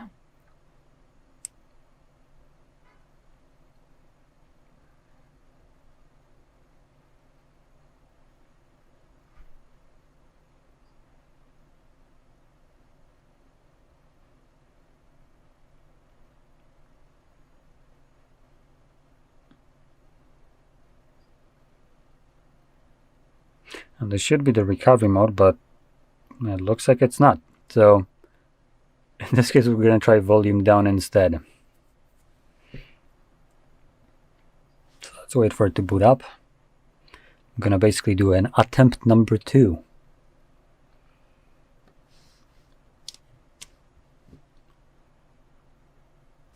Come on.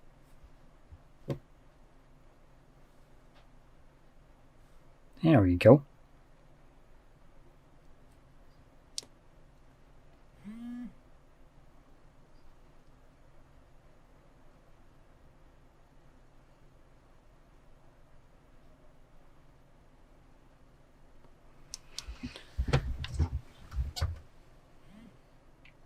Okay, so I'm going to let go of the power button just like before.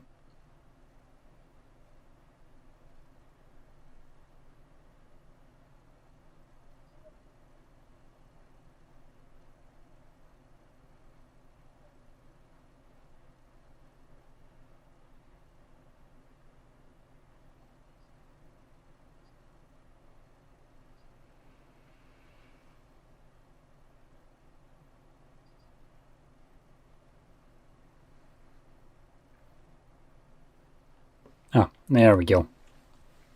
So from here, we're going to be selecting our language by just clicking on it.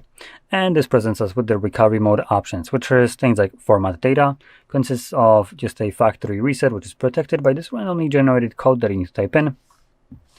And then reboot and power off are two different ways of leaving this mode. So you know what? I'm going to select reboot, confirm it, and this will bring me back to Android.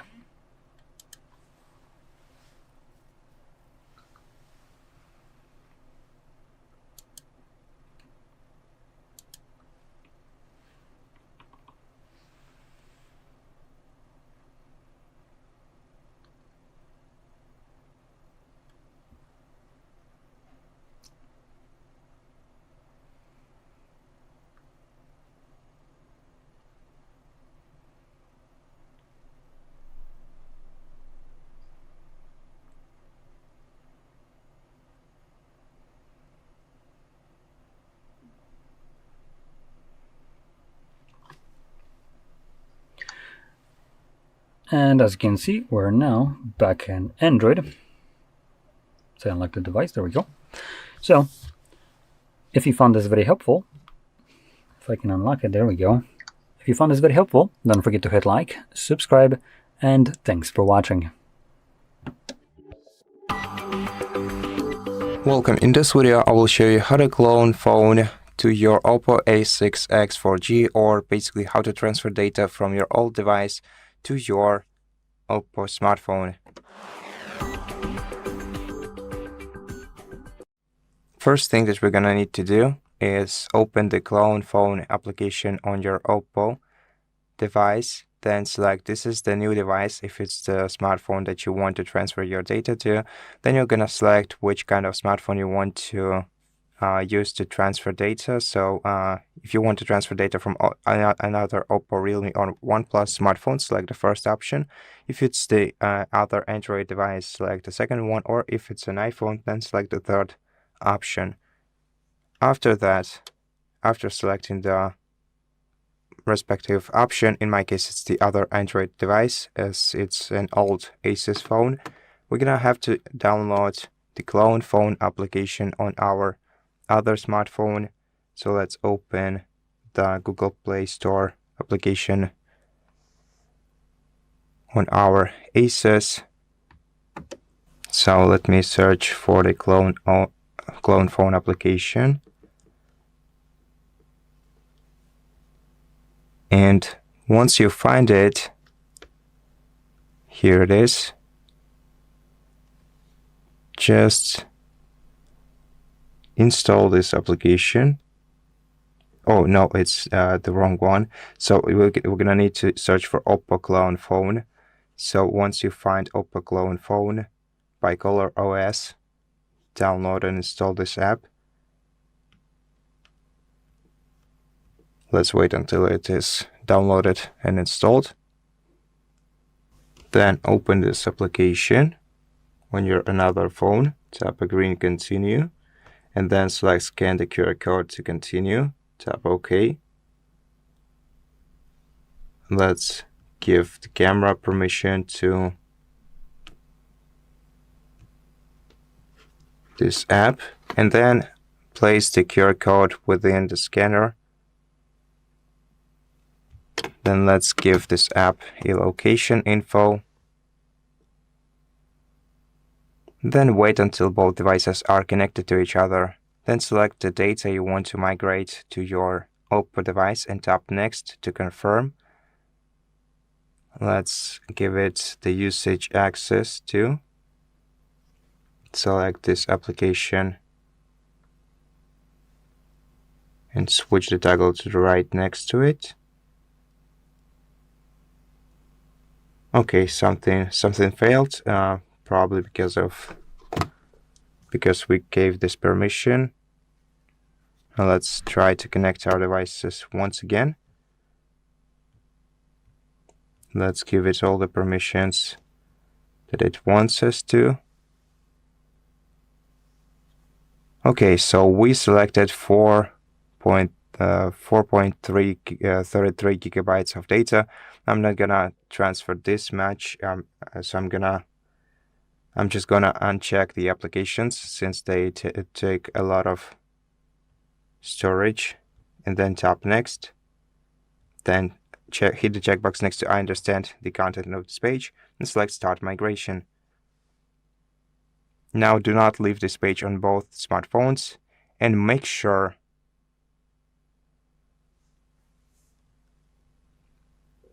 no, they don't have to be even connected to the Wi-Fi. So yeah, at this point the transfer is completed, so we can tap done, and as you can see we have received the data from our other smartphone on our OPPO. So the phone was successfully cloned. And that's it for this video. I hope that it helped you, and if it did, please consider subscribing to our channel, leave us a like and a comment below, and I'll see you in the next one. Hello, in this video I'm going to show you how to create a backup of your data on OPPO A6X.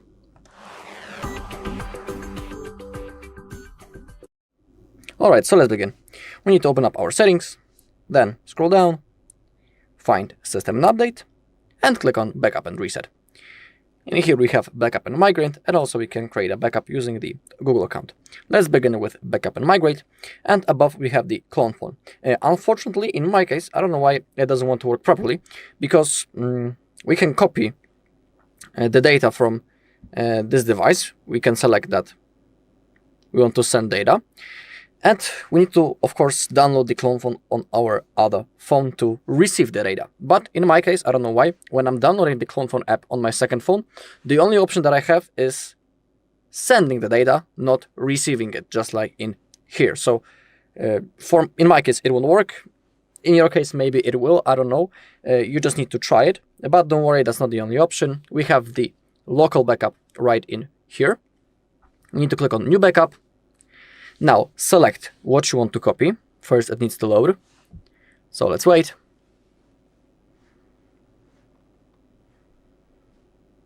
Okay. In my case, I want to copy contacts and preference settings, so I can unselect the apps because it will take too long, and then click on Start. You need to remember that this is a local backup that is stored in the internal store of our device, internal storage. So, for example, after the reset of your device, the backup will be also deleted and you will lose it. But don't worry, I'll show you how you can copy that backup into your PC or laptop using the USB-C cable. So I'll see you on my desktop. Okay, now to copy our backup into our computer, we need to have a USB-C cable that is also connected into our computer, of course. Now insert the cable into your phone. Now, open up notification bar, click on charging this device via USB, and select File Transfer / Android Auto. Now verify if you have your screen lock, and now open up the File Explorer, click on this PC, click on OPPO, Internal Shared Storage, find Android folder, then Data, and now we need to find the folder Backup Restore, Backup, Data, and in here we have the folder with our backup, so we just need to simply copy it. So drag this, I will copy it into my desktop. You can, for example, create a new folder, call it Backup, it's up to you. And that's basically all. It has been copied, so we can close it up. Now let me go back into full screen. So I'll show you some other things. We can unplug the cable. So now our backup is safely stored on our computer. Now, the Google backup, that's actually my favorite option. Click on Google account. And now, we need to click on Turn On. Select photos and videos and other device data. Confirm. Now, if you click on other device data, in here you can see your Google account that you're currently signed into. And it's important because if you want to restore the backup later in the future, you need to be signed into the exact same Google account, so you cannot forget it. Also, make sure that you have some free storage space right in here. If you don't have enough, you can clean up space or get storage. And now to create a backup, hit this green button. The process will now begin. Okay, in here a small circle appeared, as you take a look, and now it's going to slowly fulfill. When it disappears, it means that our backup has been successfully created. If everything goes fine, we'll also see a notification on the bottom of the screen. So it might take a little bit, so I'll see you in a second once it's done.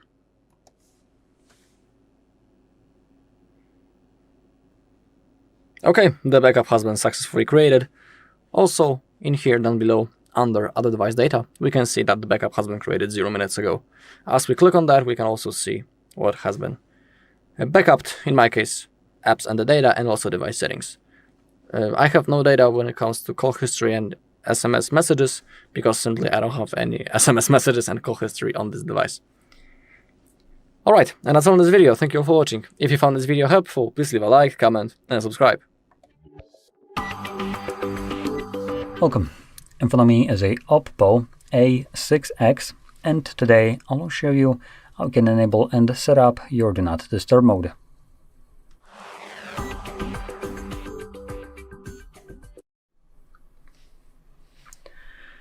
So, to get started, you will want to swipe down from the top right side of the screen, which will bring down all your toggles, and somewhere between here you should see the Do Not Disturb mode. Now I have multiple pages, so I'm just going to kind of scroll through it, see. But I actually don't see it anywhere, which could be the case for you as well. If it is, click right here on this pencil. This will allow you to add additional toggles. And there we go. I can already see it right here, Do Not Disturb mode. So once you see it, you just want to click on it. It will get added to the list above here. Once it does, click on Done.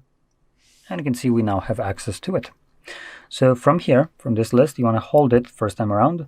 And then select More Settings. Oh boy. And sorry, something is in my throat.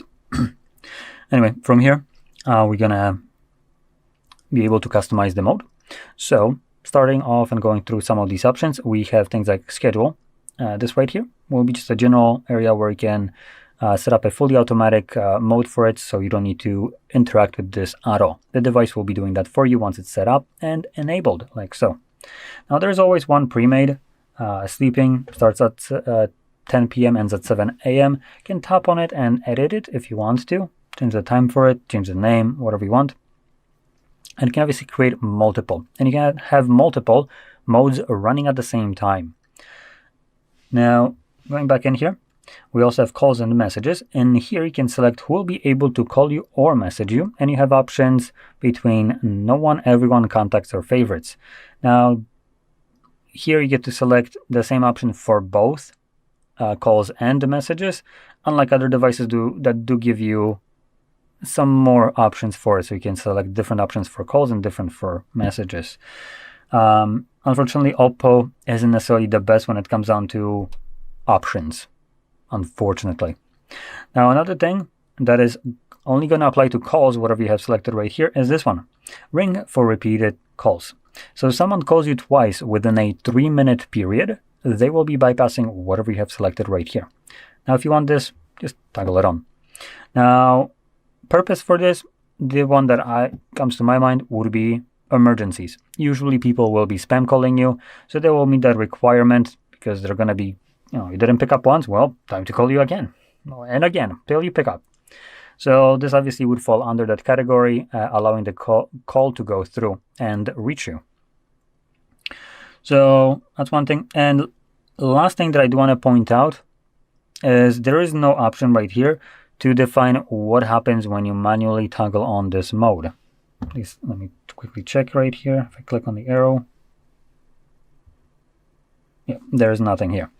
So for this reason, if you're planning to use this mode manually, what I recommend doing is navigating into the schedule, creating a new one. You can name it whatever you want, but it's just going to be kind of like a safety measure. And I personally like to select that safety measure to be somewhere throughout the night, so like something like 3 a.m. to 3:01, just for a single minute. That's the shortest period of time that I can set up, so that's what I'm going to select. And every single day of the week, and save. Now, what this basically ensures is that when you want to manually turn on your Do Not Disturb mode by just tapping on a toggle, let's give you also a quick message. In Do Not Disturb mode, you will only receive notifications for alarms, timers, and calendar events, and that is completely inaccurate considering depending on how you set up your calls, you will be receiving those too, along with messages. So this is just BS. But the box right here is selected by default, so we're going to just select turn on, and this box won't show up again. Now, when this mode is being enabled by you manually, like I just did, it by default, without this, will run indefinitely in the background till I remember to turn it off myself. And I can do so by just finding this toggle and tapping on it once again. Now, other devices do have the option to select a timer on it. That, for instance, when you tap on it, you can have it run for 4 hours every single time, or ask you every time how long you want it to run for. But here, like I said, pretty limited in terms of options. So this is a workaround if in case you forget to turn it off. Because if you forget about it, it's just going to run. And this would ensure that at 3 a.m., the mode will try to turn on automatically, but it's already on, so nothing will happen. But at 301, it's going to turn it off. So at that point, next day when you get up, the do not disturb mode is now disabled, which means you don't need to be stressed out that, remembering a week later from now on that, oh shit, I turned on do not disturb mode. That's why I haven't been receiving calls. So this basically prevents that from happening. And as you've seen me already do, you can just toggle it on from here by tapping on it like so. So there we go. Now, anyway, with that being said, I hope you found this very helpful. And if you did it, don't forget to hit like, subscribe, and thanks for watching. Welcome. In front of me is a OPPO A6X, and today I will show you how you can enable and also set up your portable hotspot.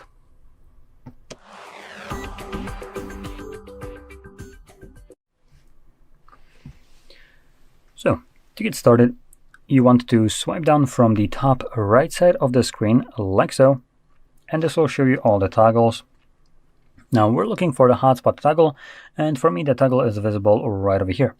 But if you don't see it, as this is a possibility, it will mean that you need to just add it yourself to this list. And you can do so by clicking right here on this pencil, and then finding it somewhere below here in this list. And once you find it, you just simply tap on it, and you can see it gets added, and click on done, and you're good to go. Now once you find this hotspot toggle back in this list, first time around, hold it. Now when you do, it gives you some information on what the password of the hotspot is, the name of it, and so on. But I do recommend selecting more settings. Now reason for that is, under the hotspot settings, you can change the password. Now OPPOs don't really have that complicated of a password, but it's still not like convenient password in terms of like trying to remember it. Just random letters followed by random numbers. So we're going to get rid of it. Now when setting up your password, it will need to have at least 8 characters in length. I will be choosing a very simple one, 1 through 8, and only numbers, but you don't need to stick to only numbers. You can also do letters or both. This is just for my convenience sake. It's easy password, and it's gonna work very well with my memory. Anyway, next, scrolling down, we have AP band. Now we have one option. Okay, so I'm gonna skip this. We don't really have much in here. So you know what? We're gonna just sum it up on this one. Click on save, and can close this section. But before I do so, I do want to point out to one more option right here, which is the automatically turn off personal hotspot when no devices are connected for 10 minutes. This option is enabled by default, and I personally like it, and I would probably recommend having it on. But if you find it that for some reason disconnects you from it, the hotspot gets turned off or anything like that, you could turn it off, as any kind of automatic hotspot turn off things would be associated with this toggle. Now the reason I like it is because when I'm done using my hotspot, I would usually just kind of move on, forget to turn it off, and hotspot does consume more of your phone's battery. So when you're done using it, there's really no benefit for it to be running in the background. And this option basically ensures that it doesn't. And one last thing that I do want to check out is I'm going to enable Wi-Fi just to check it. And I'm going to now turn on hotspot. Okay, so here we can have both of them, which is good. Now, I did check this out just because some devices, especially cheaper ones like this one, tend to allow you to only do one or the other. You can either use hotspot, and when you do, Wi-Fi automatically turns off, and vice versa. So when you turn on Wi-Fi, it would turn off hotspot. And same things, like if you turn it on and you tap on it again to turn it off, it would re-enable your Wi-Fi if it was on before. But here it appears that it's not doing it, which is very surprising. So that's great. And as you also seen me do, to turn on your hotspot, you can just tap on the toggle, and hotspot is now enabled, and you can find it on other devices. And once you're done with it, you can also turn it off yourself before the timer runs out by just simply tapping on the toggle second time. So you don't really need to disconnect from it. You can just click it if you remember about it, if you care to do so. If you don't worry. The toggle probably is on for you too, so it will turn itself off after 10 minutes.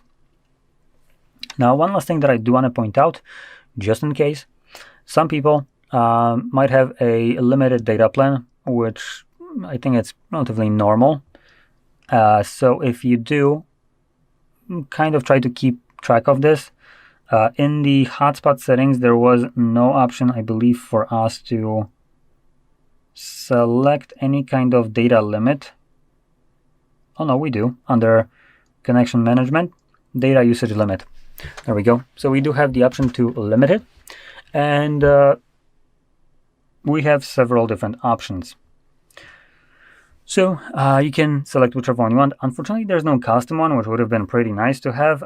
But depending on your data plan, you might want to select some kind of limit right here. As certain providers might have, I believe, like 2 different ways of dealing with it. Either the provider just cuts you out once you surpass it. That's usually what happened to my previous provider. When I surpassed my pathetic 2 gigabytes that I used to have, my data speed would become basically a nightmarishly kind of slow. So it's basically as good as off. So in this case, I probably would want to set something up that is below 2. As obviously it's not 2 just right now, it's 2 for the entire month and that I used to have, right? So you would need to be kind of mindful of how much data you used already and set it up accordingly to how much you have left. Now, if you don't have any kind of data limit, then you don't need to worry about it.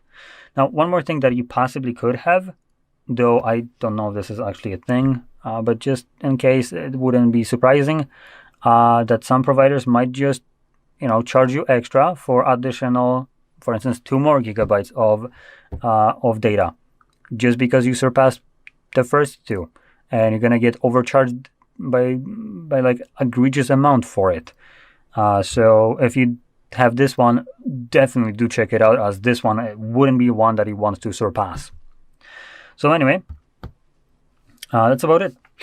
Now, if you found this very helpful, don't forget to hit like, subscribe, and thanks for watching. Welcome. In front of me is a OPPO A6X, and today I'll show you how you can import contacts from your SIM card to the device.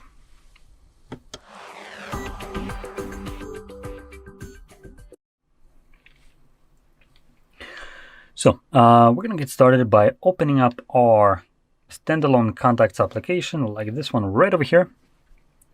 And I'll be approaching this import with the mindset of privacy and security, not really convenience, to say it. That's why it's kind of to the phone, not to cloud. So I'll be kind of talking about a couple of things that might show up associated with that. But let's first maybe get to them. So once you have the contacts app open, I'm going to navigate to the Organize tab, and in here scroll all the way to the bottom and you will find Manage SIM. Now when you click on it, it will display all the contacts that are on your SIM card. Now for me, they're all deselected and grayed out because they already exist on the location that the contacts application is trying to import them to by default, which is going to be always Google account. It's Google's application and they want this damn data, whether you like it or you don't. So obviously we're going to click right over here and change it to the device itself, because there's no reason why Google should have access to this information. This is not my info. Oh, well, this one is, but for instance, any contacts of my friends, for instance, that I would typically have, this is not my information, so I shouldn't be able to share it. It doesn't belong to me. It's like giving consent to someone else. Or for someone else, which is absolutely retarded. So obviously this kind of logic is stupid, so we're not going to be doing that. And we're going to be importing these to the device where Google doesn't have access to it. And if they want this damn information, they can go to the source, not to me. And you can also see that when I selected it to the device from the phone, or from the Google account, as you can see, these contacts became all selected and are now not grayed out. Reason for that is these contacts don't actually exist on the device itself, but they do on the Google. And to put that out there, these are not real contacts. They're basically what comes with a SIM card. So I'm not a hypocrite right here. These haven't been imported, or these are not like real numbers. Anyway, from here you can deselect contacts that you don't want, and from there you can select import. Now before I do so, I do want to quickly mention that I started seeing a newer version of application, so chances are this in the future might look just a tiny bit different. So instead of having this option to select it right here, you potentially could be seeing a window show up right here at the bottom when you click on Manage SIM right away. And the first option will be selected, which would be device and Google account. And then you'll have more, and under that more you have device only. Apparently there was not enough space from a window that takes about a third of the screen for that single additional option. It just needed to be hidden under more.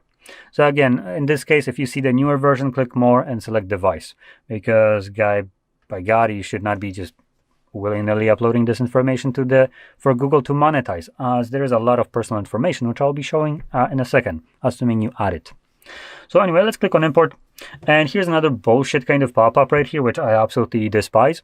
Remove copies from SIM. To clean your SIM, remove copies of imported contacts. Contacts that aren't imported won't be affected. Well, great. This is just a solution to a problem that doesn't exist. And I would like to know, maybe from this message, why the shit would I actually want to clean up my storage? What is the goddamn benefit of doing so? Anything here? No? So let me introduce you to the idea. SIM stores only contacts.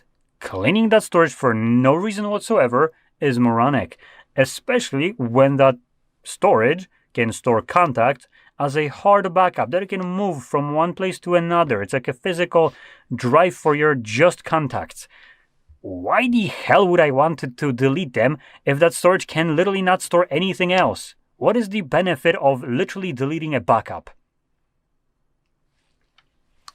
So obviously we're going to be selecting keep right here, because this absolute pop-up is moronic to say the least. And once you import your contacts, you can navigate to contacts right here.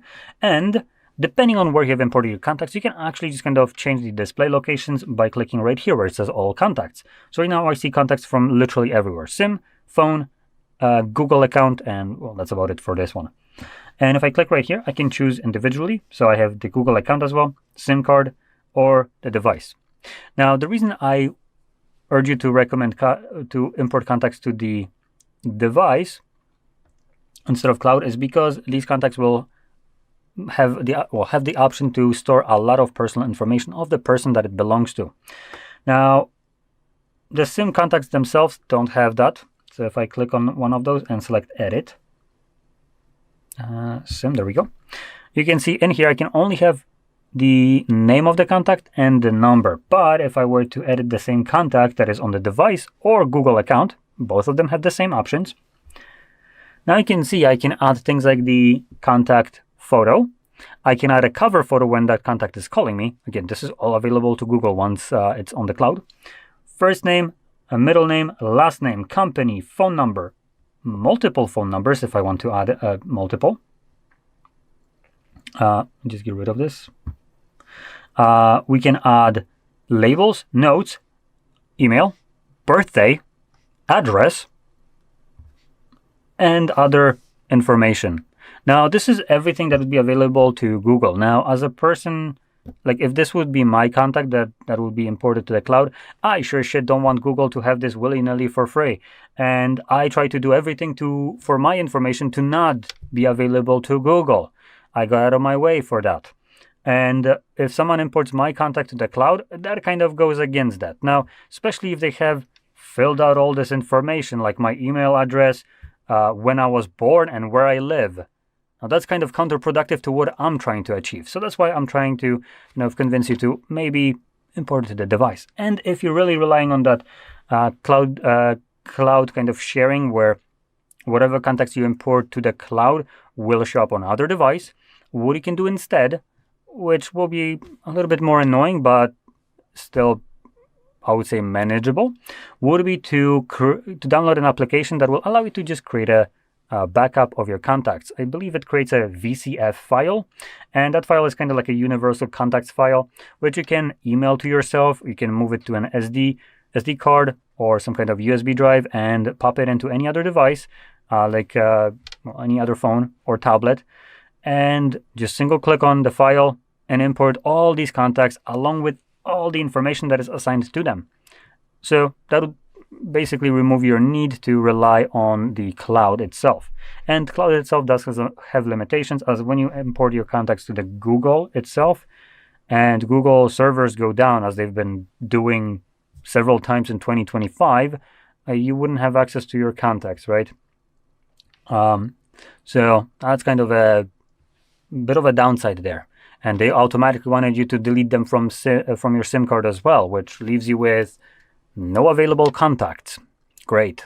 What a lovely solution there that Google is trying to offer you. So anyway, that's about it. A little bit of a rant right here and recommendation, but I hope you found this video helpful. And if you did, don't forget to hit like, subscribe, and thanks for watching. Welcome. In front of me is a OPPO A6X, and today I will show you how you can hard reset this device through recovery mode.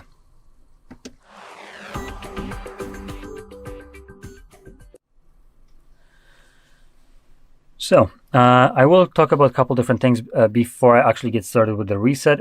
So number one, you can do this kind of reset in order to get rid of a screen lock if you have one set that you don't know. I do have a pattern set for this purpose, and I will be progressing with this reset as though I don't know it.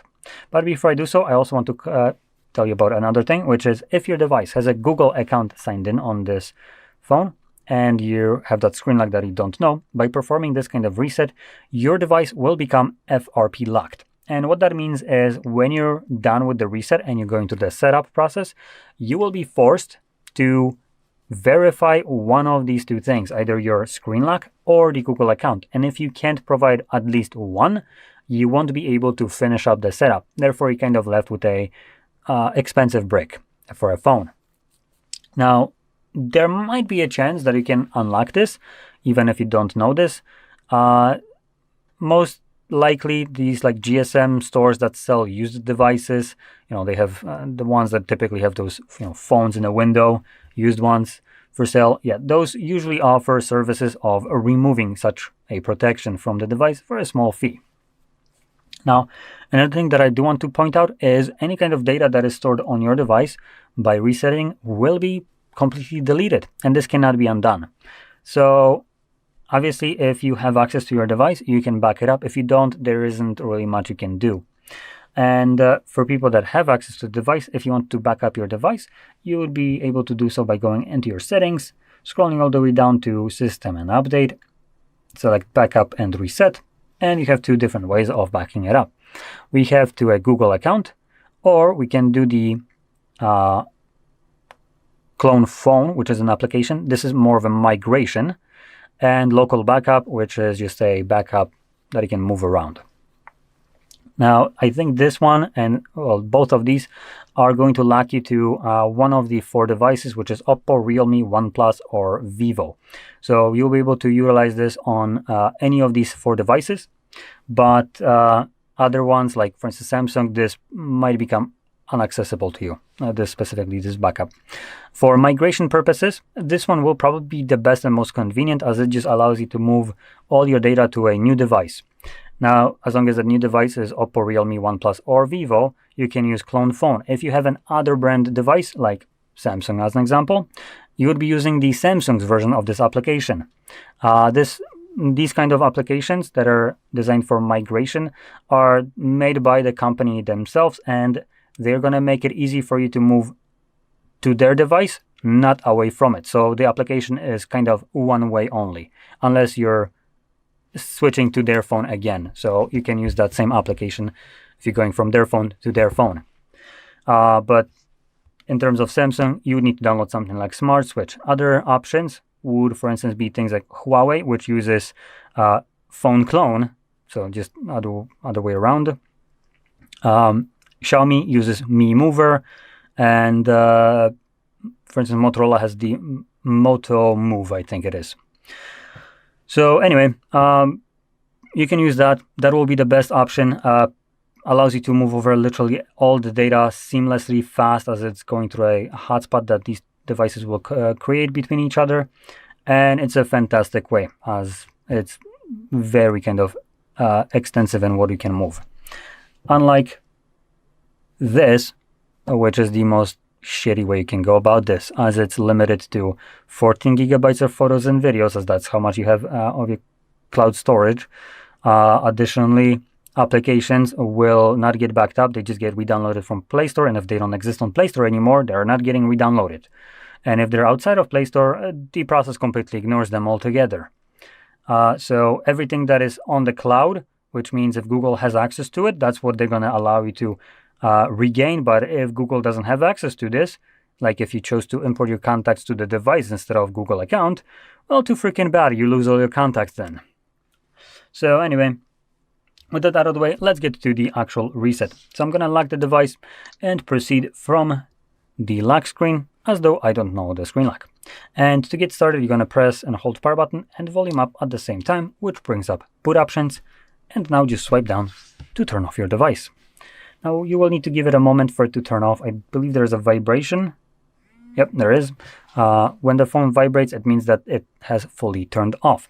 So now you're going to hold power button and the volume down at the same time. And when you see the OPPO logo on the screen, let go of the power button, but keep holding the volume down.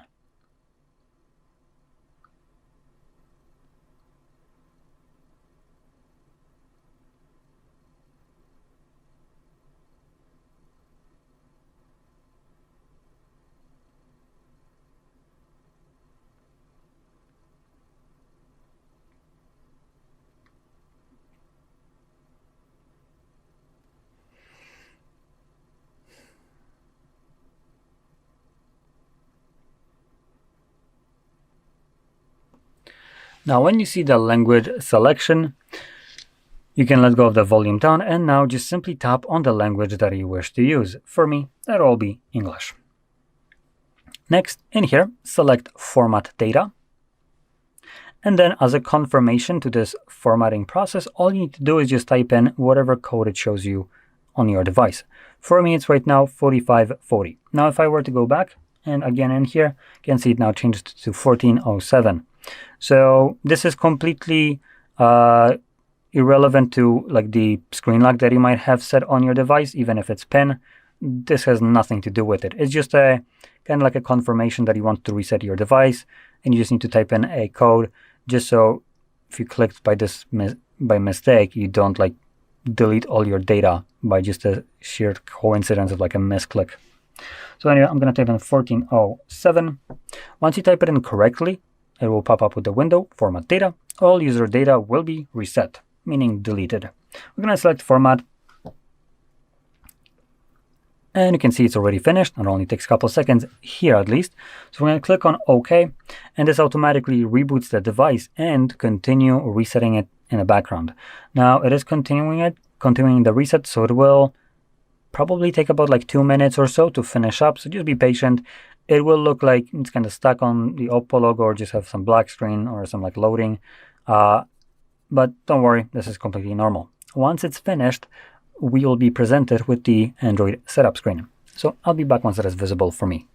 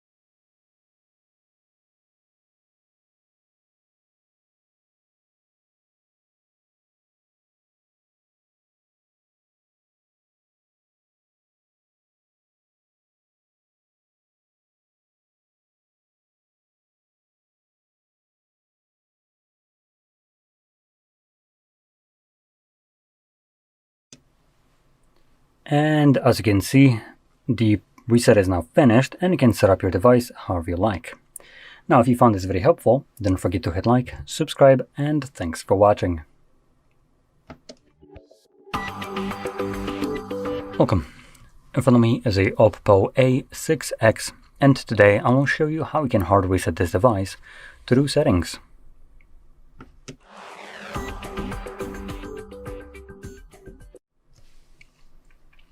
So, to get started, you will want to open up your settings, and in here, navigate all the way to the bottom to System and Update. Now, before I actually get started with the reset, I will quickly touch upon backing up your data.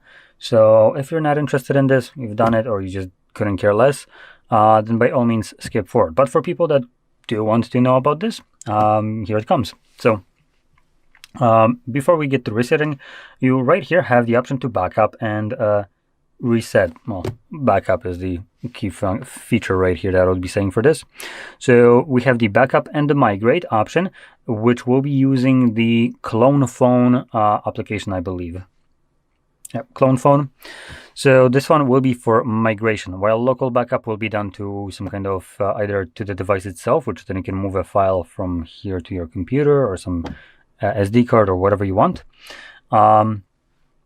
And I think both of these options might lock you into the, let's call it an ecosystem, or the device. Now, OPPO is still part of a bigger company, which basically falls under also the OnePlus, Vivo, and Realme.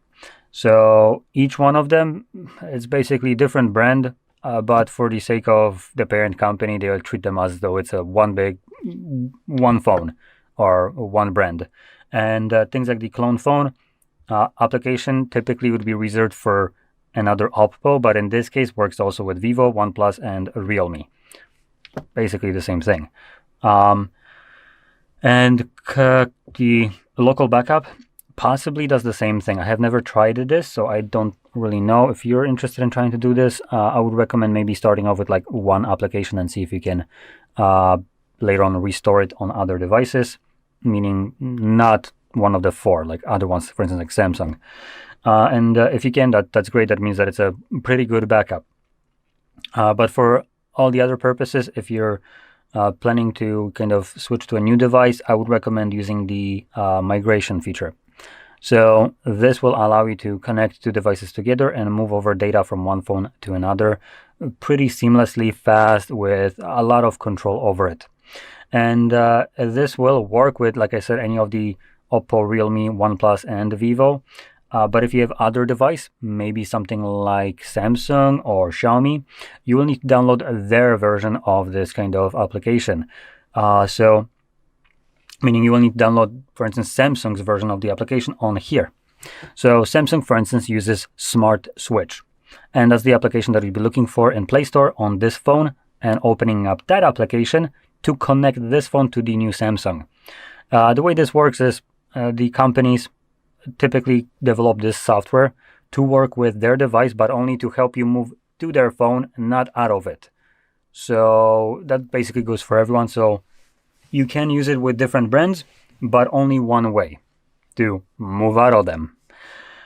So that's why you would need to use for Samsung Smart Switch. Now, other ones, for instance, Huawei uses phone clone, so just the other way around, while Xiaomi uses Mi Mover. So those are some of the different applications that you can look for. Now, this is one way you can do it. There's another way which I don't recommend, which is through Google. Now, you can totally do this. If this is your, like, you have no other way of doing this, you can utilize it, but I will want to kind of stress this, that it's not probably going to be a full backup of your device. It's pretty limited and pretty shitty in itself. So some of the limitations, things like photos, videos that you have in your Photos application will only get backed up to a specific amount, meaning 15 gigabytes by default, as this is your cloud storage for your Google account. Anything above that, Google just starts to ignore and couldn't give two shits less, basically with the logic of not my circus, not my monkeys. Either you pay us or you can do it yourself. So anything above that 15 gigabytes is now on you to back up, which means that you need to create two backups for a single phone, which is absolutely moronic. So that's one. Another thing that it backs up is things like messages, call logs, contacts, and so on. Now, contacts, I despise getting backed up by Google, as this is just giving Google access to every personal information of whoever contact you have without needing their consent for it, which is kind of stupid. And lastly, things like applications. These aren't even being backed up by Google. So if applications outside of Play Store, it just completely get ignored. If it is from Play Store, that's great. It's going to get backed up, but not in a way that you would think. Google basically just gets a snippet of, cool, so you had Netflix installed on this device. I'm going to give that note to, once you're restoring, to re-download Netflix from Play Store. Oh, Netflix wasn't from Play Store. Well, tough shit, then you can do it yourself. So that's one thing. And also, if, as an example, not really good one, but let's say Netflix decides to remove their application from Play Store, or Google removes Netflix from Play Store, and you have that backed up, you ain't restoring that app. If it's not on Play Store, you ain't getting it, even though you supposedly created a backup, which isn't really a backup if an application disappears from other sources and you no longer have access to it. Now, what the hell did I back up then? So something to keep in mind in terms of limitations for this absolute abhorrent process. Now, with that out of the way, we can move on with the actual reset. I don't have anything here that I'm going to be backing up, so I don't need to go through this. And what you want to do is obviously click on the backup and reset, and then select reset phone at the bottom right here and choose erase all data. Now, it will get you a quick pop-up, permanently clear all data. Your phone will be reset to factory settings. We're going to click on clear. Clear all data permanently. All data will be cleared permanently. This operation cannot be undone. Now, it doesn't really matter to us, as we have already created a backup, or at least should have created a backup by now. So we can now select clear. And this will begin resetting your device. Now, this process will take probably a minute, 2 minutes or so to finish up. And when it's completed, we will be presented with Android setup screen. So I'll be back once that is visible for me.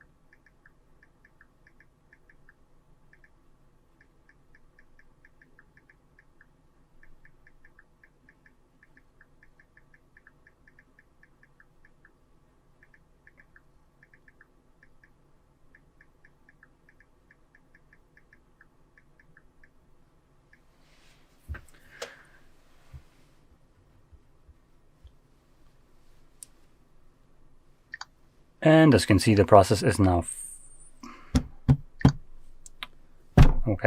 now you can see the process is now finished, and you can set up your device however you like. So if you found this very helpful, don't forget to hit like, subscribe, and thanks for watching. Welcome. In front of me is a OPPO A6X, and today I'll show you how you can record a screen on this device.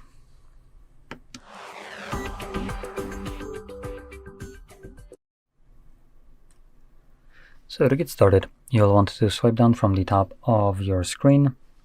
Now you will want to do it from the top right side, as that's where our toggles are. And here we'll be looking for the screen recorder. Now it looks like it's not added by default, so we will need to do that ourselves by clicking right here on this pencil. And then in this area you should find it somewhere. Now you can see for me it is right over here. You can just tap on it. It gets added, and now click on Done. And there it is. Now from here you can either tap on it to immediately get the little pop-up window for recording, or we can hopefully hold it, go to More Settings, and change the definition. That's for certain. Holy hell, that is like absolutely terrible setting right here. Now we're gonna set it to the highest one possible, which it's still pretty bad. Now, out of curiosity, custom doesn't have anything better, so yeah, we're just gonna stick with the medium right here, which is 720p. It's still bad, but it definitely beats 480.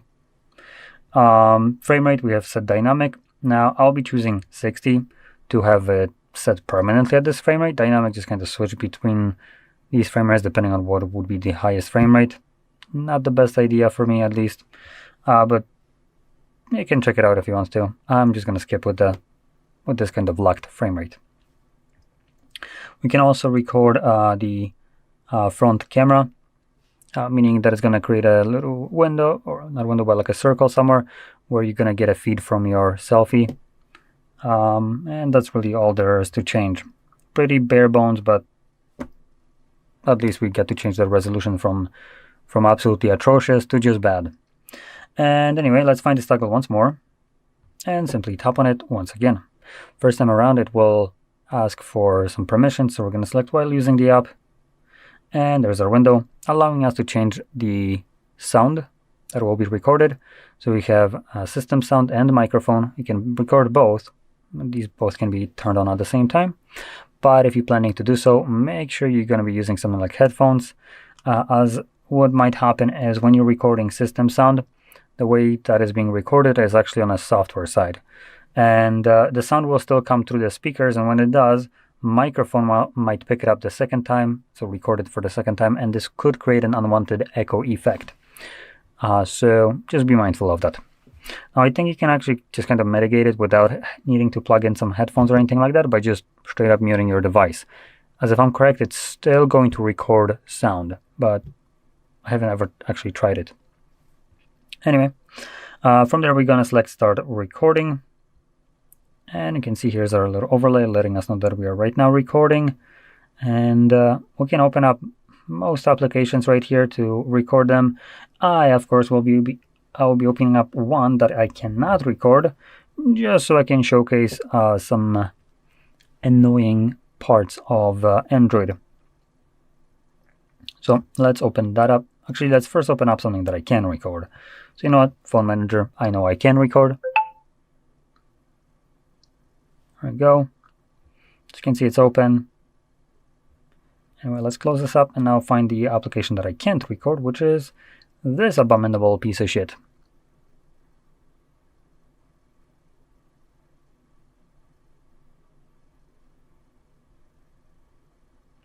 Now keep in mind, these right here, I do want to give props to OPPO. They do give you a pop-up that it can't record this garbage, which is pretty nice. Most devices don't do that. And I do want to point you out, I am right now not signed into this. I, myself, do not even own Netflix account, nor have I installed this application on this device, or have I ever agreed to any terms of service or use or any other legal agreement.